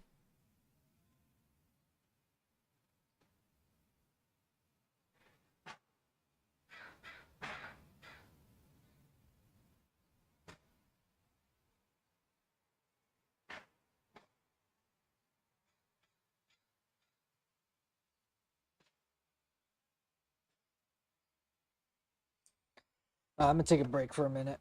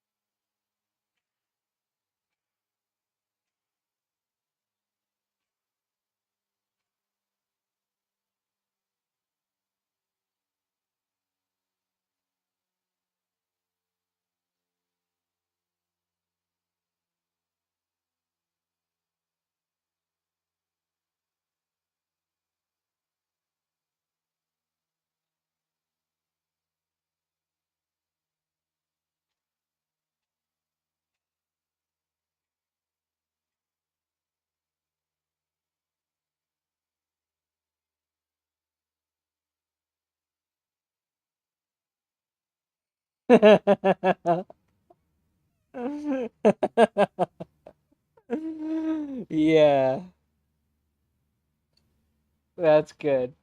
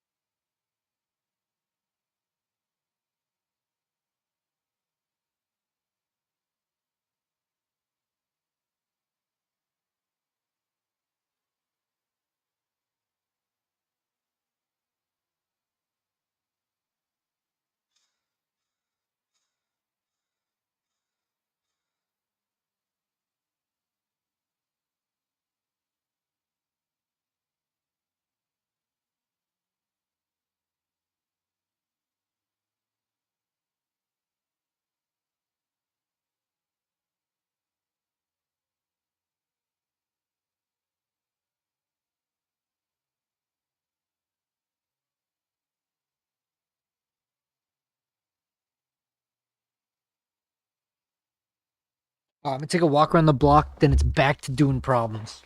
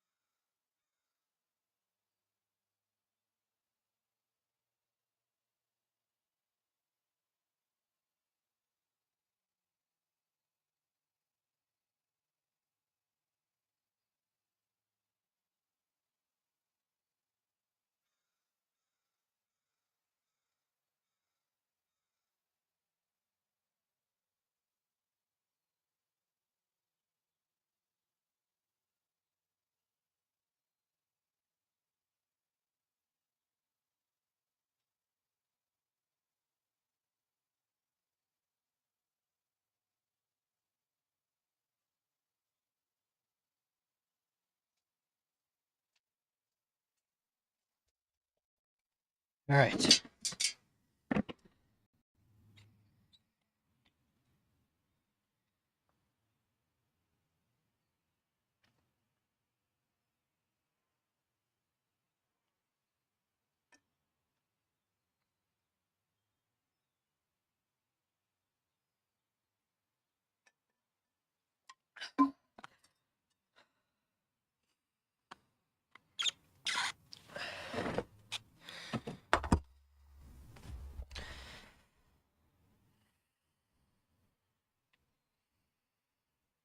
Well, I'm gonna get some water and go to the bathroom.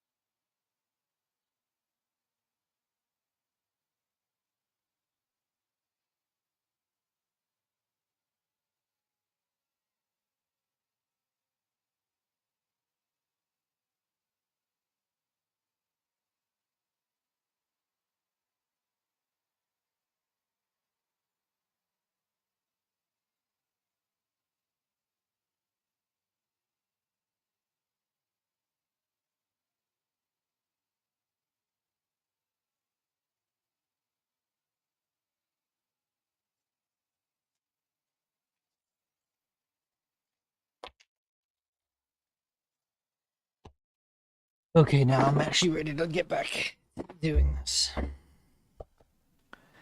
Find the magnetic field along the vertical axis.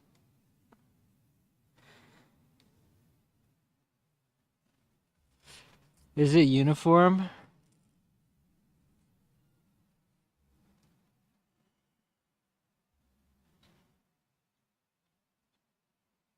Yeah, it's uniform.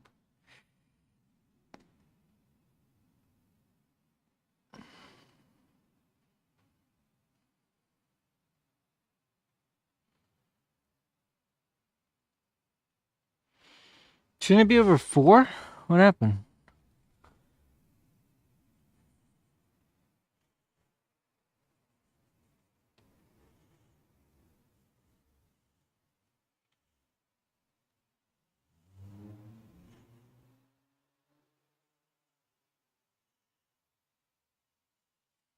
I think this one's wrong.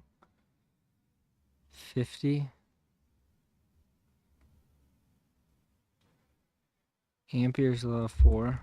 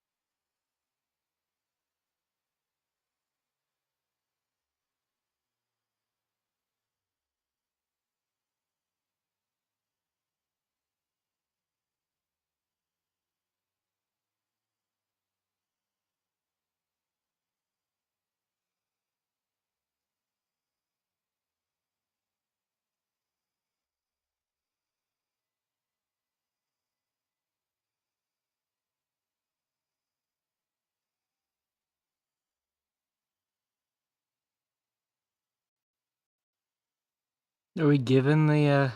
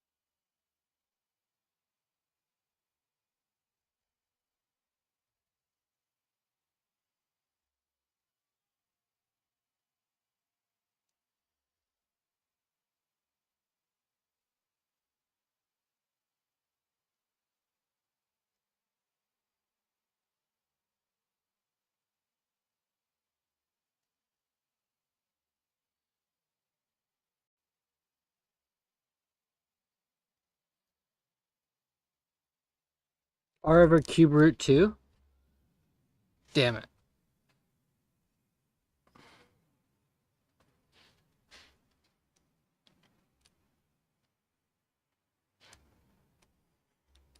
Oh wait, here we go. I got it. I got it. I got it. I got it.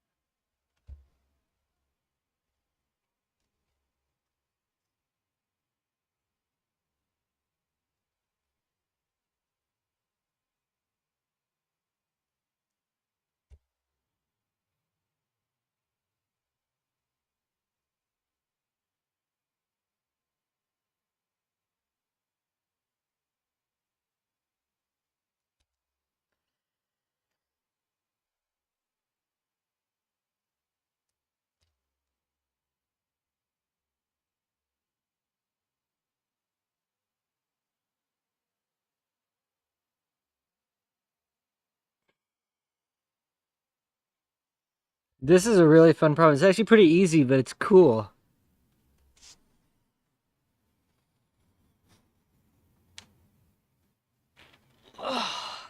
It's cool. Yeah, that's a fun one. That's new. You know, I like the ones that are new.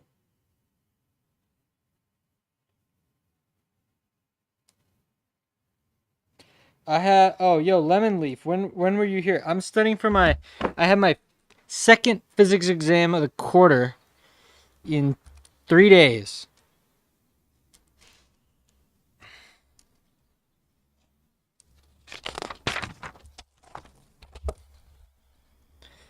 Uh different kind of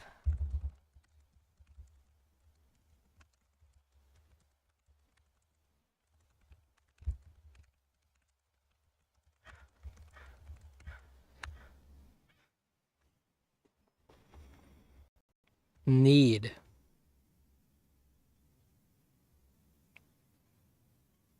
I feel like I can do this one.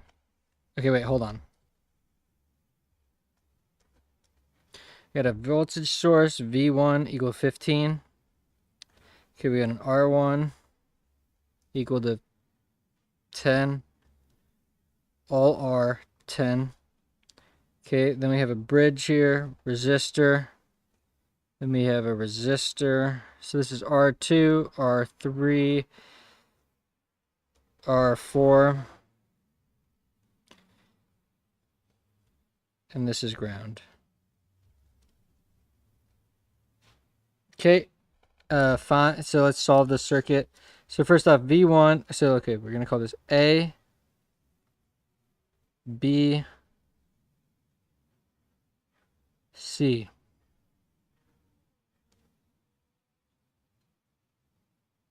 Yeah, there's only 3 nodes in the thing. So C to A equals 15. R1, A to B equals 10. R2 from A to C equals 10. R3, B to C is equal to 10. And R4, B to C is equal to 10. All right, so the first thing we do is we see that 3, 4 are parallel. So then R parallel is equal to 5 ohms because 2 times 1 over 10 is equal to 1 over 5. 5 ohms. Okay, so then we can rewrite this.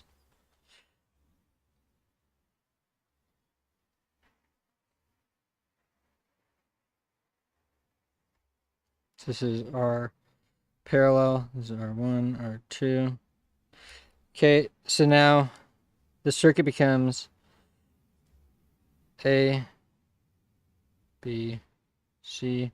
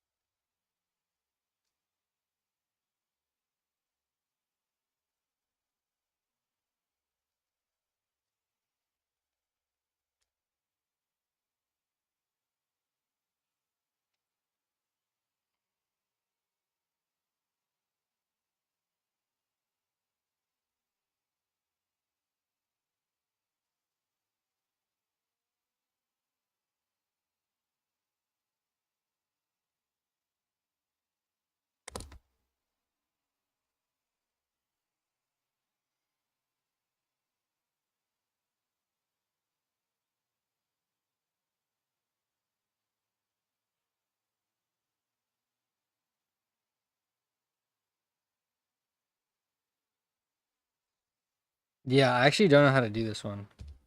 We must find the current through R4. Then VA will be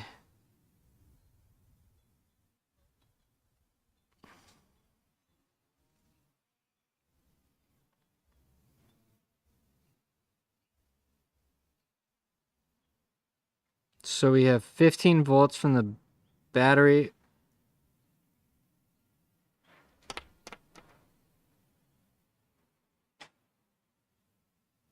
Oh yeah, okay, so from here we don't reduce it further. We just say that we have a 15 ohms, so we have 15.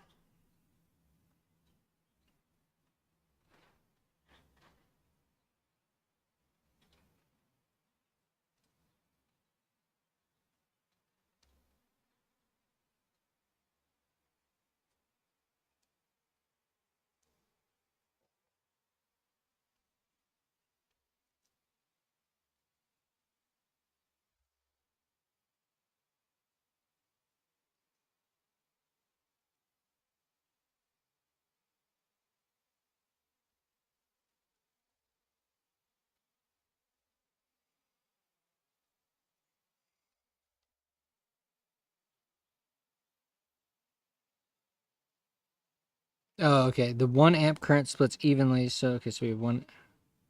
Oh, wow. Okay, this one's hard.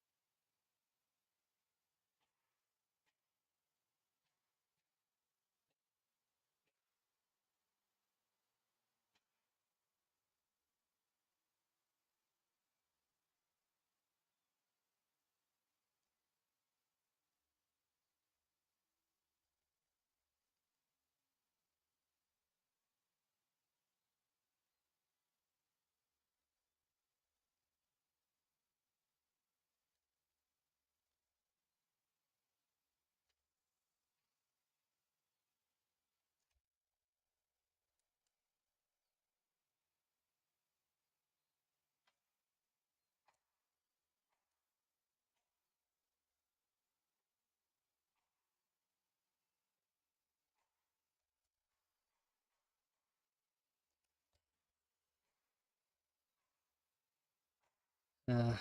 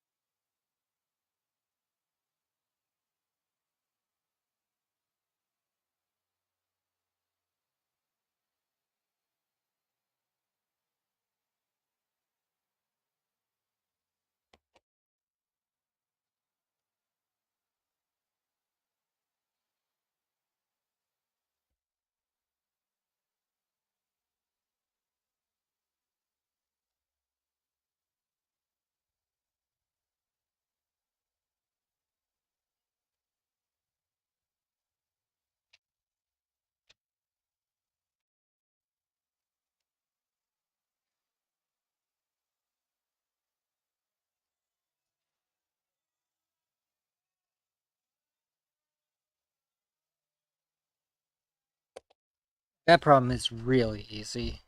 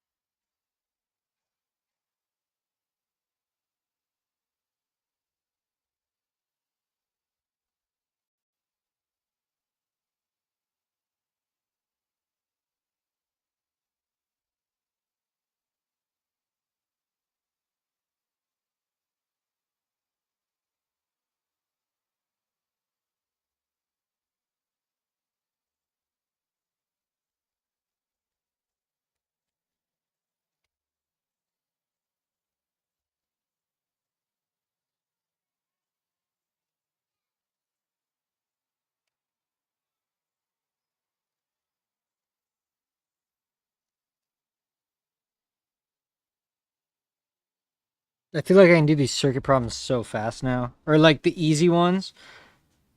Some of them are hard. Like if you don't see how to do it, then you get lost and you're like, holy cow, how do I do this?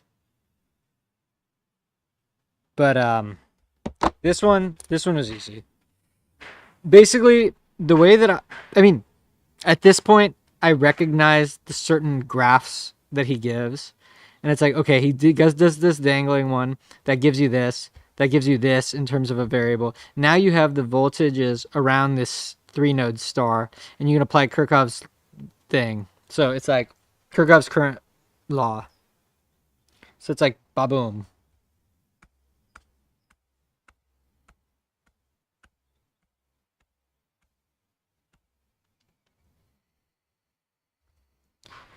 What was this one? 15?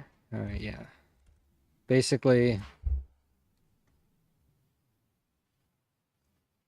classic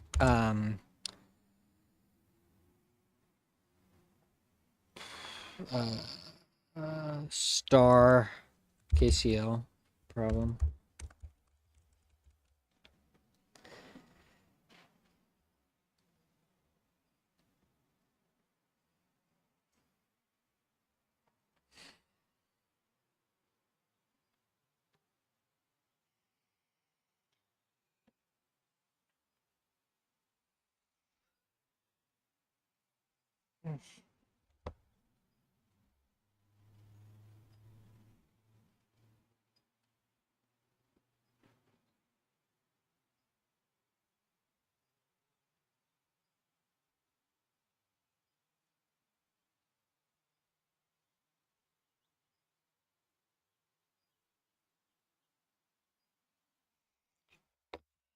How do you do this? I don't know how to do this.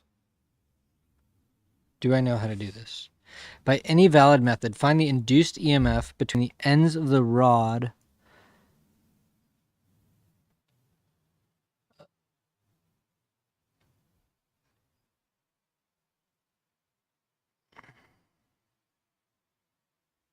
Finitely long current source.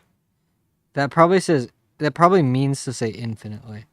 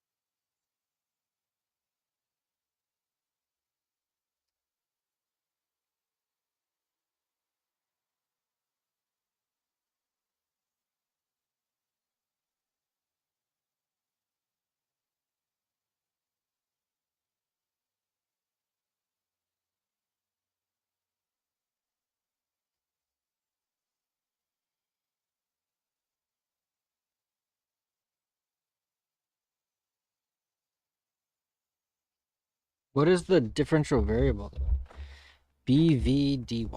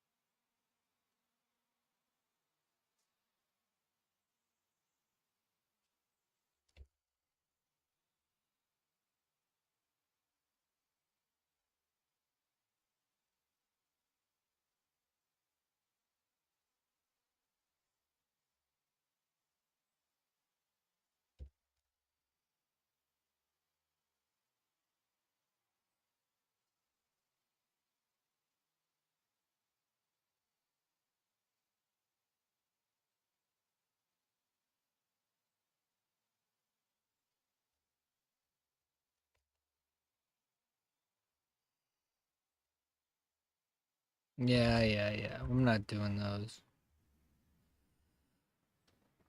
Okay, this is one of those ones that's really different. I looked at this last night, but I didn't understand it.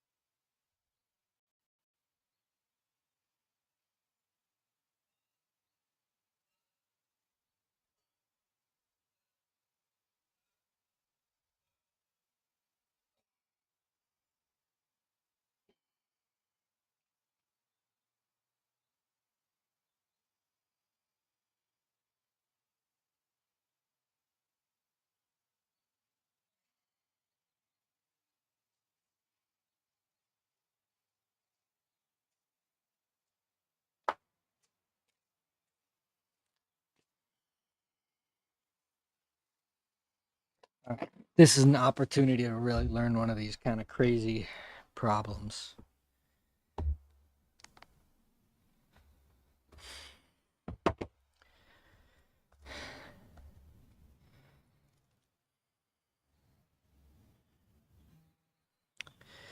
A circular region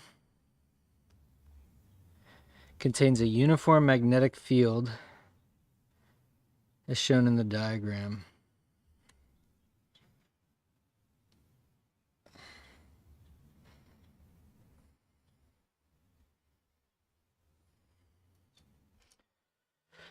The magnetic field is increasing at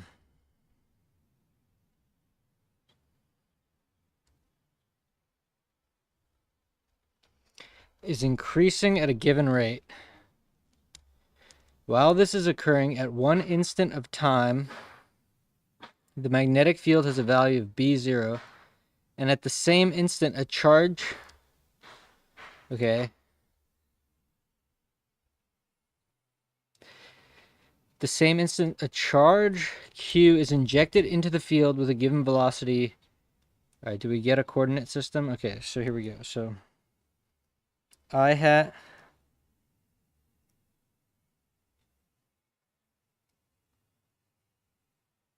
yep, j hat, k hat.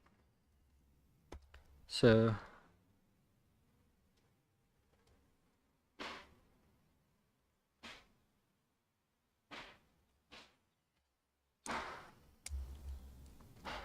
okay. So do we get a mass on that q? No. All right, so q has v equal to vx I hat.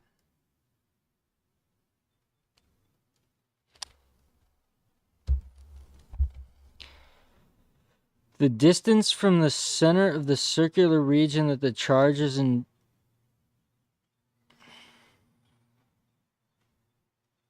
All right, so the initial, so we have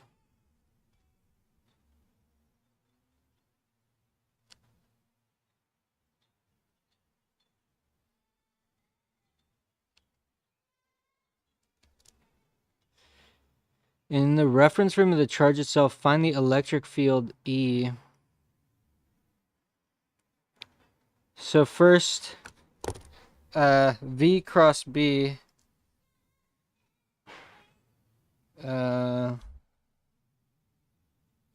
wait, V cross B, the force should be going up.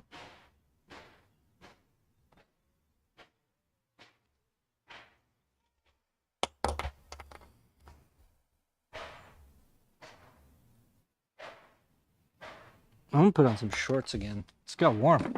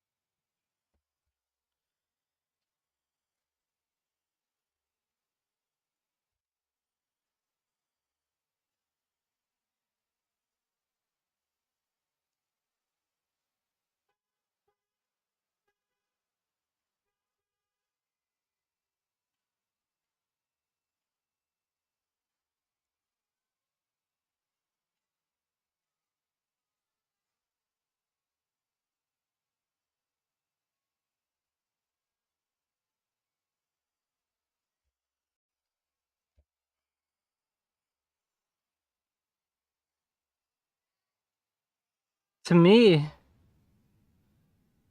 uh,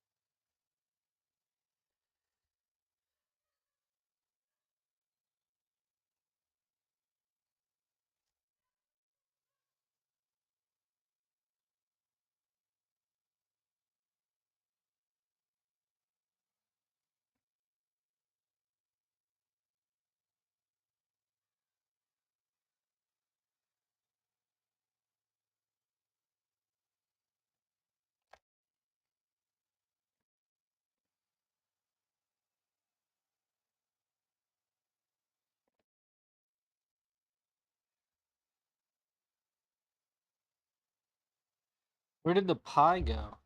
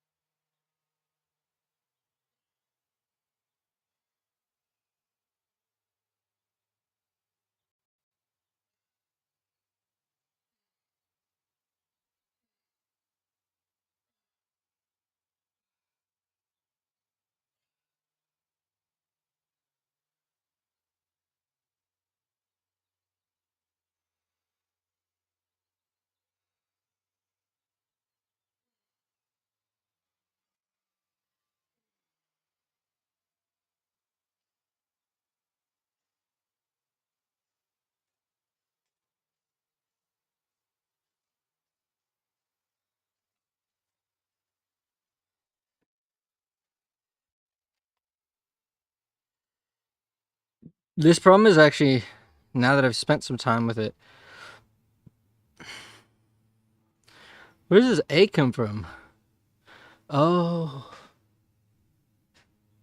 wait. Oh. Oh. I took B to be the flux. Or I took, yeah. Uh, okay.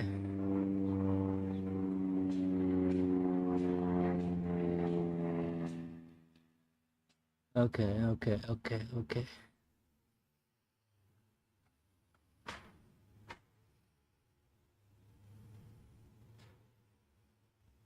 So this 2 pi r and this 2 pi r cancel or what?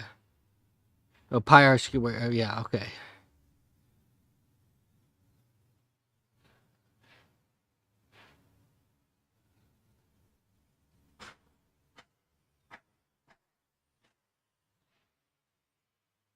Dude, the crazy thing is, like, imagine being in his spring 13 class and just bombing this problem.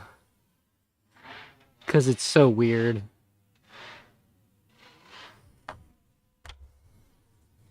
Alright, I know what to do now.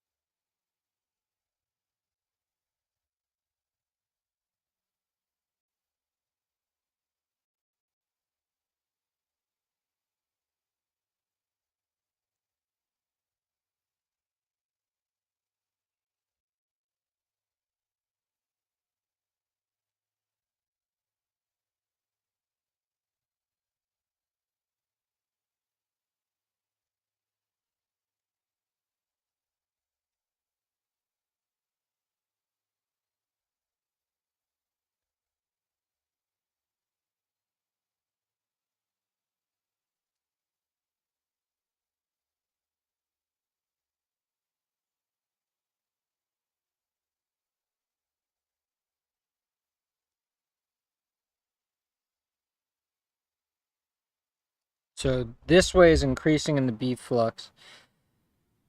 So it has to be.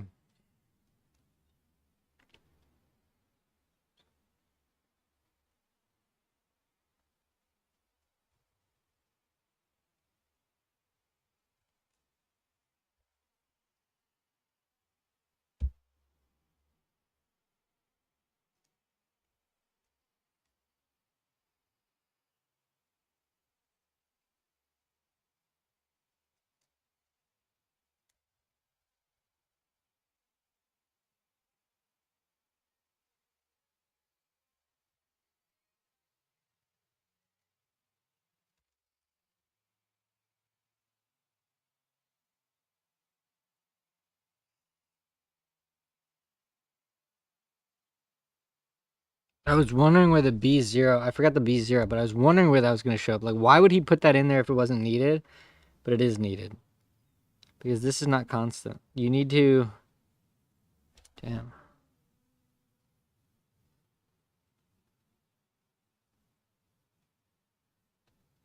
Okay. All right. Try 2. It's making more sense. Don't forget the B0.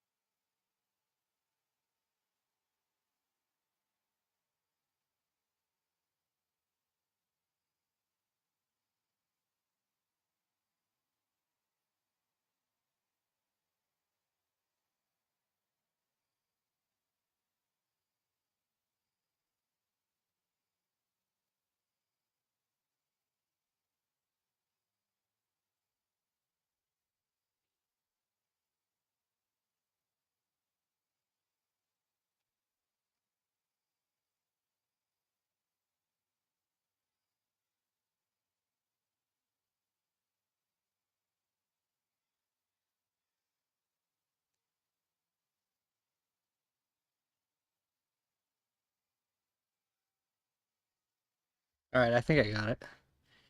Vi is equal to 0 Vy Vz. B is equal to B minus I hat. E is equal to E I hat. And then we want to find delta x. Okay, so 1, find t, 2, and x of 2t.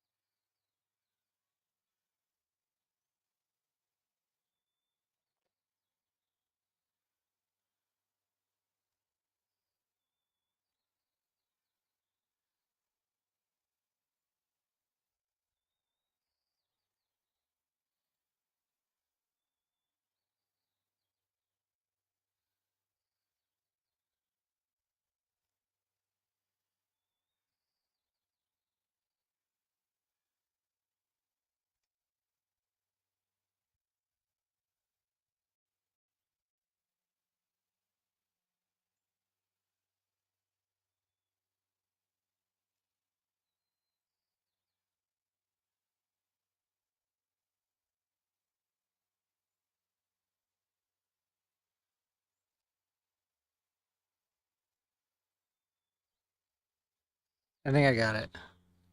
6 pi squared E M Q B squared. Nice. I got it. This problem was pretty easy. I mean, honestly, this problem was really easy. Let's be for real. This problem was really easy.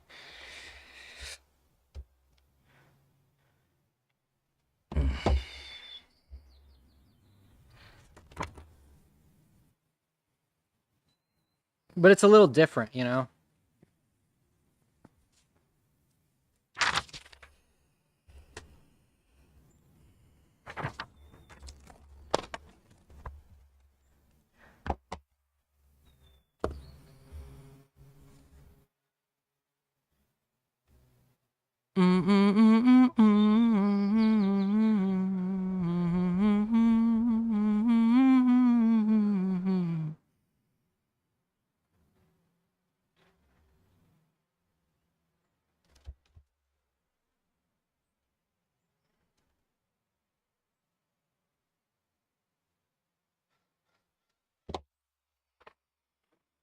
All right, so this is a fun application of kinematics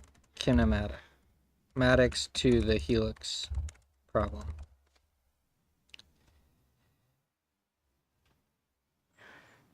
Oh.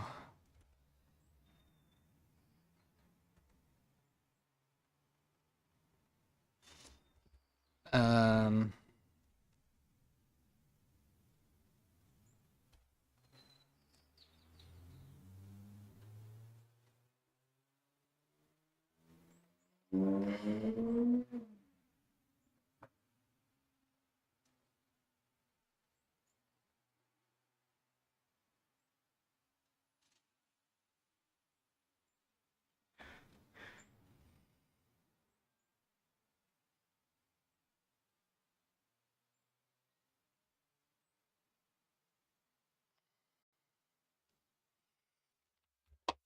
All right, come on. We do a problem. We do a set.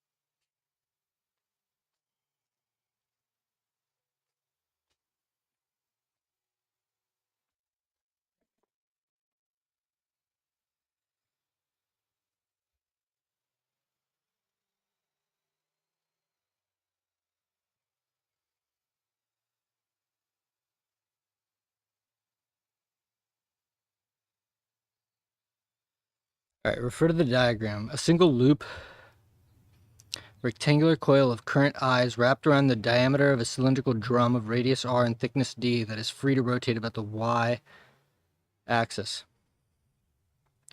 There's a massless string wrapped around the drum with a mass of given value m tied to it. Find the value of the current I such that the drum does not rotate.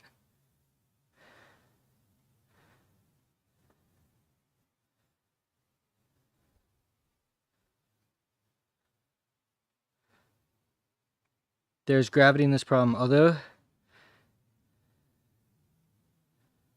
Alright, so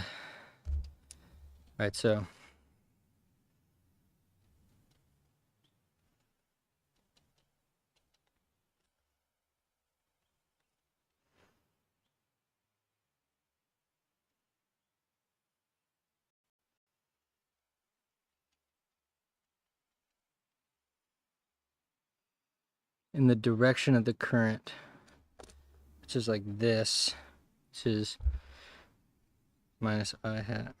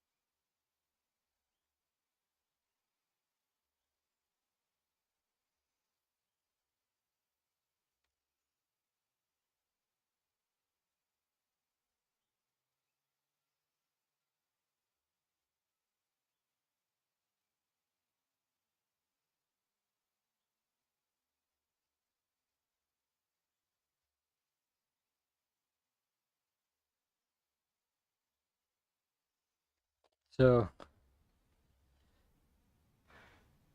this thing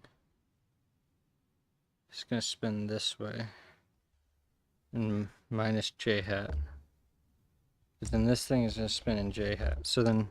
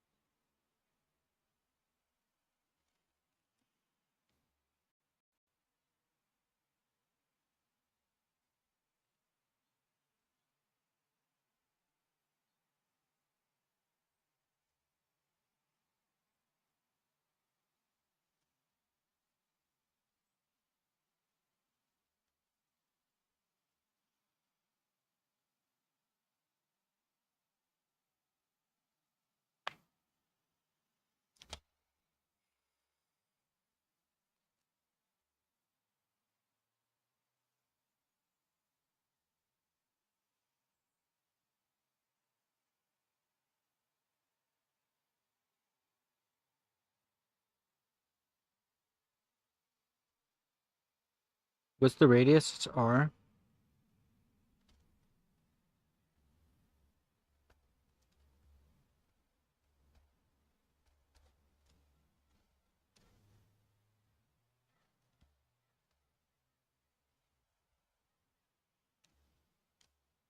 This is in I hat. So I hat cross minus k hat.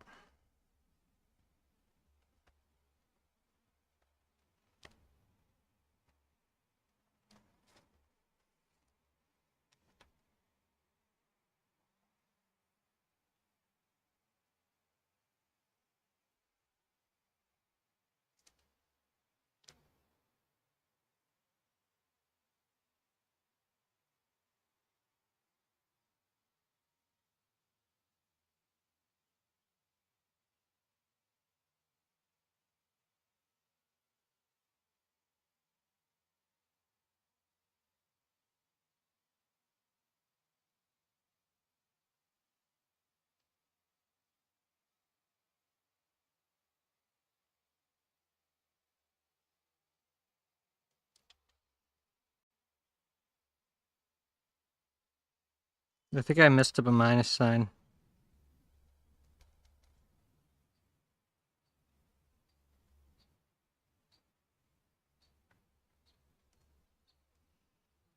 What do we find in I?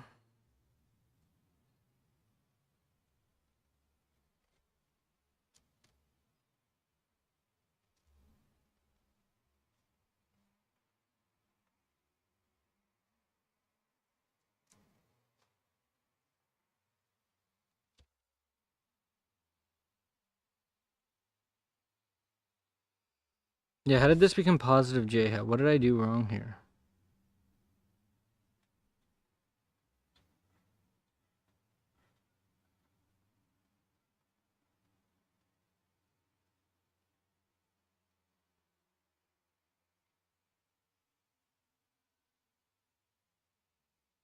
Mm.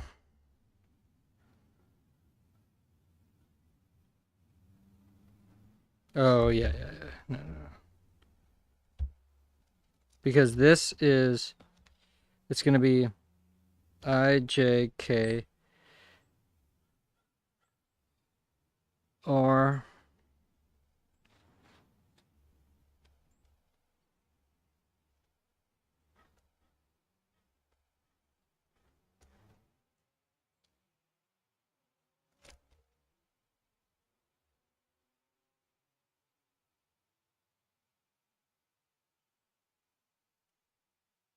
K.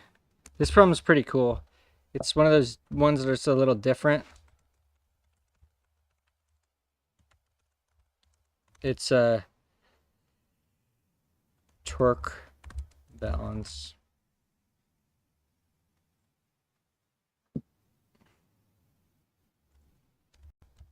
Find a current to torque balance.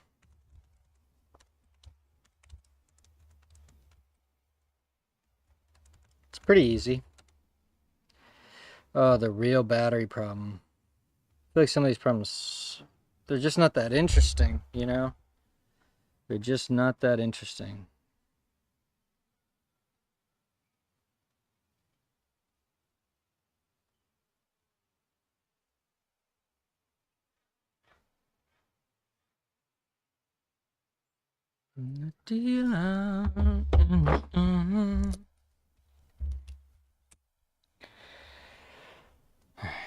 Referring to the diagram, find the value of the load resistance such that the voltage across points A and B is 0. The two EMFs of each battery are equal, but their internal resistances are not equal. So what we need is that the voltage drop across R1 is the same as E. I don't know how to do this.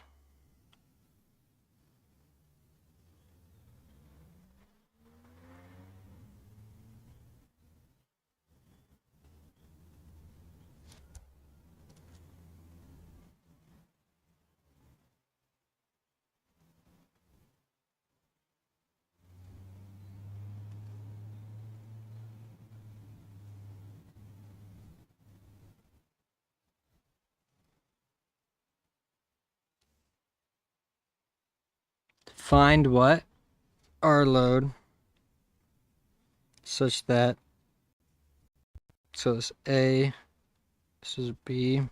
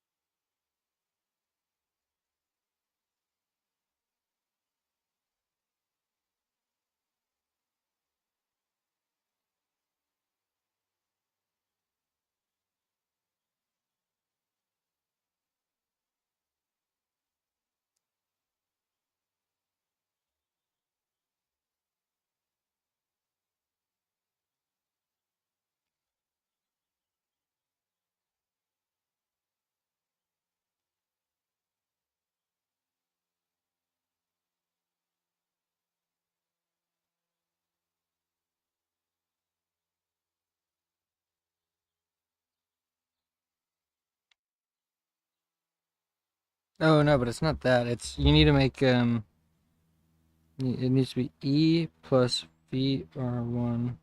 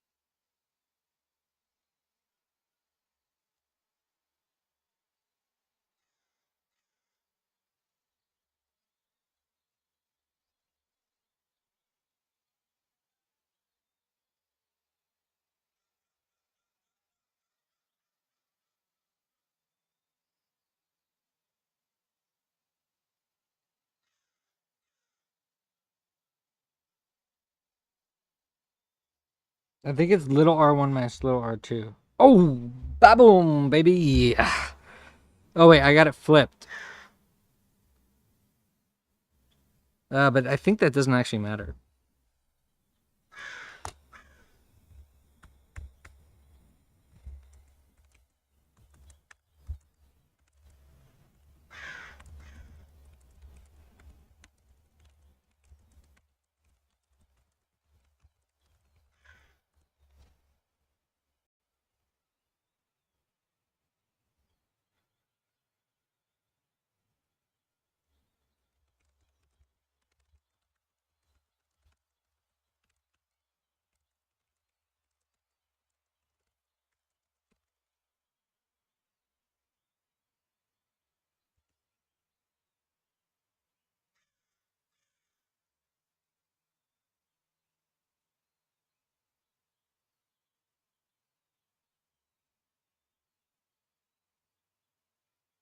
Oh.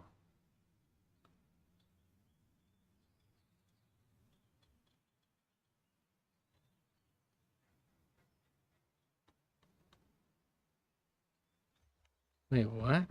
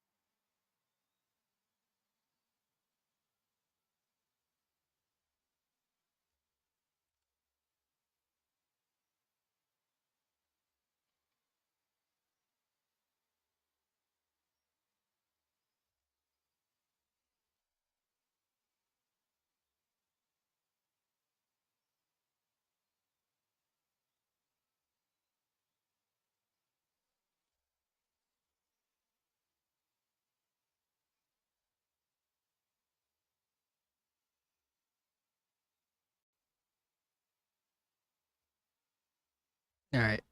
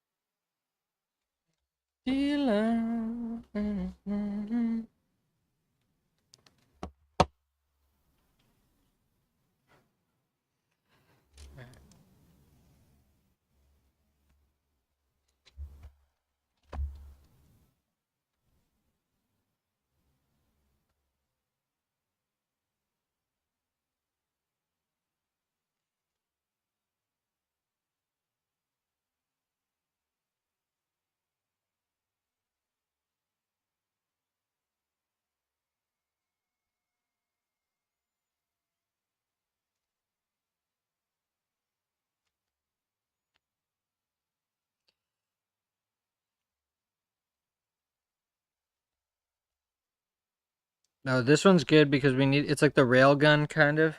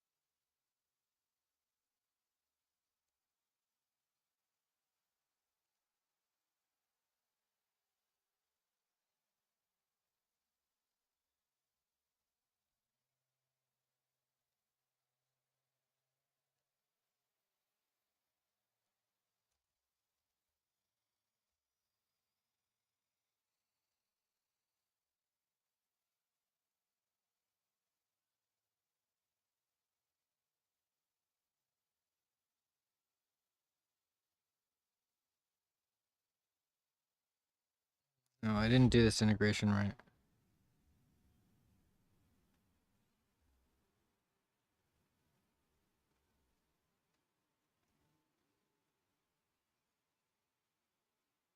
Oh yeah, because duh, that's all garbage.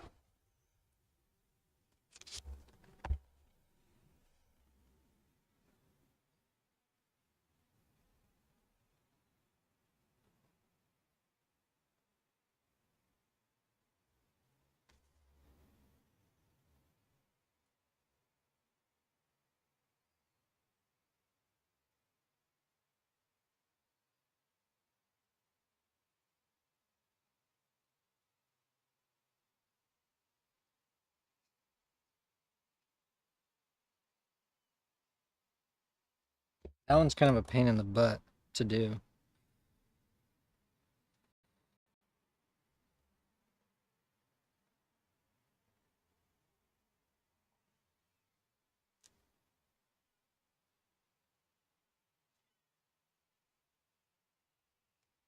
All right, so let's figure out how to take this integral because I didn't do it. I got everything before the integral. You know, I got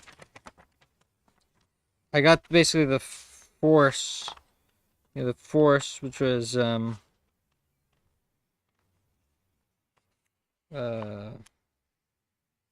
v squared L squared V over R minus mg is equal to the mass times the change in velocity, dv/dt.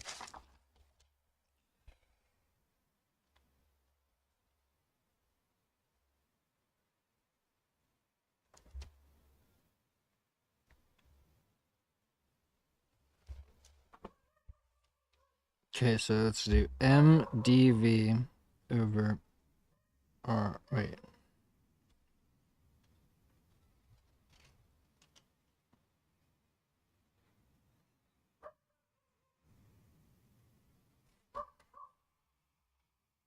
Divides by m.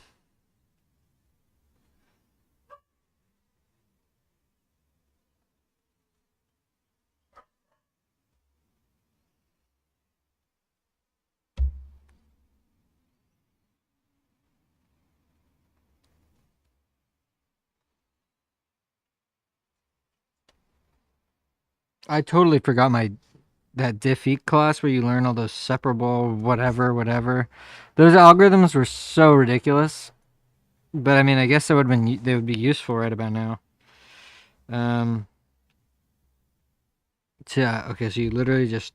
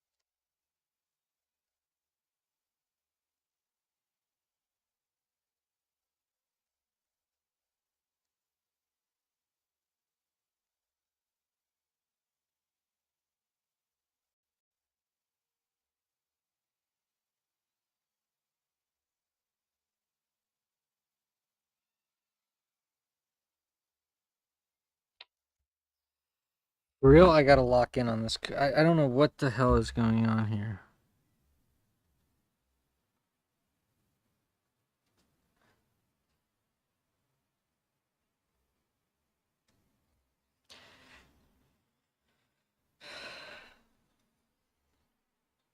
Yeah. I don't know where the minus sign came from, but what we'll figure that out. Oh, wait.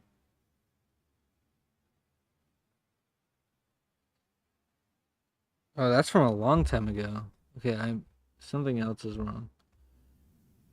Because I have the G is minus.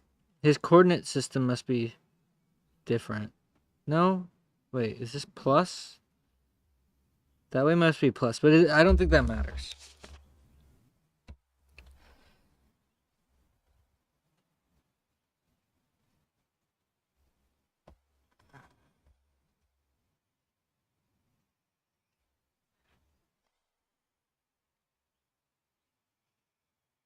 Shit, it's already 5:30, dude.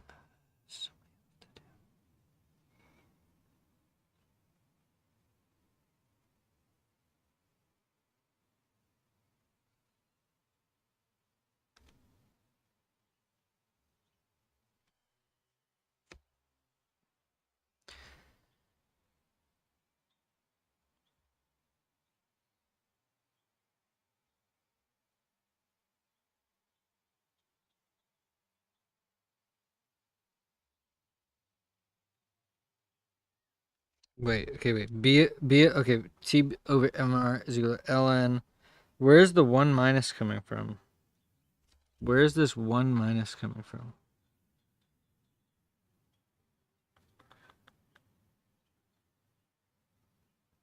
Because it's going to be ln.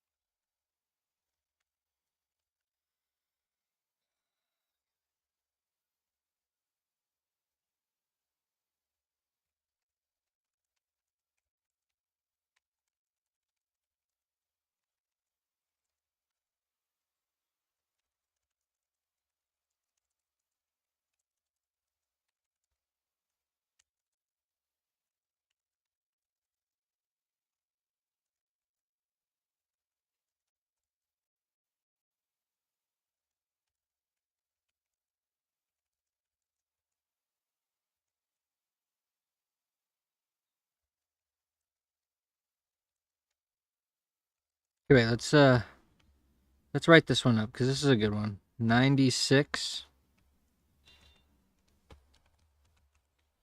Let me just double check that this is really 96. Okay.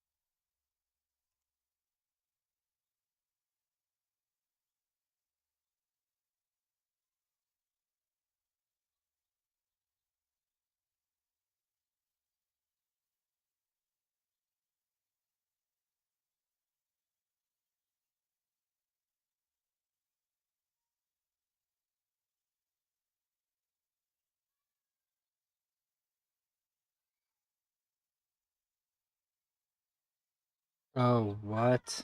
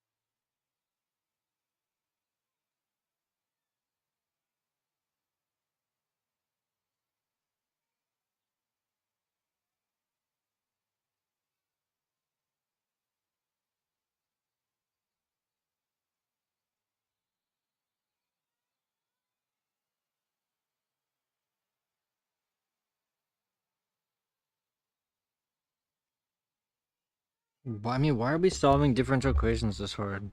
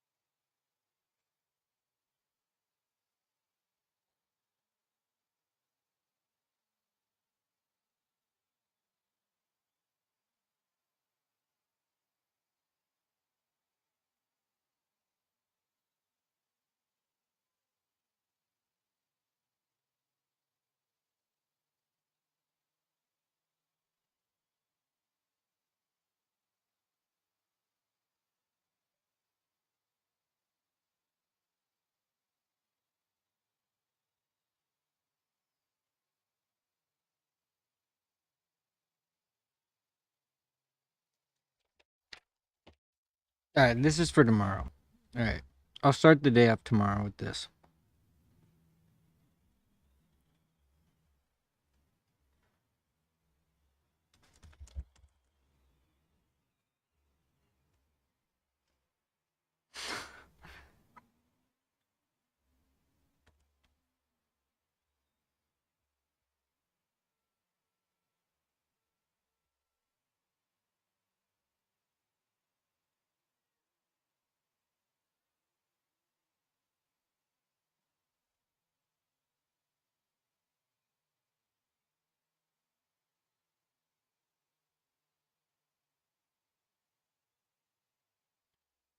Find the magnitude of the. How does he even do this?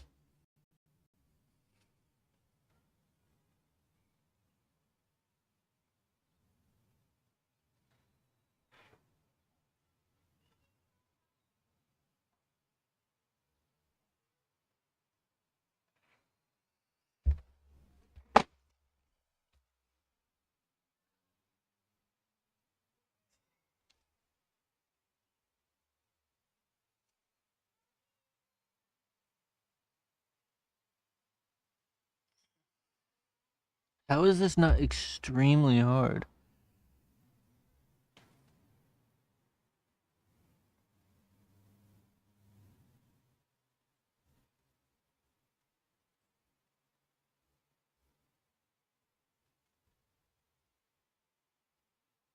Oh, it is. This is what he does.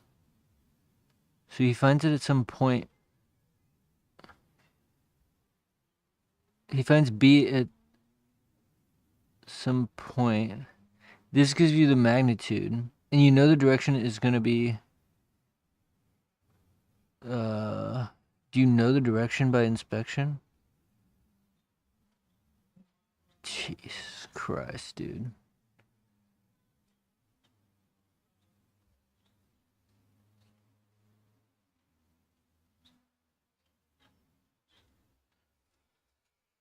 Alright, I'm at the stage where I'm just looking through them at this point. I think I'm gonna go inside.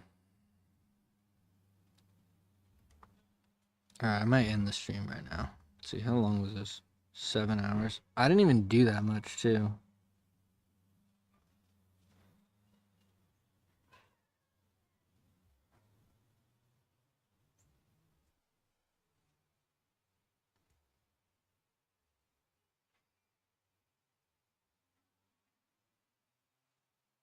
It's a serious likelihood that he asks some weird POS Biot-Savart problem. BP here, what is this? X, Y, X, Y.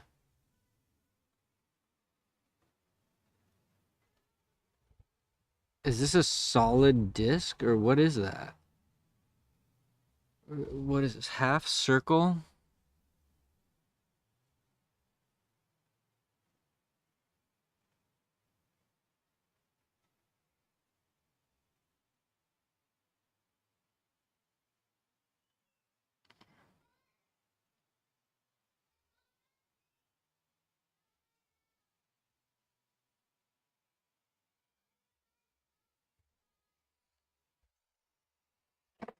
Given that there's so many, I feel like I should practice it. Oh, looks interesting.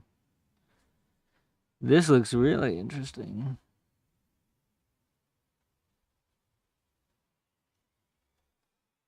No mass.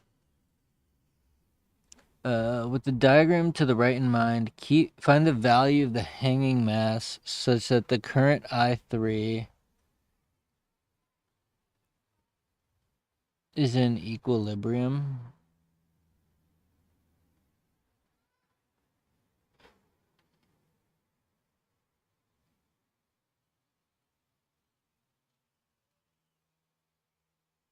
None of the three currents of... What does that even mean that this is in equilibrium? Basically, okay, I get it. Basically, he's saying find the force. It's a force balance process. F equals ma. All right, so this is going to exert a force here. But F equals ma, but this has no mass.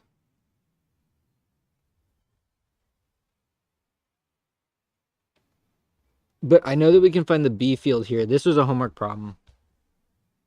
This is pretty easy. I forget what the answer is, but you just like, and then there's like an angle here. You draw this. This is like 60, and this is 30, and there's like a bunch of random stuff. But it's easy. But the point is, okay, all right, I got it. IDL cross B. But then how do you? Okay, I got it. This is fun. This is a fun one. I could do this. All right, this seems pretty fun. F equals ma equilibrium problem.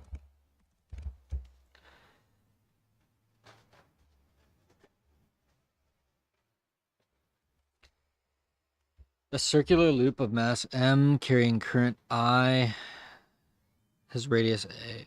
The loop is in a uniform B field, as shown in the diagram.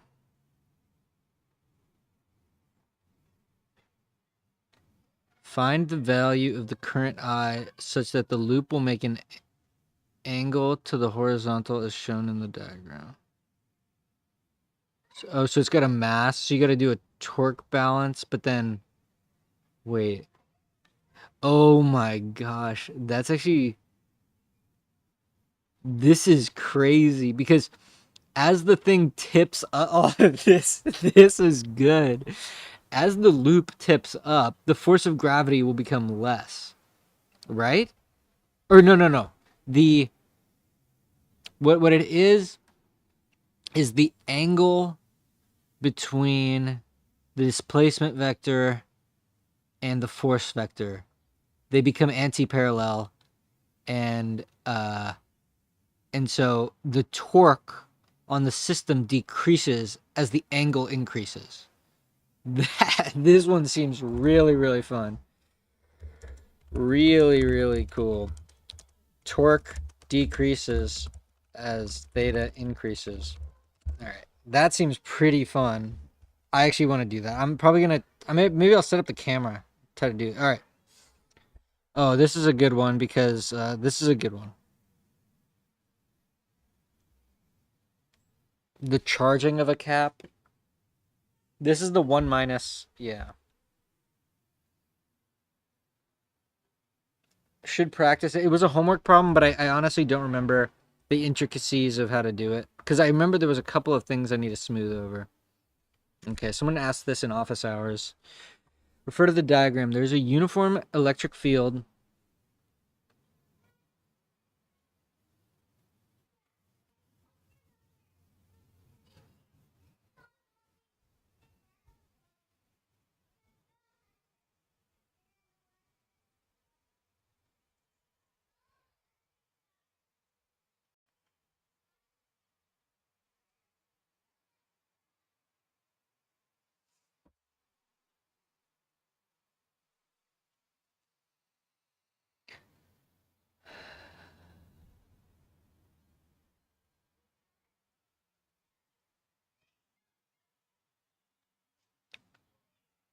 Okay, let's read through this problem. There's a uniform electric field minus I hat. There's a uniform magnetic field also minus I hat. The positive charge Q and mass M is injected into the field with some arbitrary velocity. But it has to be the case that Vx is positive, so that's something. The path of the charge will be a helix, but its pitch will be decreasing to 0, at which point the helix will represent the charge returning to the point where it first entered the field. Find the total number of periods that occur in this round trip. You would not expect your final answer to be an integer value.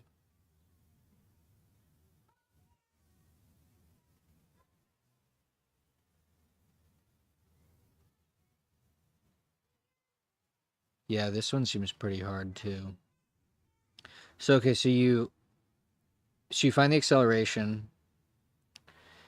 You solve the quadratic. So you're gonna get, 0. The initial velocity vx times t plus 1/2 qe over m t squared is equal to 0. You solve for t, and you're going to get 0 and then something else. That something else will be the point at which the time it takes to return. Then you do the simple find the force. You have this perpendicular force to the B field, and then you find the period. It's going to be that 2 pi m over qb. Yeah, it's 2 pi m over qb. So, okay, let me just see if I'm memorizing, which is the last thing you really should be doing, but I remember that it doesn't depend on the velocity and it doesn't depend on the radius. The period is just based on the mass, 2 pi m over qb. And and the magnetic field, the mass, and the charge. And this determines the period. This is like this, I don't know. So, So we have the period, and then we have, vxt 0 is equal to vxt plus 1/2 qe over mt squared. Solve for t. Let's just make this a. We can solve for a.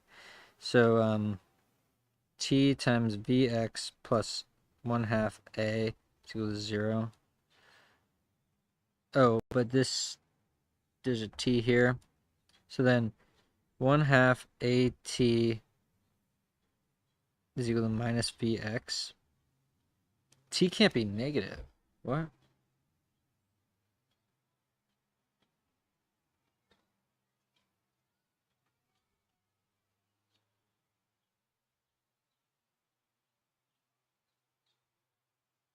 Oh, unless the acceleration is negative.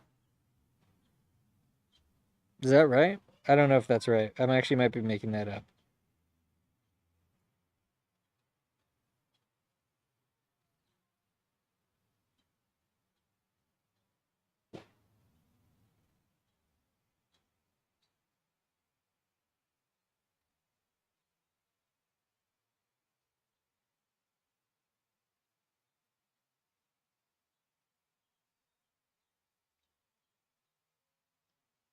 Well, it is true that the direction of the initial velocity and the acceleration are opposed. So maybe I can throw a minus sign in there. So I'm going to delete this. And I'm just going to say, 2vx over a t is equal to. Because the t, this corresponds to the t equals 0 solution, but we don't want that. So then we put in a, and we get t is equal to 2vx times m over qe. So we're going to get 2vx m over qe. So this is the time to return. So then, so then the number of periods is going to be, is the total time t over t. So we're going to get 2vx m over qe times 1 over, so it's going to be qb on top, 2 pi m, this cancels, and then we're going to get vxb over pi e. If this is right, I'm going to freak out. I rule, dude. I'm actually getting so good at this. Off the dome. Off the dizzy-ome.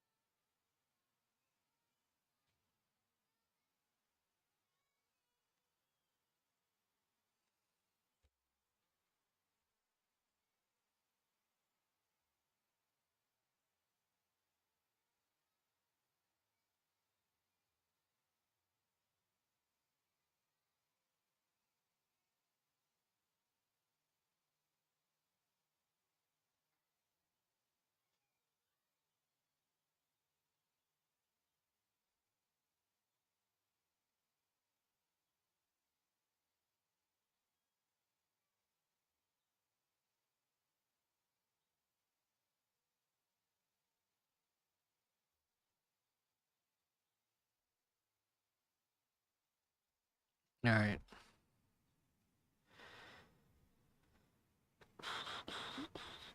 All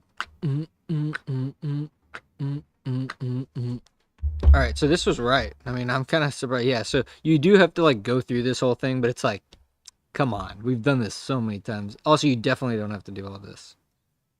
Well, I guess you kind of do have to do that.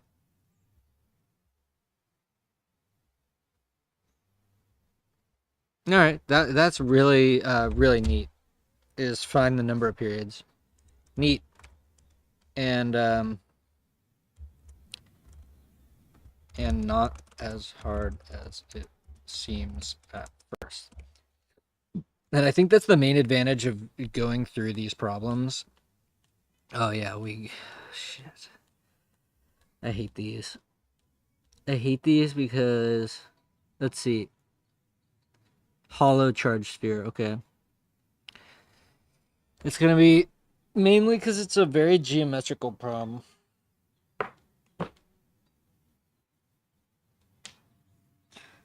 Oh.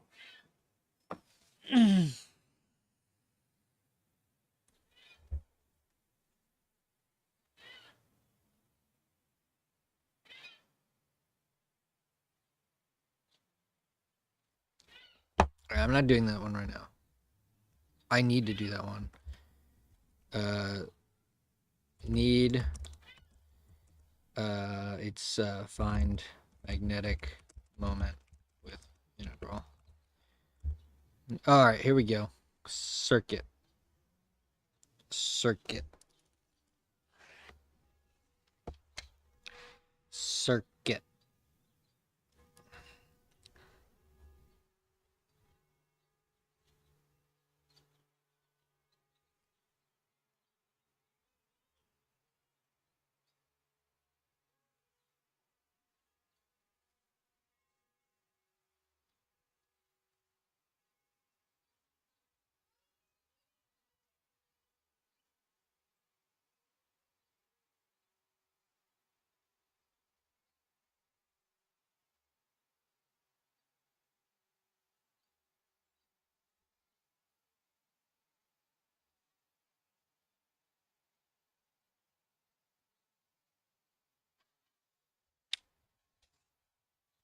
I'm gonna go inside. I'm gonna end the stream.